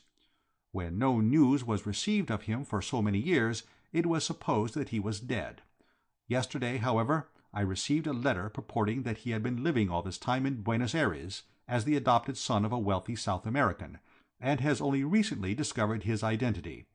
He states that he is on his way to meet me, and will arrive any day now. Of course, like other claimants, he may prove to be an impostor, but meanwhile his intervention will, I fear, cause a certain delay before I can hand over your money to you. It will be necessary to go into a thorough examination of credentials, etc., and this will take some time. But I will go fully into the matter with you when we meet. Your affectionate uncle, Augustus Arbut. I read it through twice, and the second time I had one of those ideas I do sometimes get, though admittedly a chump of the premier class. I have seldom had such a thoroughly corking brainwave. "Why, old top," I said, "this lets you out." "Lets me out of half the darned money, if that's what you mean. If this chap's not an impostor, and there's no earthly reason to suppose he is, though I've never heard my father say a word about him, we shall have to split the money. Aunt Emily's will left the money to my father, or, failing him, his offspring. I thought that meant me, but apparently there are a crowd of us. I'll call it rotten work, springing unexpected offspring on a fellow at the 11th hour like this." "Why, you chump," I said, "it's going to save you. This lets you out of your spectacular dash across the frontier. All you've got to do is to stay here and be your brother Alfred. It came to me in a flash." He looked at me in a kind of dazed way. "You ought to be in some sort of a home, Reggie." "Ass," I cried, "don't you understand? Have you ever heard of twin brothers who weren't exactly alike? Who's to say you aren't Alfred if you swear you are? Your uncle will be there to back you up that you have a brother Alfred." "And Alfred will be there to call me a liar." "He won't. It's not as if you have to keep it up for the rest of your life. It's only for an hour or two, till we can get this detective off the yacht. We sail for England tomorrow morning." At last the thing seemed to sink into him. His face brightened. "Why, I really do believe it would work," he said. "Of course it would work. If they want proof, show them your mole. I'll swear George hadn't one." And as Alfred, I should get a chance of talking to Stella and making things all right for George. "Reggie, old top, you're a genius." "No, no." "You are." "Well, it's only sometimes. I can't keep it up." And just then there was a gentle cough behind us. We spun around. "What the devil are you doing there, Vowles?" I said. "I beg your pardon, sir. I have heard all." I looked at George. George looked at me. "Vowles is all right," I said. "Decent Vowles. Vowles wouldn't give us away, would you, Vowles?" "Yes, sir." "You would?" "Yes, sir." "But Vowles, old man," I said, "be sensible. What would you gain by it?" "Financially, nothing, sir." "Whereas by keeping quiet," I tapped him on the chest, "by holding your tongue, Vowles, by saying nothing about it to anybody, Vowles, old fellow, you might gain a considerable sum." "Am I to understand, sir, that because you are rich and I am poor, you think you can buy my self-respect?" "Oh, come," I said. "How much?" said Vowles. So we switched to terms. You wouldn't believe the way the man haggled. You'd have thought a decent, faithful servant would have been delighted to oblige one in a little matter like that for a fiver, but not Vowles, by no means. It was 100 down, and the promise of another 100 when we got safely away, before he was satisfied. But we fixed it up at last, and poor old George got down to his stateroom and changed his clothes. He'd hardly gone when the breakfast party came on deck. "Did you meet him?" I asked. "Meet whom?" said old Marshall. "George's twin brother, Alfred." "I didn't know George had a brother." "Nor did he till yesterday. It's a long story. He was kidnapped in infancy and everyone thought he was dead. George had a letter from his uncle about him yesterday. I shouldn't wonder if that's where George has gone, to see his uncle and find out about it. In the meantime, Alfred has arrived. He's down in George's stateroom now, having a brush-up. It'll amaze you, the likeness between them. You'd think it is George at first. Well, look, here he comes." And up came George, brushed and clean, in an ordinary yachting suit. They were rattled. There was no doubt about that. They stood looking at him as if they thought there was a catch somewhere, but weren't quite certain where it was. I introduced him, and still they looked doubtful. "Mr. Pepper tells me my brother is not on board," said George. "It's an amazing likeness," said old Marshall. "Is my brother like me?" asked George amiably. "No one could tell you apart," I said. "I suppose twins always are alike," said George, "but if it ever came to a question of identification, there would be one way of distinguishing us. Do you know George well, Mr. Pepper?" "He's an old pal of mine." "You've been swimming with him, perhaps?" "Every day last August." "Well, then, you would have noticed it if he had a mole like this on the back of his neck, wouldn't you? He turned his back and stooped and showed the mole. His collar hid it in ordinary times. I had seen it often when we were bathing together. "Has George a mole like that?" he asked. "No," I said. "Oh, no." "You would have noticed if he had?" "Yes," I said. "Oh, yes." "I'm glad of that," said George. "It would be a nuisance not to be able to prove one's own identity." That seemed to satisfy them all. They couldn't get away from it. It seemed to me that from now on the thing was a walk-over. And I think George felt the same, for when old Marshall asked him if he had had breakfast, he said he had not, went below, and pitched in as if he hadn't a care in the world. Everything went right till lunch-time. George sat in the shade on the foredeck talking to Stella most of the time. "It's all right," he said. "What did I tell you?" "What did you tell me?" "Why, about Stella. Didn't I say that Alfred would fix things up for George? I told her she looked worried, and got her to tell me what the trouble was, and then you must have shown a flash of speed if you got her to confide in you after knowing you for about 2 hours." "Perhaps I did," said George modestly.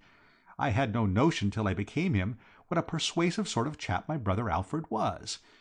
Anyway, she told me all about it, and I started in to show her that George was a pretty good sort of fellow on the whole, who oughtn't to be turned down for what was evidently merely temporary insanity. She saw my point. "And it's all right?" "Absolutely. If only we could produce George. How much longer does that infernal sleuth intend to stay here? He seems to have taken root." "I fancy he thinks that you're bound to come back sooner or later, and is waiting for you." "He's an absolute nuisance," said George. We were moving towards the companionway to go below for lunch when a boat hailed us. We went to the side and looked over. "It's my uncle," said George.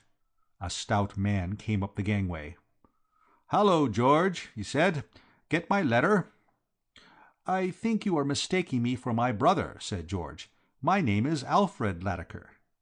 "What's that?" "I am George's brother Alfred. Are you my Uncle Augustus?" The stout man stared at him. "You're very like George," he said. "So everyone tells me." "And you're really Alfred?" "I am." "I'd like to talk business with you for a moment." He cocked his eye at me. I sidled off and went below. At the foot of the companion steps I met Vowles. "I beg your pardon, sir," said Vowles. "If it would be convenient, I should be glad to have the afternoon off." I'm bound to say I rather liked his manner. Absolutely normal, not a trace of the fellow conspirator about it. I gave him the afternoon off. I had lunch. George didn't show up, and as I was going out I was waylaid by the girl Pilbeam. She had been crying.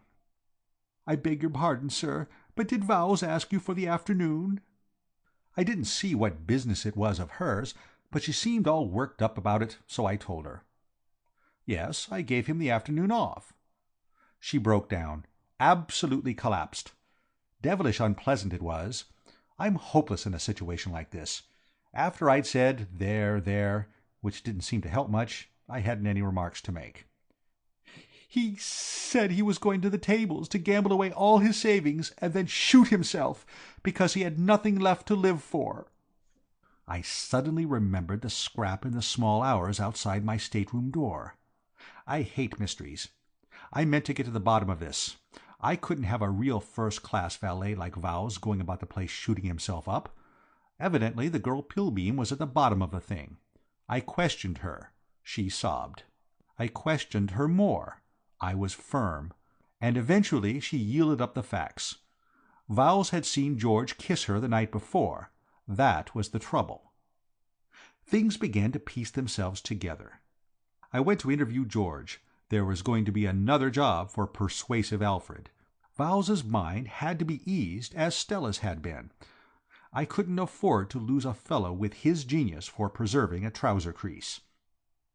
I found George on the foredeck. What is it Shakespeare or somebody says about some fellow's face being sicklied over with a pale cast of care? George's was like that. He looked green. "Finished with your uncle?" I said. He grinned a ghostly grin. "There isn't any uncle," he said. "There isn't any Alfred. And there isn't any money." "Explain yourself, old top," I said. "It won't take long. The old crook has spent every penny of the trust money. He's been at it for years, ever since I was a kid. When the time came to cough up, and I was due to see what he did, he went to the tables in the hope of a run of luck, and lost the last remnant of his stuff. He had to find a way of holding me for a while and postponing the squaring of accounts while he got away, and he invented this twin brother business. He knew I should find out sooner or later, but meanwhile he would be able to get off to South America, which he has done. He's on his way now. You let him go? Oh, what could I do? I can't afford to make a fuss with that man Sturgis around. I can't prove there's no Alfred, when my only chance of avoiding prison is to be Alfred. Well, you've made things right for yourself with Stella Vanderley anyway, I said, trying to cheer him up. What's the good of that now? I've hardly any money and no prospects. How can I marry her? I pondered. It looks to me, old top, I said at last, as if things were in a bit of a mess. You've guessed it, said poor old George. I spent the afternoon musing on life. If you come to think of it, what a queer thing life is. So unlike anything else, don't you know, if you see what I mean. At any moment you may be strolling peacefully along, and all the time life's waiting around the corner to fetch you one. You can't tell when you may be going to get it. It's all dashed puzzling. Here was poor old George, as well-meaning a fellow as ever stepped, getting swatted all over the ring by the hand of fate. Why? That's what I asked myself. Just life, don't you know? That's all there was about it. It was close on 6 o'clock when our third visitor of the day arrived. We were sitting on the afterdeck in the cool of the evening, old Marshall, Denman Sturgis, Mrs. Vanderley, Stella, George, and I, when he came up. We had been talking of George, and old Marshall was suggesting the advisability of sending out search parties. He was worried. So was Stella Vanderley. So, for the matter, were George and I, only not for the same reason. We were just arguing the thing out when the visitor arrived. He was a well-built, stiff sort of fellow. He spoke with a German accent. "Mr. Marshall," he said, "I am Count Fritz von Kozlin, equerry to His Serene Highness." He clicked his heels together and saluted. "The Prince of Saxburg-Leignitz." Mrs. Vanderley jumped up. "Why, Count," she said, "what ages since we met in Vienna! You remember?" "Could I ever forget? And the charming Miss Stella, she is well, I suppose not?" "Stella, you remember Count Fritz?" Stella shook hands with him. "And how is the poor dear prince?" asked Mrs. Vanderley. "What a terrible thing to have happened!" "I rejoice to say that my high-born master is better. He has regained consciousness and is sitting up and taking nourishment." "That's good," said old Marshall. "In a spoon only," sighed the Count. "Mr. Marshall, with your permission I should like a word with Mr. Sturgis." "Mr. who?" The gimlet-eyed sportsman came forward. "I am Denman Sturgis, at your service." "The deuce you are! What are you doing here?" "Mr. Sturgis," explained the Count, "graciously volunteered his services." "I know, but what's he doing here?" "I am waiting for Mr. George Latimer, Mr. Marshall." "Eh?" "You have not found him?" asked the Count anxiously. "Not yet, Count, but I hope to do so shortly. I know what he looks like now. This gentleman is his twin brother. They are doubles." "You are sure this gentleman is not Mr. George Latimer?" George put his foot down firmly on the suggestion. "Don't go mixing me up with my brother," he said. "I'm Alfred. You can tell by my mole." He exhibited the mole. He was taking no risks. The Count clicked his tongue regretfully. "I am sorry," he said. George didn't offer to console him. "Don't worry," said Sturgis. "He won't escape me. I shall find him." "Do, Mr. Sturgis, do. And quickly. Find swiftly the noble young man." "What?" shouted George. "That noble young man, George Latimer, who at the risk of his life saved my high-born master from the assassin." George sat down suddenly. "I don't understand," he said feebly. "We were wrong, Mr. Sturgis," went on the Count. "We leaped to the conclusion, was it not so, that the owner of the hat you found was also the assailant of my high-born master. We were wrong. I have heard the story from His Serene Highness's own lips. He was passing down a dark street when a ruffian in a mask sprang out upon him. Doubtless he had been followed from the casino, where he had been winning heavily. My high-born master was taken by surprise. He was felled. But before he lost consciousness, he perceived a young man in evening dress, wearing the hat you found, running swiftly towards him. The hero engaged the assassin in combat, and my high-born master remembers no more. His Serene Highness asks repeatedly, 'Where is my brave preserver?' His gratitude is princely. He seeks for this man to reward him. Ah, you should be proud of your brother, sir." "Thanks," said George limply. "And you, Mr. Sturgis, you must redouble your efforts. You must search the land. You must scour the sea to find George Latiker." "He needn't take all the trouble," said a voice from the gangway. It was Vowles. His face was flushed, his hat was on the back of his head, and he was smoking a fat cigar. "I'll tell you where to find George Latiker," he shouted. He glared at George, who was staring at him. "Yes, look at me," he yelled. "Look at me! You won't be the first this afternoon who stared at the mysterious stranger who's won for 2 hours without a break. I'll be even with you now, Mr. Blooming Latiker. I'll learn you to break a poor man's heart. Mr. Marshal and gents, this morning I was on deck, and I overheard him plotting up a game on you. They'd spotted that gent there as a detective, and they arranged that Blooming Latiker was to pass himself off as his own twin brother. And if you wanted proof, Blooming Pepper tells them to show him his mole, and he'd swear George hadn't one. Those were his very words. 'That man there is George Latiker, Hesquire, and let him deny it if he can.'" George got up. "I haven't the least desire to deny it, Vowles." "Mr. Vowles, if you please." "It's true," said George, turning to the Count. "The fact is, I had a rather foggy recollection of what happened last night. I only remember knocking someone down, and, like you, I jumped to the conclusion that I must have assaulted His Serene Highness." "Then you are really George Latiker?" asked the Count. "I am." "'Ere, what does all this mean?" demanded Vowles. "Merely that I saved the life of His Serene Highness, the Prince of Saxburg-Liegnitz, Mr. Vowles." "It's a swindle," began Vowles, when there was a sudden rush, and the girl Pilbeam cannoned into the crowd, sending me into old Marshall's chair, and flung herself into the arms of Vowles. "Oh, Harold," she cried, "I thought you were dead. I thought you'd shot yourself." He sort of braced himself together to fling her off, and then seemed to think better of it, and fell into the clinch. It was all dashed romantic, don't you know, but there are limits. "Vowles, you're sacked," I said. "Who cares?" he said. "Think I was going to stop now I'm a gentleman of property? Come along, Emma, my dear. Give a month's notice and get your 'at, and I'll take you to dinner at Ciro's." "And you, Mr. Latiker," said the Count, "may I conduct you to the presence of my high-born master? He wishes to show his gratitude to his preserver." "You may," said George. "May I have my hat, Mr. Sturgis?" There's one bit more. After dinner that night I came up for a smoke, and, strolling on to the foredeck, almost bumped into George and Stella. They seemed to be having an argument. "I'm not sure," she was saying, "that I believe that a man can be so happy that he wants to kiss the nearest thing in sight, as you put it." "Don't you?" said George.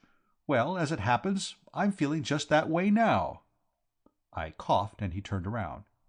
"Hello, Reggie," he said. "Hello, George," I said. "Lovely night." "Beautiful," said Stella. "The moon," I said. "Ripping," said George. "Lovely," said Stella. "And look at the reflection of the stars on the—" George caught my eye. "Pop off," he said. I popped. End of Rallying Round Old George.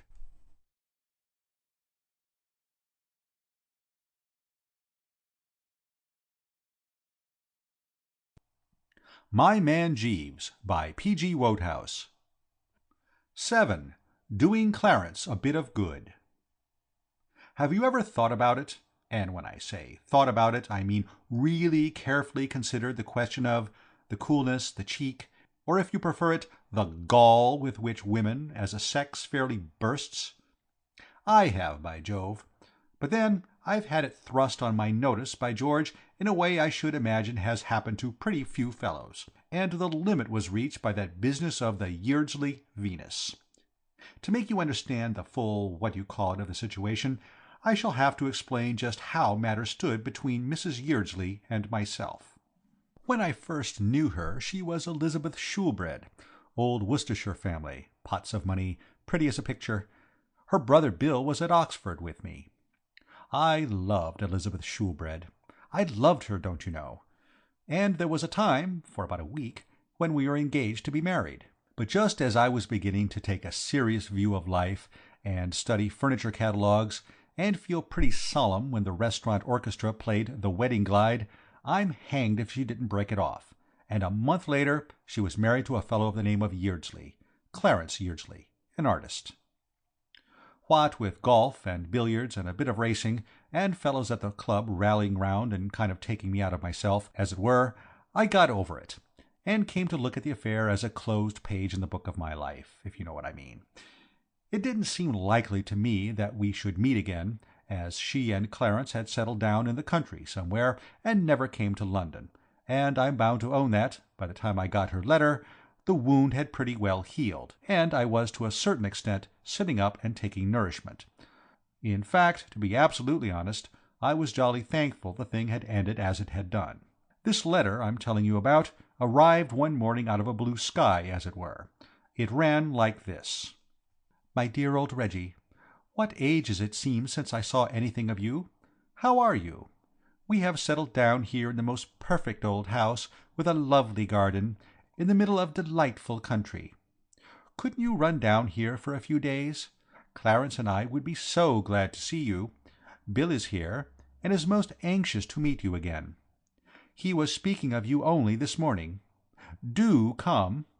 Wire your train, and I will send the car to meet you. Yours most sincerely, Elizabeth Yeardsley. P.S. We can give you new milk and fresh eggs. Think of that.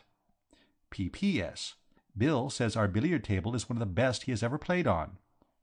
P.P.S.S. We are only half a mile from a golf course. Bill says it is better than St. Andrews. P.P.S.S.S. You must come. Well, a fellow comes down to breakfast one morning with a bit of a head on, and finds a letter like that from a girl who might quite easily have blighted his life. It rattled me rather, I must confess. However, that bit about the golf settled me. I knew Bill knew what he was talking about, and if he said the course was so topping, it must be something special. So I went. Old Bill met me at the station with the car. I hadn't come across him for some months, and I was glad to see him again, and he apparently was glad to see me. "Thank goodness you've come," he said as we drove off. "I was just about at my last grip." "What's the trouble, old scout?" I asked. "If I had the artistic what's-his-name," he went on, "if the mere mention of pictures didn't give me the pip, I dare say it wouldn't be so bad. As it is, it's rotten." "Pictures?" "Pictures. Nothing else is mentioned in this household. Clarence is an artist. So is his father. And you know yourself what Elizabeth is like when one gives her her head."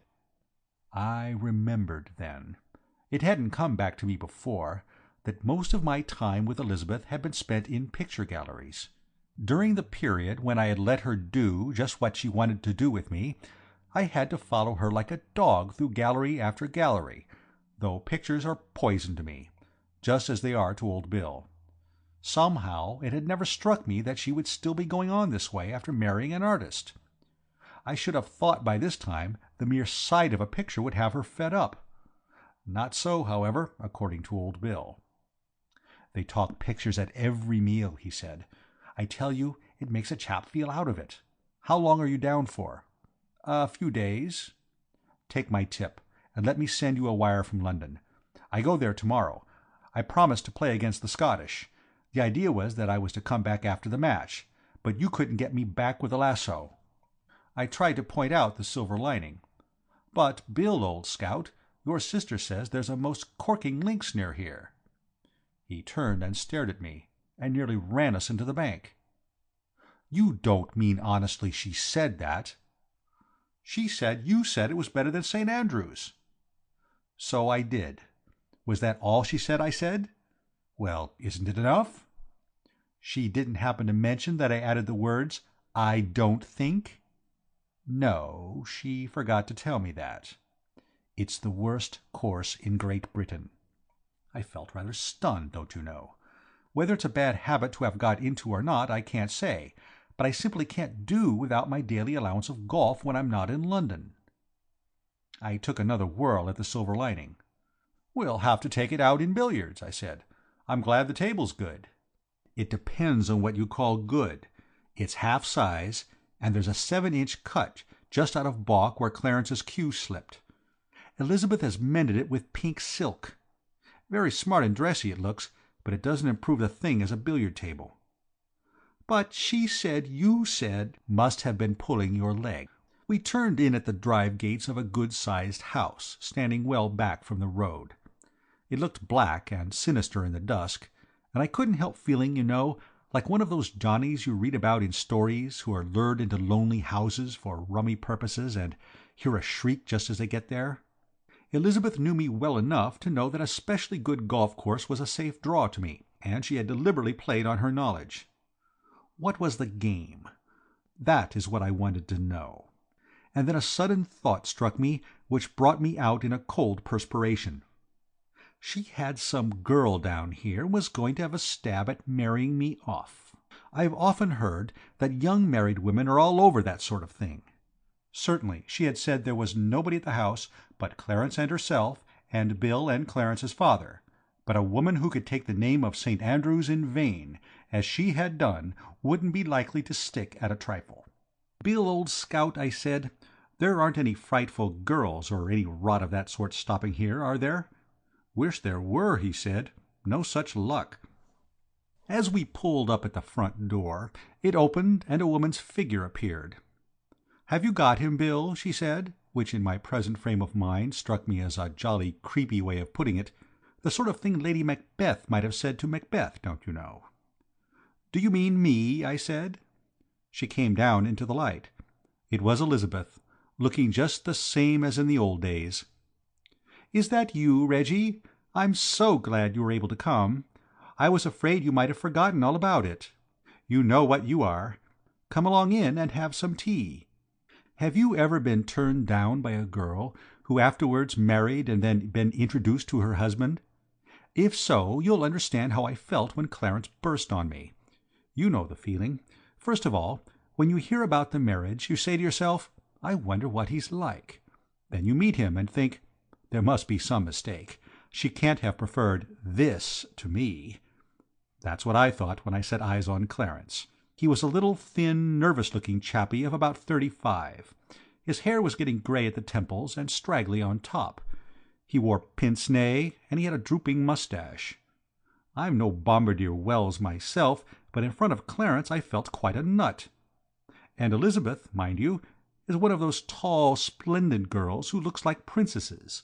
Honestly, I believe women do it out of pure cussedness. "How do you do, Mr. Pepper? Hark! Can you hear a mewing cat?" said Clarence, all in one breath, don't you know. "Eh?" I said. "A mewing cat. I feel sure I hear a mewing cat. Listen." While we were listening, the door opened, and a white-haired old gentleman came out. He was built on the same lines as Clarence, but was an earlier model. I took him correctly to be Mr. Yeardsley, Senior. Elizabeth introduced us. "Father," said Clarence, "did you meet a mewing cat outside? I feel positive I heard a cat mewing." "No," said the father, shaking his head. "No mewing cat." "I can't bear mewing cats," said Clarence. "A mewing cat gets on my nerves." "A mewing cat is so trying," said Elizabeth. "I dislike mewing cats," said old Mr. Yeardsley. That was all about mewing cats for the moment. They seemed to think they had covered the ground satisfactorily, and went back to pictures. We talked pictures steadily till it was time to dress for dinner. At least they did. I just sort of sat around. Presently the subject of picture robberies came up. Somebody mentioned the Mona Lisa, and then I happened to remember something in the evening paper, as I was coming down in the train, about some fellow somewhere having had a valuable painting pinched by burglars the night before. It was the first time I had had a chance of breaking into the conversation with any effect, and I meant to make the most of it. The paper was in the pocket of my overcoat in the hall. I went and fetched it. "Here it is," I said. "A Romney belonging to Sir Bellamy Palmer—" They all shouted, "What?" exactly at the same time, like a chorus. Elizabeth grabbed the paper. "Let me look. Yes. Late last night burglars entered the residence of Sir Bellamy Palmer, Dryden Park, Midford, Hants." "Why, that's near here," I said. "I passed through Midford." "Dryden Park is only 2 miles from this house," said Elizabeth. I noticed her eyes were sparkling. "Only 2 miles," she said. "It might have been us. It might have been the Venus." Old Mr. Yeardsley bounded in his chair. "The Venus!" he cried. They all seemed wonderfully excited. My little contribution to the evening's chat had made quite a hit. Why I didn't notice it before I don't know, but it was not till Elizabeth showed it to me after dinner that I had my first look at the Yeardsley Venus.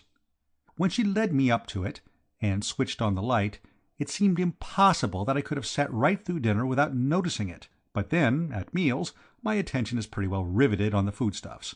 Anyway, it was not till Elizabeth showed it to me that I was aware of its existence. She and I were alone in the drawing-room after dinner. Old Yeardsley was writing letters in the morning-room, while Bill and Clarence were rollicking in the half-size billiard table with the pink silk tapestry effects.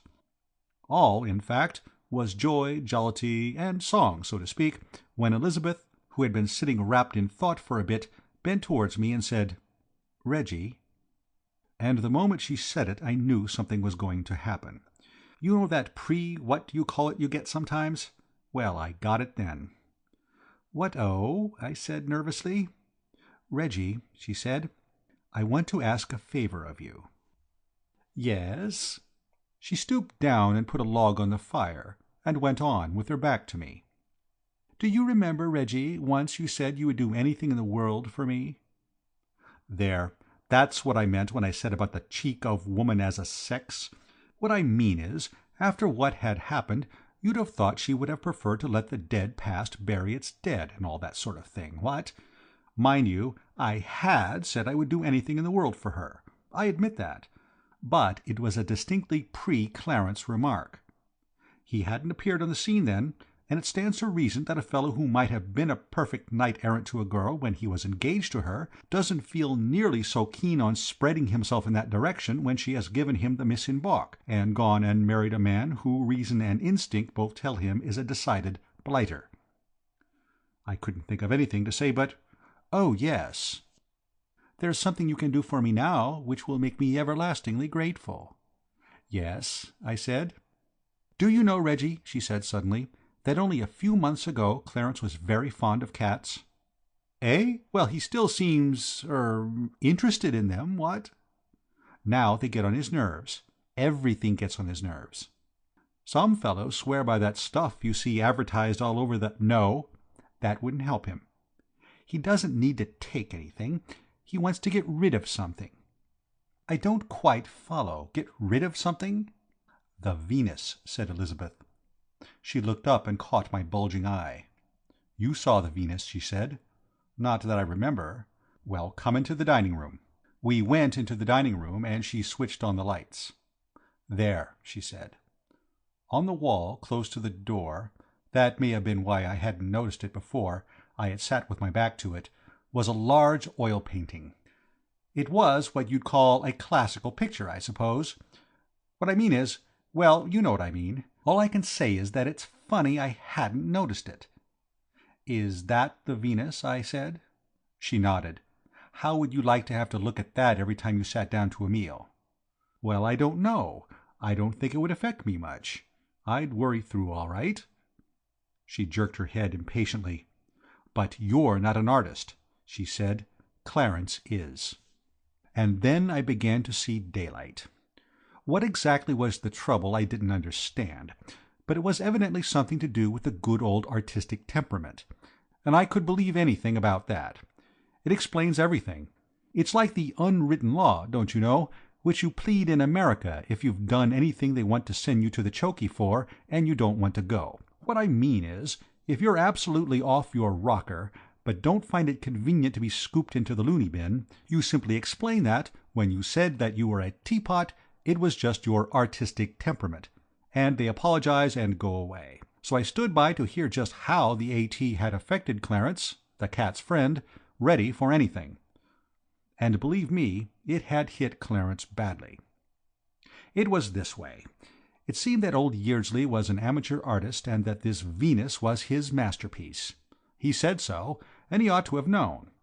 Well, when Clarence married, he had given it to him as a wedding present, and had hung it where it stood with his own hands. All right so far, what? But mark the sequel.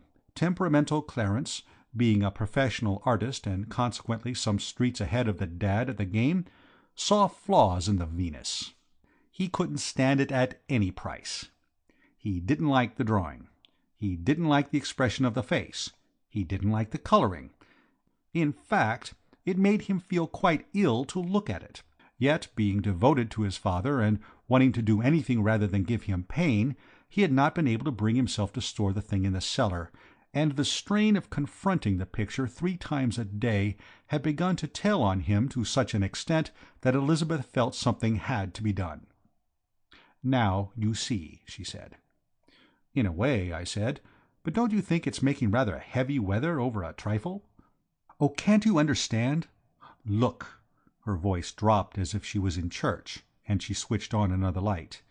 "It shone on the picture next to old Yeardsley's. There," she said, "Clarence painted that." She looked at me expectantly, as if she were waiting for me to swoon, or yell, or something. I took a steady look at Clarence's effort. It was another classical picture. It seemed to me very much like the other one. Some sort of art criticism was evidently expected of me, so I made a dash at it. Venus?" I said. "Mark you, Sherlock Holmes would have made the same mistake. On the evidence, I mean." "No! Jocund Spring!" she snapped. She switched off the light. "I see you don't understand even now. You never had any taste in pictures. When we used to go to the galleries together, you would far rather have been at your club." This was so absolutely true that I have no remark to make. She came up to me and put her hand on my arm. "I'm sorry, Reggie. I didn't mean to be cross. Only I do want to make you understand that Clarence is suffering. Suppose, well, let us take the case of a great musician. Suppose a great musician had to sit and listen to a cheap, vulgar tune, the same tune, day after day, day after day. Wouldn't you expect his nerves to break? Well, it's just like that with Clarence. Now you see?" "Yes, but—" "But what?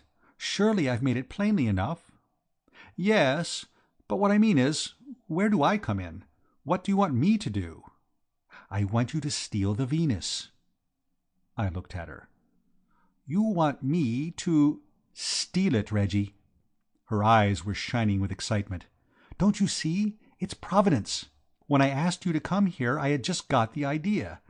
I knew I could rely on you. And then, by a miracle, this robbery of the Romney takes place at a house not 2 miles away. It makes the last chance of the poor old man suspecting anything and having his feelings hurt. Why, it's the most wonderful compliment to him. Think, one night thieves steal a splendid Romney. The next, the same gang take his Venus. It will be the proudest moment of his life. Do it tonight, Reggie. I'll give you a sharp knife. You simply cut the canvas out of the frame, and it's done." "But one moment," I said. "I'd be delighted to be of any use to you, but in a purely family affair like this, wouldn't it be better, in fact, how about tackling old Bill on the subject?" "I have asked Bill already. Yesterday. He refused." "But if I'm caught?" "You can't be. All you have to do is take the picture, open one of the windows, leave it open, and go back to your room." It sounded simple enough. "And as to the picture itself, when I've got it?" "Burn it. I'll see that you have a good fire in your room." "But—" She looked at me. She always did have the most wonderful eyes. "Reggie," she said. Nothing more. Just Reggie. She looked at me. "Well, after all, if you see what I mean, the days that are no more, don't you know, auld lang syne, that sort of thing. You follow me?" "All right," I said. "I'll do it. I don't know if you happen to be one of those Johnnies who are steeped in crime and so forth, and think nothing of pinching diamond necklaces.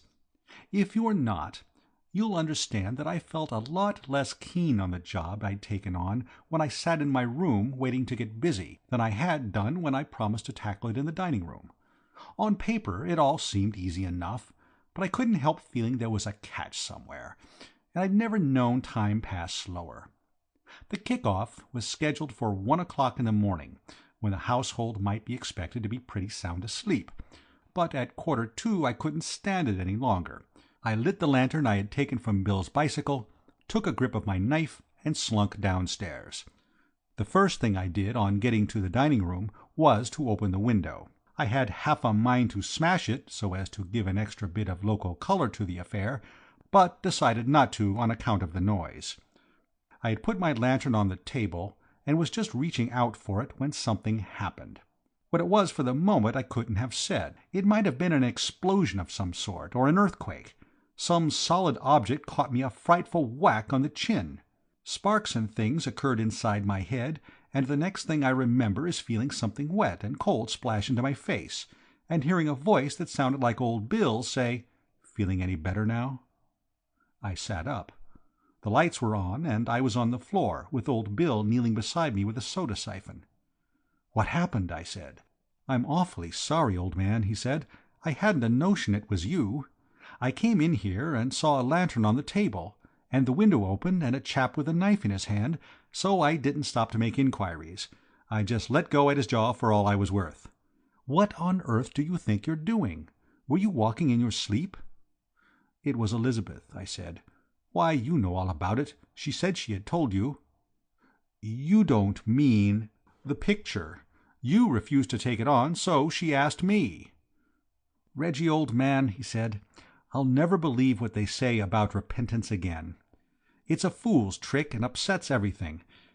If I hadn't repented, and thought it was rather rough on Elizabeth not to do a little thing like that for her, and come down here to do it after all, you wouldn't have stopped that sleep producer with your chin. I'm sorry." "Me too," I said, giving my head another shake to make certain it was still on.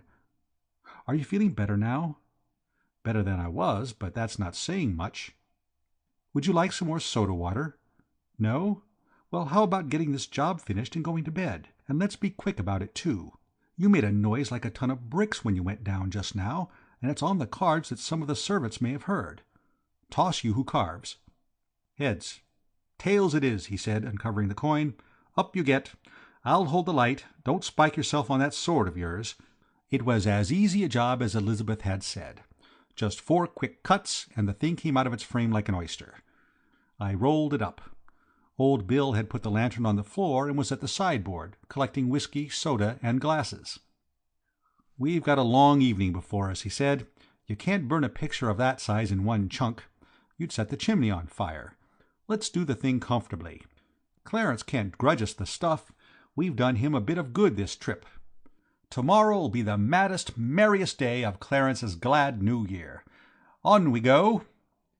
We went up to my room and sat smoking and yarning away and sipping our drinks, and every now and then cutting a piece of the picture off and shoving it in the fire till it was all gone. And what with the coziness of it, and the cheerful blaze, and the comfortable feeling of doing good by stealth, I don't know when I've had a jollier time since the days when we used to brew in my study at school. We had just put the last slice on when Bill sat up suddenly and gripped my arm. "I heard something," he said. I listened, and by Jove, I heard something too. My room was just over the dining room, and the sound came up to us quite distinctly. Stealthy footsteps, by George, and then a chair falling over. "There's somebody in the dining room," I whispered. There's a certain type of chap who takes a pleasure in positively chivying trouble. Old Bill's like that. If I'd been alone, it would have taken me about 3 seconds to persuade myself that I hadn't really heard anything at all. I'm a peaceful sort of cove, and believe in living and letting live, and so forth. To old Bill, however, a visit from burglars was pure jam. He was out of his chair in one jump. "Come on," he said. "Bring the poker." I brought the tongs as well. I felt like it. Old Bill collared the knife. We crept downstairs. "We'll fling the door open and make a rush," said Bill. "Supposing they shoot, old scout?" "Burglars never shoot," said Bill, which was comforting providing the burglars knew it. Old Bill took a grip of the handle, turned it quickly, and in he went. And then we went up sharp, staring. The room was in darkness except for a feeble splash of light at the near end. Standing on a chair in front of Clarence's jocund spring, holding a candle in one hand and reaching up with a knife in the other, was old Mr. Yeardsley, in bedroom slippers and a grey dressing-gown. He had made a final cut just as we rushed in. Turning at the sound, he stopped, and he and the chair and the candle and the picture came down in a heap together. The candle went out. "What on earth?" said Bill. I felt the same.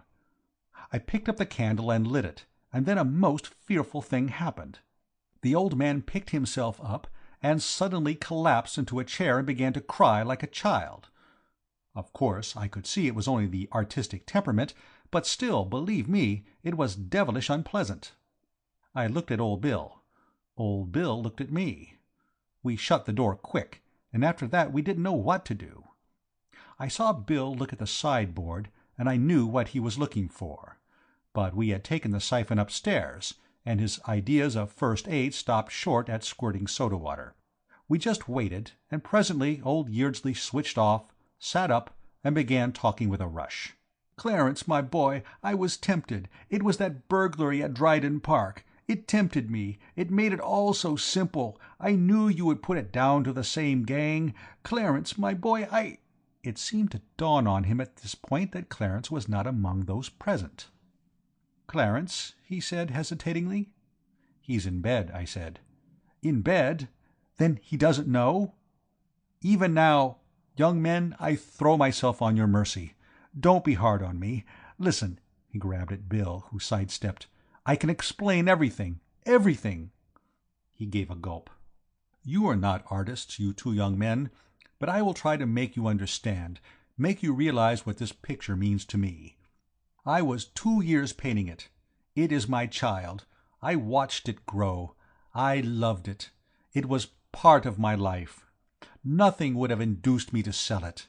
And then Clarence married, and in a mad moment I gave my treasure to him. You cannot understand, you two young men, what agonies I suffered. The thing was done. It was irrevocable. I saw how Clarence valued the picture. I knew that I could never bring myself to ask him for it back. And yet I was lost without it. What could I do? Till this evening I could see no hope. Then came this story of the theft of the Romney from a house quite close to this, and I saw my way. Clarence would never suspect. He would put the robbery down to the same band of criminals who stole the Romney. Once the idea had come, I could not drive it out. I fought against it, but to no avail. At last I yielded, and crept down here to carry out my plan. You found me." He grabbed again, at me this time, and got me by the arm. He had a grip like a lobster. "Young man," he said, "you would not betray me. You would not tell Clarence." I was feeling most frightfully sorry for the poor old chap by this time, don't you know, but I thought it would be kindest to give it to him straight instead of breaking it by degrees. "I won't say a word to Clarence, Mr. Yeardsley," I said. "I quite understand your feelings, the artistic temperament and all that sort of thing. I mean what? I know. But I'm afraid, well, look." I went to the door and switched on the electric light, and there, staring him in the face, were the 2 empty frames. He stood goggling at them in silence. Then he gave a sort of wheezy grunt. "The gang! The burglars! They have been here, and they have taken Clarence's picture." He paused. "It might have been mine. My Venus," he whispered. It was getting most fearfully painful, you know, but he had to know the truth. "I'm awfully sorry, you know," I said, "but it was." He started, poor old chap. "Eh? What do you mean?" "They did take your Venus." "But I have it here." I shook my head. "That's Clarence's jocund spring," I said. He jumped at it and straightened it out. "What? What are you talking about? Do you think I don't know my own picture, my child, my Venus? See, my own signature in the corner. Can you read, boy? Look, Matthew Yeardsley. This is my picture." And, well, by Jove, it was, don't you know. Well, we got him off to bed, him and his infernal Venus, and we settled down to take a steady look at the position of affairs. Bill said it was my fault for getting hold of the wrong picture, and I said it was Bill's fault for fetching me such a crack on the jaw that I couldn't be expected to see what I was getting hold of. And then there was a pretty massive silence for a bit. "Reggie," said Bill at last, "how exactly do you feel about facing Clarence and Elizabeth at breakfast?" "Old Scout," I said, "I was thinking much the same myself." "Reggie," said Bill, "I happen to know there's a milk train leaving Midford at 3:15. It isn't what you'd call a flyer. It gets to London at about 9:30. Well, in the circumstances, how about it?" End of Doing Clarence a Bit of Good.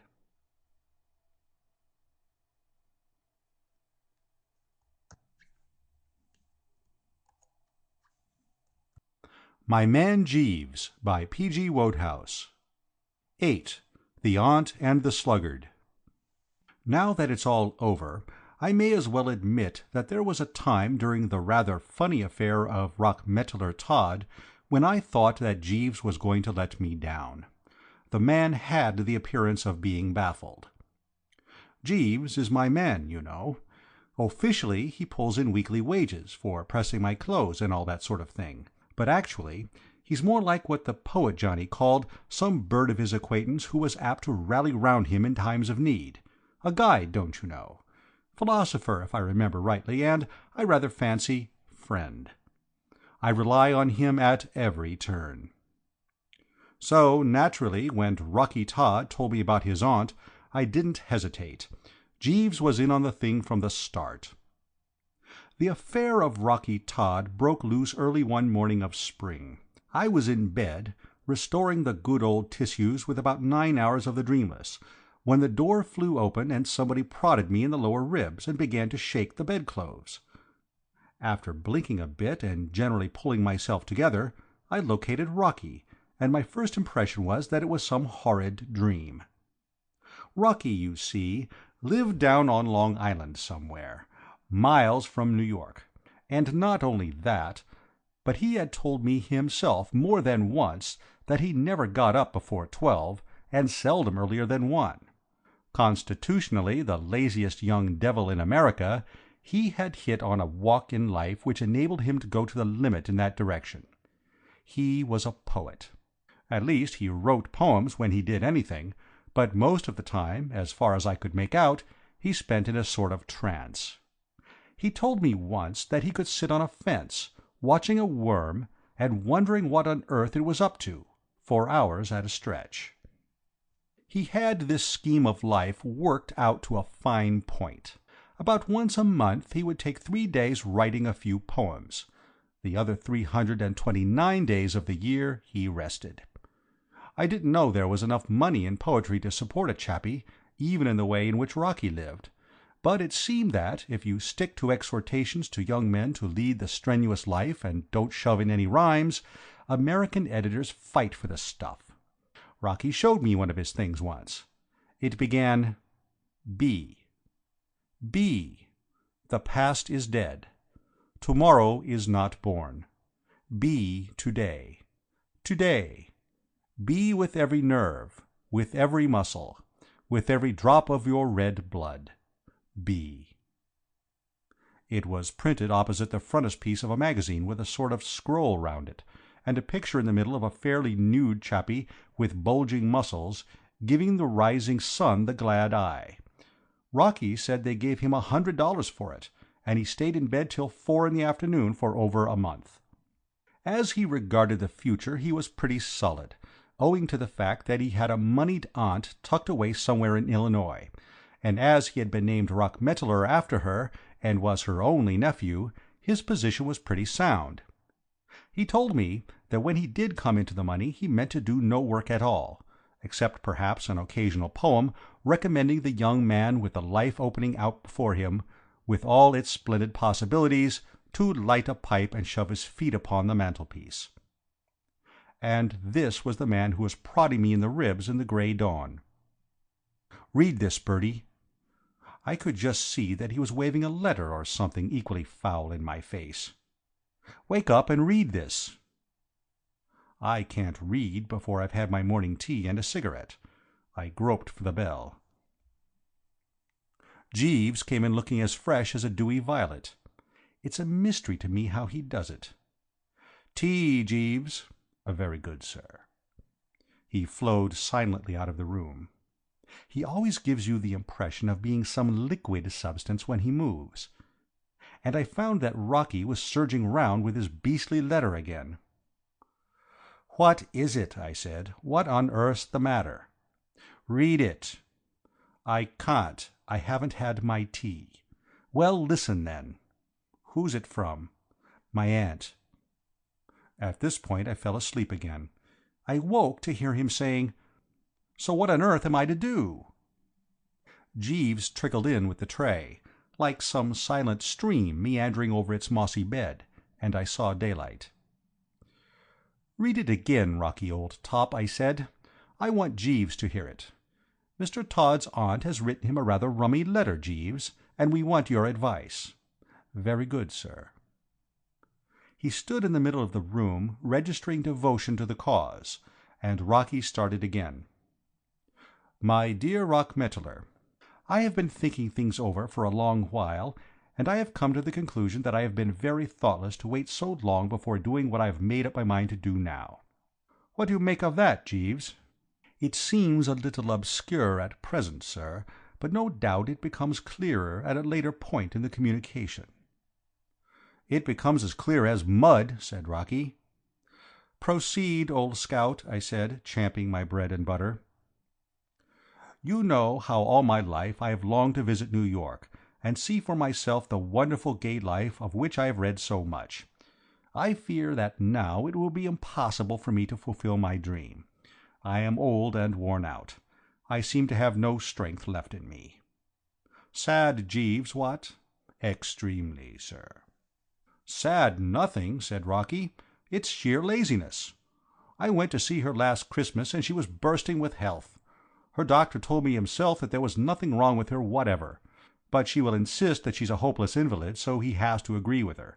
She's got a fixed idea that the trip to New York would kill her, so though it's been her ambition all her life to come here, she stays where she is. Rather like the chappie whose heart was in the Highlands, a chasing of the deer, Jeeves. The cases are in some respects parallel, sir. Carry on, Rocky, dear boy." "So I have decided that if I cannot enjoy all the marvels of the city myself, I can at least enjoy them through you. I suddenly thought of this yesterday, after reading a beautiful poem in the Sunday paper about a young man who had longed all his life for a certain thing and wanted it in the end only when he was too old to enjoy it. It was very sad, and it touched me." "A thing," interpolated Rocky bitterly, "that I have not been able to do in 10 years. As you know, you will have my money when I am gone, but until now I have never been able to see my way to giving you an allowance. I have now decided to do so, on one condition. I have written to a firm of lawyers in New York, giving them instructions to pay you quite a substantial sum each month. My one condition is that you live in New York, and enjoy yourself as I have always wished to do. I want you to be my representative, to spend this money for me as I should do myself. I want you to plunge into the gay, prismatic life of New York. I want you to be the life and soul of brilliant supper parties. Above all, I want you, indeed I insist on this, to write me letters at least once a week, giving me a full description of all you are doing and all that is going on in the city, so that I may enjoy at second hand what my wretched health prevents my enjoying for myself. Remember that I shall expect full details, and that no detail is too trivial to interest. Your affectionate aunt, Isabel Rockmetaler. "What about it?" said Rocky. "What about it?" I said. "Yes, What on earth am I going to do?"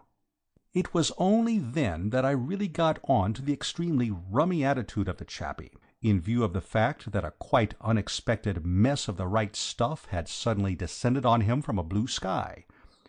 To my mind it was an occasion for the beaming smile and joyous whoop. Yet here the man was, looking and talking as if fate had swung on his solar plexus. It amazed me. "Aren't you bucked?" I said. "Bucked? If I were in your place I should be frightfully braced. I consider this pretty soft for you."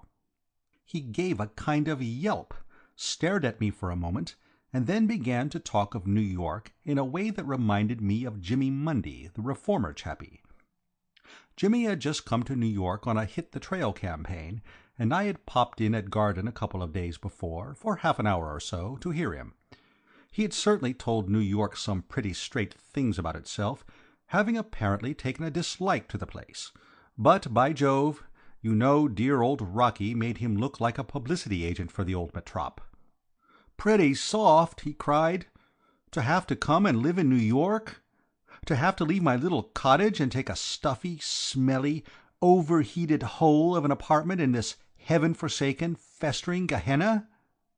To have to mix night after night with a mob who think that life is a sort of St. Vitus's dance, and imagine that they're having a good time because they're making enough noise for 6 and drinking too much for 10. I loathe New York, Bertie. I wouldn't come near the place if I hadn't got to see editors occasionally. There's blight on it. It's got moral delirium tremens. It's the limit. The very thought of staying more than a day in it makes me sick. And you think this thing is pretty soft for me." I felt rather like Lot's friends must have done when they dropped in for a quiet chat and had their genial host begin to criticize the cities of the plain. I had no idea old Rocky could be so eloquent. "It would kill me to live in New York," he went on, "to have to share the air with 6 million people, to have to wear stiff collars and decent clothes all the time, to—" he started. "Good Lord, I suppose I should have to dress for dinner in the evenings. What a ghastly notion!" I was shocked, absolutely shocked. "My dear chap," I said reproachfully, "do you dress for dinner every night, Bertie?" "Jeeves," I said coldly. The man was still standing like a statue by the door. "How many suits of evening clothes have I?"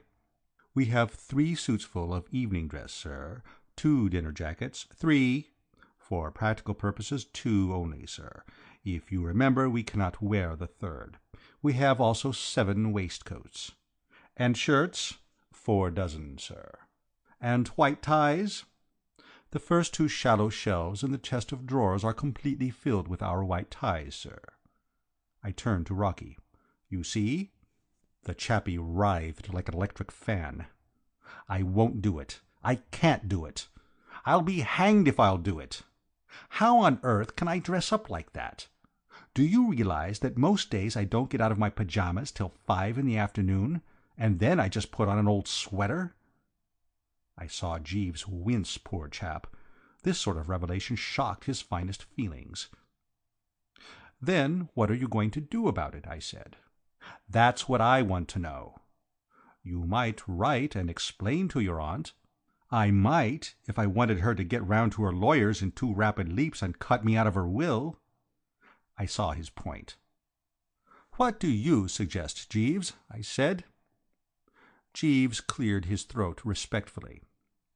"The crux of the matter would appear to be, sir, that Mr. Todd is obliged by the conditions under which the money is delivered into his possession to write Miss Rockmetaler long and detailed letters relating to his movements, and the only methods by which this can be accomplished, if Mr. Todd adheres to his expressed intention of remaining in the country, is for Mr. Todd to induce some second party to gather the actual experiences which Miss Rockmetaler wishes reported to her, and convey these to him in the shape of a careful report, on which it would be possible for him, with the aid of his imagination, to base the suggested correspondence." Having got which off the old diaphragm, Jeeves was silent. Rocky looked at me in a helpless sort of way. He hasn't been brought up on Jeeves as I have, and isn't on to his curves. "Could he put it a little clearer, Bertie?" he said. "I thought at the start it was going to make sense, but it kind of flickered. What's the idea?" "My dear old man, perfectly simple. I knew we could stand on Jeeves. All you've got to do is get somebody to go round the town for you and take a few notes, and then you work up the notes into letters. That's it, isn't it, Jeeves?"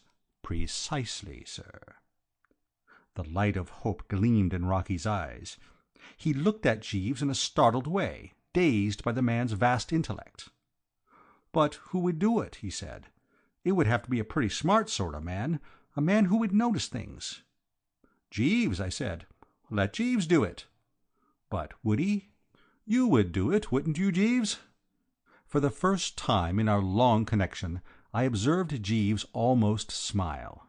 The corner of his mouth curved quite a quarter of an inch, and for a moment his eyes ceased to look like a meditative fish's. "I should be delighted to oblige, sir.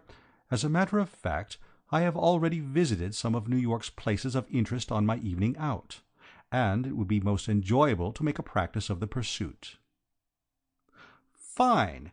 I know exactly what your aunt wants to hear about, Rocky. She wants an earful of the cabaret stuff. The place you ought to go to first, Jeeves, is Reigelheimer's. It's on 42nd Street. Anybody will show you the way." Jeeves shook his head. "Pardon me, sir. People are no longer going to Reigelheimer's. The place at the moment is Frolics on the Roof." "You see," I said to Rocky, "leave it to Jeeves. He knows." It isn't often that you find an entire group of your fellow humans happy in this world. But our little circle was certainly an example of the fact that it can be done. We were all full of beans. Everything went absolutely right from the start. Jeeves was happy, partly because he loves to exercise his giant brain, and partly because he was having a corking time among the bright lights. I saw him one night at the midnight revels. He was sitting at a table on the edge of the dancing floor, doing himself remarkably well with a fat cigar and a bottle of the best. I'd never imagined he could look so nearly human. His face wore an expression of austere benevolence, and he was making notes in a small book. As for the rest of us, I was feeling pretty good, because I was fond of old Rocky and glad to be able to do him a good turn. Rocky was perfectly contented, because he was still able to sit on fences in his pajamas and watch worms. And as for the aunt, she seemed tickled to death. She was getting Broadway at a pretty long range, but it seemed to be hitting her just right. I read one of her letters to Rocky, and it was full of life. But then Rocky's letters, based on Jeeves's notes, were enough to buck anybody up. It was rummy when you came to think of it. There was I, loving the life, while the mere mention of it gave Rocky a tired feeling. But here is a letter I wrote to a pal of mine in London. "Dear Freddy, well, here I am in New York. It's not a bad place. I'm not having a bad time. Everything's pretty all right. The cabarets aren't bad. Don't know when I shall be back. How's everybody?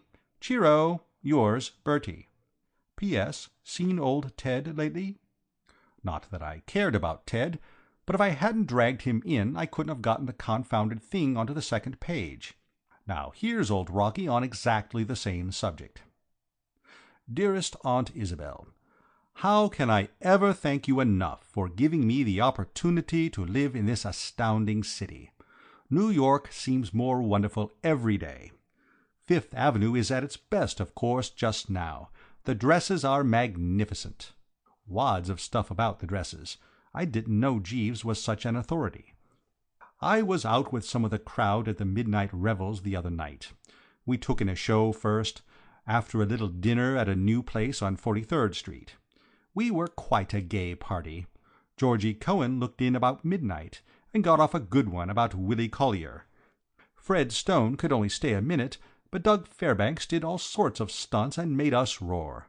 Diamond Jim Brady was there as usual, and Laurette Taylor showed up with a party. The show at the revels is quite good. I am enclosing a program. Last night a few of us went round to Frolics on the Roof. And so on and so forth, yards of it. I suppose it's the artistic temperament or something. What I mean is, It's easier for a chappie who's used to writing poems and that sort of tosh to put a bit of a punch into a letter than it is for a chappie like me. Anyway, there's no doubt that Rocky's correspondence was hot stuff. I called Jeeves in and congratulated him. "Jeeves, you're a wonder." "Thank you, sir." "How you notice everything at these places beats me. I couldn't tell you a thing about them, except that I've had a good time." "It's just a knack, sir." "Well, Mr. Todd's letters ought to brace Miss Rockmetaler all right, what?" "Undoubtedly, sir," agreed Jeeves. And by Jove they did. They certainly did, by George. What I mean to say is, I was sitting in the apartment one afternoon, about a month after the thing had started, smoking a cigarette and resting the old bean, when the door opened and the voice of Jeeves burst the silence like a bomb. It wasn't that he spoke loud. He has one of those soft, soothing voices that slide through the atmosphere like a note of a far-off sheep. It was what he said that made me leap like a young gazelle. "Miss Rockmetaler." And in came a large, solid female. The situation floored me. I'm not denying it. Hamlet must have felt much as I did when his father's ghost bobbed up in the fairway. I'd come to look on Rocky's aunt as such a permanency at her own home that it didn't seem possible that she could really be here in New York. I stared at her. Then I looked at Jeeves.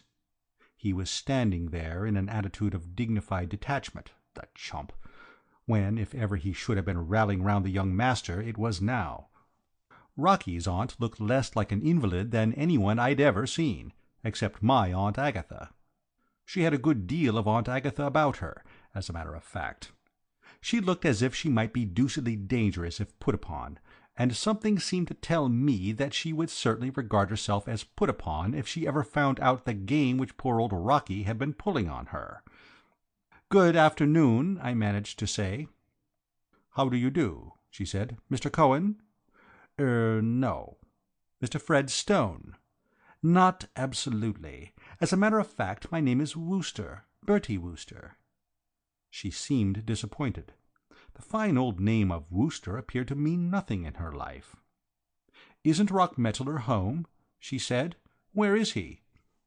She had me with the first shot. I couldn't think of anything to say. I couldn't tell her that Rocky was down in the country watching worms. There was the faintest flutter of sound in the background. It was the respectful cough with which Jeeves announces that he is about to speak without having been spoken to. "If you remember, sir, Mr. Todd went out in the automobile with a party in the afternoon." "So he did, Jeeves, so he did," I said, looking at my watch. "Did he say when he would be back?" "He gave me to understand, sir, that he would be somewhat late in returning." He vanished, and the aunt took the chair which I'd forgotten to offer her. She looked at me in a rather rummy way. It was a nasty look. It made me feel as if I were something the dog had brought in and intended to bury later on, when he had the time. My own Aunt Agatha back in England has looked at me exactly the same way many a time, and it never fails to make my spine curl. "You seem very at home here, young man. Are you a great friend of Rockmetaler's?" "Oh, yes, rather." She frowned as if she had expected better things of old Rocky. "Well, you need to be," she said, "the way you treat his flat as your own." I give you my word, this quite unforeseen slam simply robbed me of the power of speech. I'd been looking on myself in the light of the dashing host, and suddenly to be treated as an intruder jarred me. It wasn't, mark you, as if she had spoken in a way to suggest that she considered my presence in the place as an ordinary social call. She obviously looked on me as a cross between a burglar and the plumber's man come to fix the leak in the bathroom. It hurt her, my being there. At this juncture, with the conversation showing every sign of being about to die in awful agonies, an idea came to me. Tea, the good old standby. "Would you care for a cup of tea?" I said. "Tea?" She spoke as if she'd never heard of the stuff. "Nothing like a cup after a journey," I said. "Bucks you up, puts a bit of zip into you. What I mean to say is, restores you, and so on, don't you know? I'll go and tell Jeeves." I tottered down the passage to Jeeves' lair. The man was reading the evening paper as if he hadn't a care in the world. "Jeeves," I said, "we want some tea." "Very good, sir." "I say, Jeeves, this is a bit thick, what?"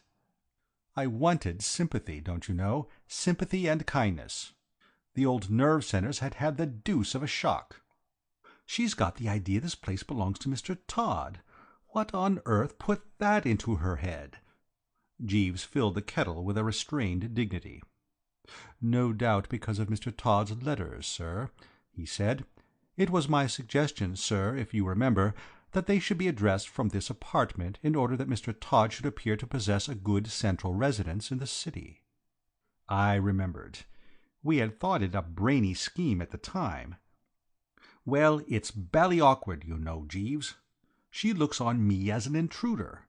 By Jove, I suppose she thinks I'm someone who hangs about here, touching Mr. Todd for 3 meals and borrowing his shirts. Yes, sir. It's pretty rotten, you know. Most disturbing, sir. And there's another thing. What are we going to do about Mr. Todd? We've got to get him up here as soon as ever we can. When you have brought the tea, you had better go out and send him a telegram, telling him to come up by the next train." "I have already done so, sir. I took the liberty of writing the message and dispatching it by the lift attendant." "By Jove, you think of everything, Jeeves." "Thank you, sir. A little buttered toast with the tea?" "Just so, sir, thank you." I went back to the sitting-room. She hadn't moved an inch.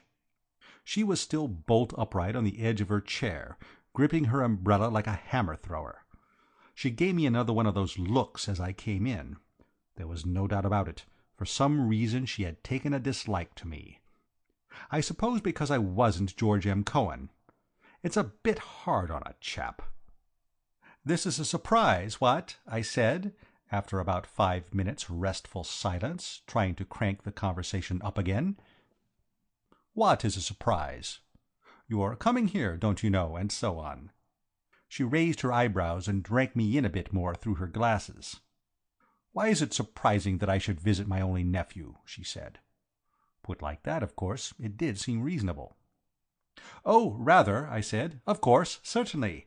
What I mean is—" Jeeves projected himself into the room with the tea. "I was jolly glad to see him. There's nothing like having a bit of business arranged for one when one isn't certain of one's lines. With a teapot to fool about with, I felt happier." "Tea, what?" I said. It wasn't what I meant to say. My idea had been to be a good deal more formal, and so on. Still, it covered the situation. I poured her out a cup. She sipped it and put the cup down with a shudder. "Do you mean to say, young man," she said frostily, "that you expect me to drink this stuff?" "Rather. Bucks you up, you know." "What do you mean by the expression, bucks you up?" "Well, it makes you full of beans, you know. Makes you fizz." "I don't understand a word you say. You're English, aren't you?" I admitted it. She didn't say a word. And somehow she did it in a way that made it worse than if she had spoken for hours. Somehow it was brought home to me that she didn't like Englishmen, and that if she had had to meet an Englishman, I was the one she'd have chosen last. Conversation languished again after that. Then I tried again. I was becoming more convinced every moment that you can't make a really lively salon with a couple of people, especially if one of them lets it go a word at a time. "Are you comfortable at your hotel?" I said. "At which hotel?" "The hotel you're staying at." "I'm not staying at an hotel." "Stopping with friends, what?" "I am naturally stopping with my nephew." I didn't get it for the moment. Then it hit me. "What? Here?" I gurgled. "Certainly. Where else should I go?" The full horror of the situation rolled over me like a wave. I couldn't see what on earth I was to do. I couldn't explain that this wasn't Rocky's flat without giving the poor old chap away hopelessly, because she would then ask me where he did live, and then he would be right in the soup. I was trying to induce the old bean to recover from the shock, and produced some results when she spoke again. "Will you kindly tell my nephew's manservant to prepare my room? I wish to lie down." "Your nephew's manservant?" "The man you call Jeeves. If Rock Mettler has gone for an automobile ride, there is no need for you to wait for him. He will naturally wish to be alone with me when he returns." I found myself tottering out of the room. The thing was too much for me. I crept into Jeeves's den. "Jeeves," I whispered. "Sir?" "Mix me a B&S, Jeeves. I feel weak." "Very good, sir." "This is getting thicker every minute, Jeeves." "Sir?"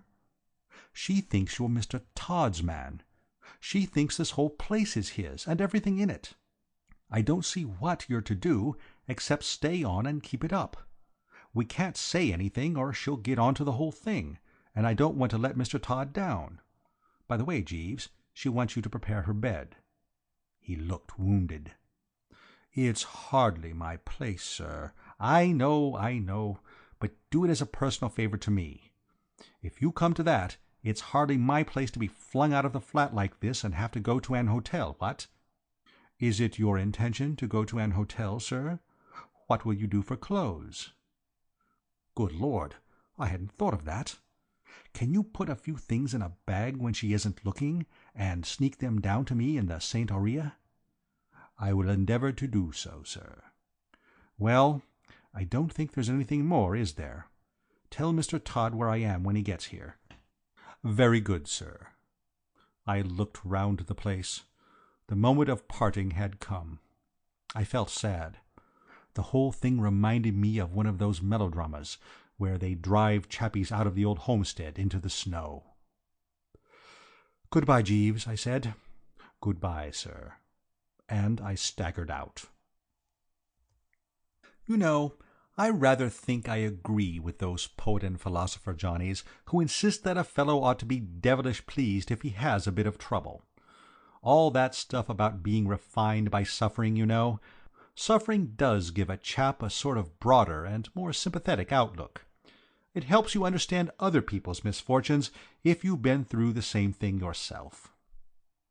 As I stood in my lonely bedroom at the hotel, trying to tie my white tie myself, it struck me for the first time that there must be whole squads of chappies in the world who had to get along without a man to look after them. I'd always thought of Jeeves as a kind of natural phenomenon, but by Jove, of course, when you come to think of it, there must be quite a lot of fellows who have to press their own clothes themselves, and haven't got anybody to bring them tea in the morning, and so on. It was rather a solemn thought, don't you know? I mean to say, ever since then I've been able to appreciate the frightful privations the poor have to stick. I got dressed somehow.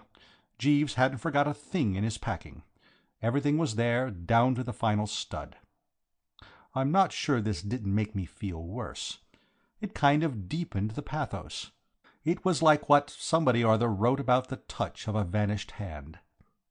I had a bit of dinner somewhere and went to a show of some kind, but nothing seemed to make any difference. I simply hadn't the heart to go on to supper anywhere. I just sucked down a whiskey and soda in the hotel smoking-room and went straight up to bed. I didn't know when I felt so rotten. Somehow I found myself moving about the room softly, as if there had been a death in the family. If I had anybody to talk to, I should have talked in a whisper. In fact, when the telephone bell rang, I answered in such a sad, hushed voice that the fellow at the other end of the wire said hello 5 times, thinking he hadn't got me. It was Rocky. The poor old scout was deeply agitated. "Bertie, is that you, Bertie? Oh, gosh, I'm having a time." "Where are you speaking from?" "The midnight revels. We've been here an hour, and I think we're a fixture for the night. I've told Aunt Isabel I've gone out to call up a friend to join us. She's glued to a chair with 'This is the Life' written all over her, taking it in through the pores. She loves it, and I'm nearly crazy." "Tell me all, old top," I said. "A little more of this," he said, "and I shall sneak quietly off to the river and end it all. Do you mean to say you go through this sort of thing every night, Bertie, and enjoy it? It's simply infernal. I was just snatching a wink of sleep behind the bill of fare just now when about 1,000,000 yelling girls swoop down with toy balloons. There are 2 orchestras here, each trying to see if they can't play louder than the other. I'm a mental and physical wreck. When your telegram arrived, I was just lying down for a quiet pipe, with a sense of absolute peace stealing over me. I had to get dressed and sprint 2 miles to catch the train. It nearly gave me heart failure. And on top of that, I almost got brain fever inventing lies to tell Aunt Isabel. And then I had to cram myself into these confounded evening clothes of yours. I gave a sharp wail of agony. It hadn't struck me till then that Rocky was depending on my wardrobe to see him through. "You'll ruin them." "I hope so," said Rocky in the most unpleasant way. His trouble seemed to have had the worst effect on his character. "I should like to get back at them somehow. They've given me a bad enough time. They're about 3 sizes too small, and something's apt to give at any moment. I wish to goodness it would, and give me a chance to breathe. I haven't breathed since 7:30. Thank heaven Jeeves managed to get out and buy me a collar that fitted, or I should be a strangled corpse by now. It was touch and go till the stud broke. Bertie, this is pure Hades. Aunt Isabel keeps urging me to dance. How on earth can I dance when I don't know a soul to dance with? And how the deuce could I, even if I knew every girl in the place? It's taking big chances even to move in these trousers. I had to tell her I've hurt my ankle. She keeps asking me when Cohen and Stone are going to turn up, and it's simply a question of time before she discovers that Stone is sitting 2 tables away. Something's got to be done, Bertie. You've got to think up some way of getting me out of this mess. It was you who got me into it." "Me? What do you mean?" "Well, Jeeves, then. It's all the same. It was you who suggested leaving it to Jeeves.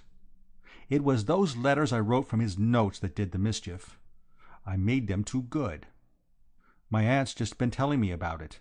She says she had resigned herself to ending her life where she was, and then my letters began to arrive describing the joys of New York, and they stimulated her to such an extent that she pulled herself together and made the trip. She seems to think she's had some miraculous kind of faith cure. I tell you I can't stand it, Bertie. It's got to end." "Can't Jeeves think of anything?" "No. He just hangs around saying, 'Most disturbing, sir.' A fat lot of help that is." "Well, old lad," I said, "after all, it's far worse for me than it is for you.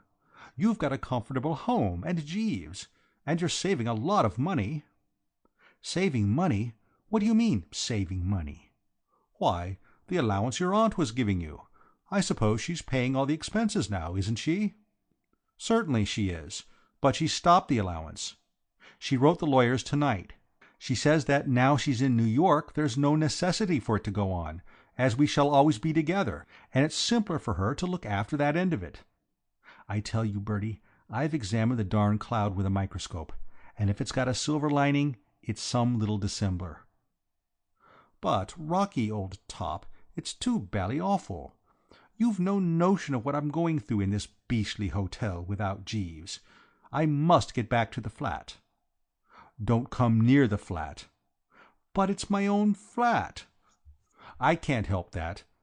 Aunt Isabel doesn't like you. She asked me what you did for a living, and when I told her you didn't do anything, she said she thought as much, and that you were a typical specimen of a useless and decaying aristocracy. So if you think you've made a hit, forget it. Now I must be going back, or she'll be coming out here after me. Good-bye." It was all so homelike when he floated noiselessly into the room that I nearly broke down. "Good morning, sir," he said. "I have brought a few more of your personal belongings." He began to unstrap the suitcase he was carrying. "Did you have any trouble sneaking them away?" "It was not easy, sir. I had to watch my chance. Miss Rockmetaler is a remarkably alert lady." "You know, Jeeves, say what you like, this is a bit thick, isn't it?" "The situation is certainly one that has never before come under my notice, sir. I have brought the heather mixture suit, as the climatic conditions are congenial. To-morrow, if not prevented, I will endeavour to add the brown lounge with a faint green twill. It can't go on, this sort of thing, Jeeves. We must hope for the best, sir. You can't think of anything to do? I have been giving the matter considerable thought, sir, but so far without success. I am placing 3 silk shirts, the dove-coloured, the light blue, and the mauve, in the first long drawer, sir. You don't mean to say you can't think of anything, Jeeves? For the moment, sir, no. You will find a dozen handkerchiefs and the tan socks in the upper drawer on the left.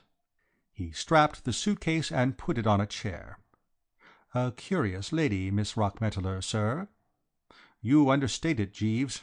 He gazed meditatively out of the window. In many ways, sir, Miss Rockmetaler reminds me of an aunt of mine, who resides in the south-east portion of London. Their temperaments are much alike. My aunt has the same taste for the pleasures of the great city. It is a passion with her to ride in hansom cabs, sir. Whenever the family takes their eyes off her, she escapes from the house and spends the day riding about in cabs. On several occasions she has broken into the children's savings bank to secure the means to enable her to gratify this desire.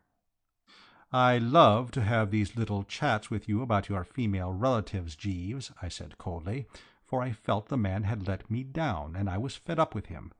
But I don't see what all this has got to do with my trouble. I beg your pardon, sir. I am leaving a small assortment of neckties on the mantelpiece, sir, for you to select according to your preference. I should recommend the blue with the red domino pattern, sir. Then he streamed imperceptibly toward the door and flowed silently out. I've often heard that chappies, after some great shock or loss, have a habit, after they've been on the floor for a while wondering what hit them, of picking themselves up and piecing themselves together, and sort of taking a whirl at beginning a new life. Time, the great healer, and nature adjusting herself, and so on and so forth. There's a lot in it. I know, because in my case, after a day or two of what you might call prostration, I began to recover. The frightful loss of Jeeves made any thought of pleasure more or less a mockery, but at least I found that I was able to have a dash at enjoying life again. What I mean is, I braced up to the extent of going round the cabarets once more, so as to try to forget, if only for the moment. New York's a small place when it comes to the part of it that wakes up just as the rest is going to bed, and it wasn't long before my tracks began to cross old Rocky's. I saw him once at Peel's, and again at Frolics on the Roof. There wasn't anybody with him either time except the aunt, and though he was trying to look as though he had struck the ideal life, it wasn't difficult for me, knowing the circumstances, to see that beneath the mask the poor chap was suffering. My heart bled for the fellow. At least what there was of it that wasn't bleeding for myself bled for him. He had the air of one who was about to crack under the strain. It seemed to me that the aunt was looking slightly upset also. I took it that she was beginning to wonder when the celebrities were going to surge around, and what had suddenly become of all those wild, careless spirits Rocky used to mix in with his letters. I didn't blame her. I had only read a couple of his letters, but they certainly gave the impression that poor old Rocky was by way of being the hub of New York night-life, and that, if by any chance he failed to show up at a cabaret, the management said, "What's the use?" and put up the shutters. The next 2 nights I didn't come across them, but the night after that I was sitting by myself at the Maison Pierre when somebody tapped me on the shoulder-blade, and I found Rocky standing beside me, with a sort of mixed expression of wistfulness and apoplexy on his face. How the chappie had contrived to wear my evening clothes so many times without disaster was a mystery to me. He confided later that early in the proceedings he had slit the waistcoat up the back, and that had helped a bit. For a moment I had the idea that he had managed to get away from his aunt for the evening, but looking past him I saw that she was in again. She was at a table over by the wall, looking at me as if I were something the management ought to be complained to about. "Bertie, old scout," said Rocky in a quiet, sort of crushed voice. "We've always been pals, haven't we? I mean, you know I'd do you a good turn if you asked me." "Dear old lad," I said. The man had moved me. "Then, for heaven's sake, come over and sit at our table for the rest of the evening." "Well, you know, there are limits to the sacred claims of friendship." "My dear chap," I said, "you know I'd do anything in reason, but—" "You must come, Bertie. You've got to. Something's got to be done to divert her mind. She's brooding about something. She's been like that for the last 2 days. I think she's beginning to suspect. She can't understand why we never seem to meet anyone I know at these joints. A few nights ago I happened to run into 2 newspaper men I used to know fairly well. I introduced them to Aunt Isabel as David Belasco and Jim Corbett, and it went well. But the effect has worn off now, and she's beginning to wonder again. Something's got to be done, or she will find out everything, and if she does I'd take a nickel for my chance of getting a cent from her later on. So for the love of Mike, come across to our table and help keep things going." I went along. One has to rally round a pal in distress. Aunt Isabel was sitting bolt upright, as usual. It certainly did seem as if she had lost a bit of the zest with which she had started out to explore Broadway. She looked as if she had been thinking a good deal about rather unpleasant things. "You've met Bertie Wooster, Aunt Isabel?" said Rocky. "I have." There was something in her eye that seemed to say, "Out of a city of 6 million people, why did you pick on me?" "Take a seat, Bertie. What'll you have?" said Rocky. And so the merry party began. It was one of those jolly, happy, bread-crumbling parties where you cough twice before you speak, and then decide not to say it after all. After we had had an hour of this wild dissipation, Aunt Isabel said she wanted to go home. In the light of what Rocky had been telling me, this struck me as sinister. I had gathered that at the beginning of her visit she had had to be dragged home with ropes. It must have hit Rocky the same way, for he gave me a pleading look. "You'll come along, won't you, Bertie, and have a drink at the flat?" I had a feeling that this wasn't in the contract, but there wasn't anything to be done. It seemed brutal to leave the poor chap alone with the woman, so I went along. Right from the start, from the moment we stepped into the taxi, the feeling began to grow that something was about to break loose. A massive silence prevailed in the corner where the aunt sat, and though Rocky, balancing himself on the little seat in front, did his best to supply dialogue, we weren't a chatty party. I had a glimpse of Jeeves as we went into the flat, sitting in his lair, and I wished I could have called to him to rally round. Something told me that I was about to need him. The stuff was on the table in the sitting-room. Rocky took up the decanter. "Say when, Bertie." "Stop!" barked the aunt, and he dropped it. I caught Rocky's eye as he stooped to pick up the ruins. It was the eye of one who sees it coming. "Leave it there, Rockmetaler," said Aunt Isabel, and Rocky left it there. "The time has come to speak," she said. "I cannot stand idly by and see a young man going to perdition." Poor old Rocky gave a sort of gurgle, a kind of sound rather like the whiskey had made running out of the decanter onto my carpet. "Eh?" he said, blinking. The aunt proceeded. "The fault," she said, "was mine. I had not seen the light. But now my eyes are open. I see the hideous mistake I have made, by urging you into contact with this wicked city." I saw Rocky grope feebly for the table. His fingers touched it, and a look of relief came into the poor chappie's face. I understood his feelings. "But when I wrote you that letter, Rockmetaler, instructing you to go to the city and live its life, I had not had the privilege of hearing Mr. Mundy speak on the subject of New York." "Jimmy Mundy!" I cried. You know how it is sometimes when everything seems all mixed up, and suddenly you get a clue. When she mentioned Jimmy Mundy, I began to understand more or less what had happened. I'd seen it happen before. I remember, back in England, the man I had before Jeeves sneaked off to a meeting on his evening out, and came back and denounced me in front of a crowd of chappies I was giving a bit of supper to as a moral leper. The aunt gave me a withering up and down. "Yes, Jimmy Mundy," she said. "I am surprised at a man of your stamp having heard of him.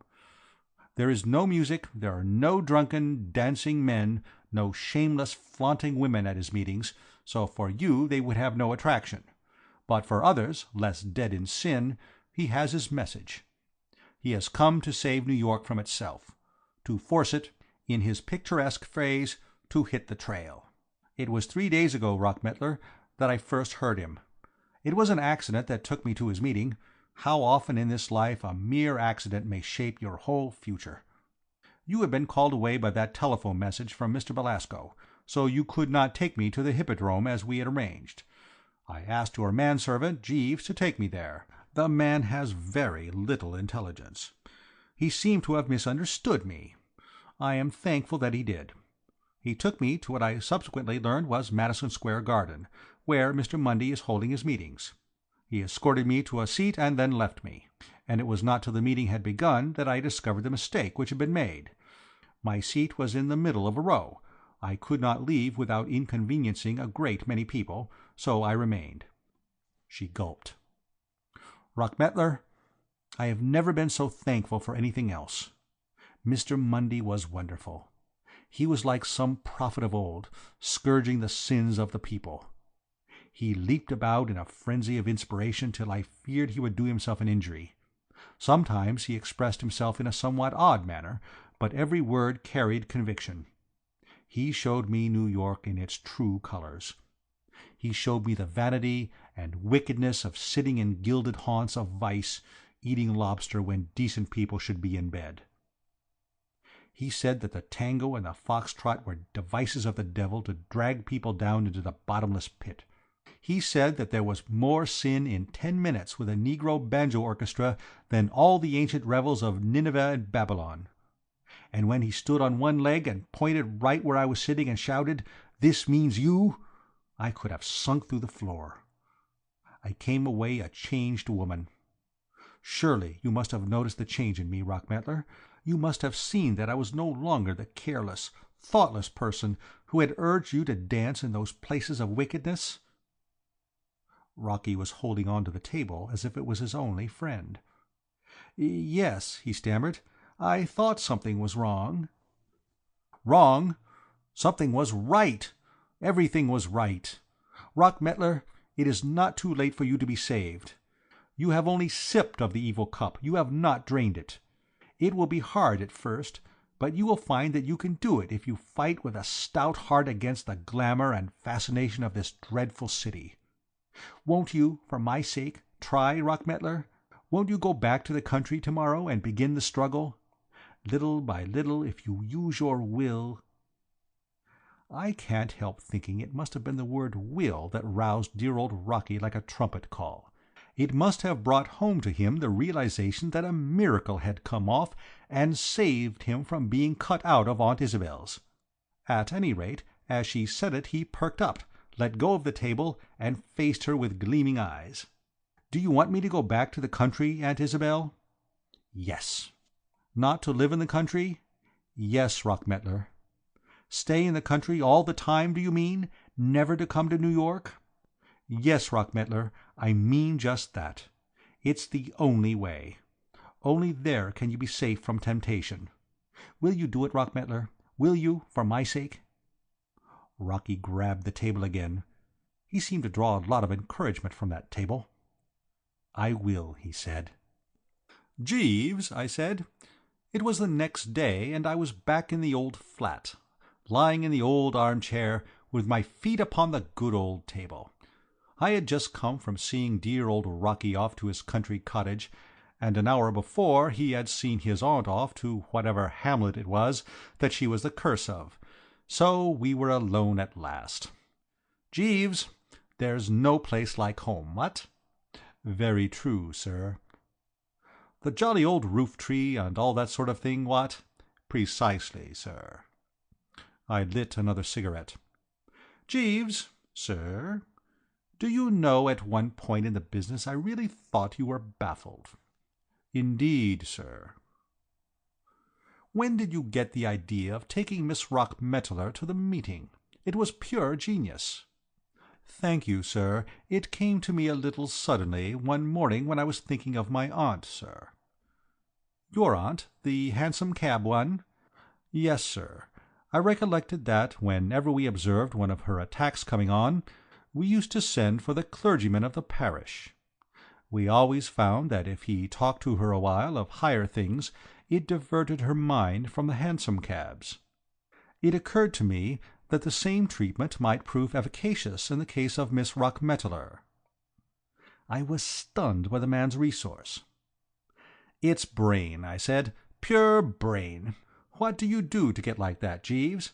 I mean, you must eat a lot of fish or something. Do you eat a lot of fish, Jeeves?" "No, sir." "Well, then it's just a gift, I take it, and if you aren't born that way, there's no use worrying." "Precisely, sir," said Jeeves. "If I might make the suggestion, sir, I should not continue to wear your present tie. The green shade gives you a slightly bilious air. I should strongly advocate the blue with the red domino pattern instead, sir." "All right, Jeeves," I said humbly. "You know." The End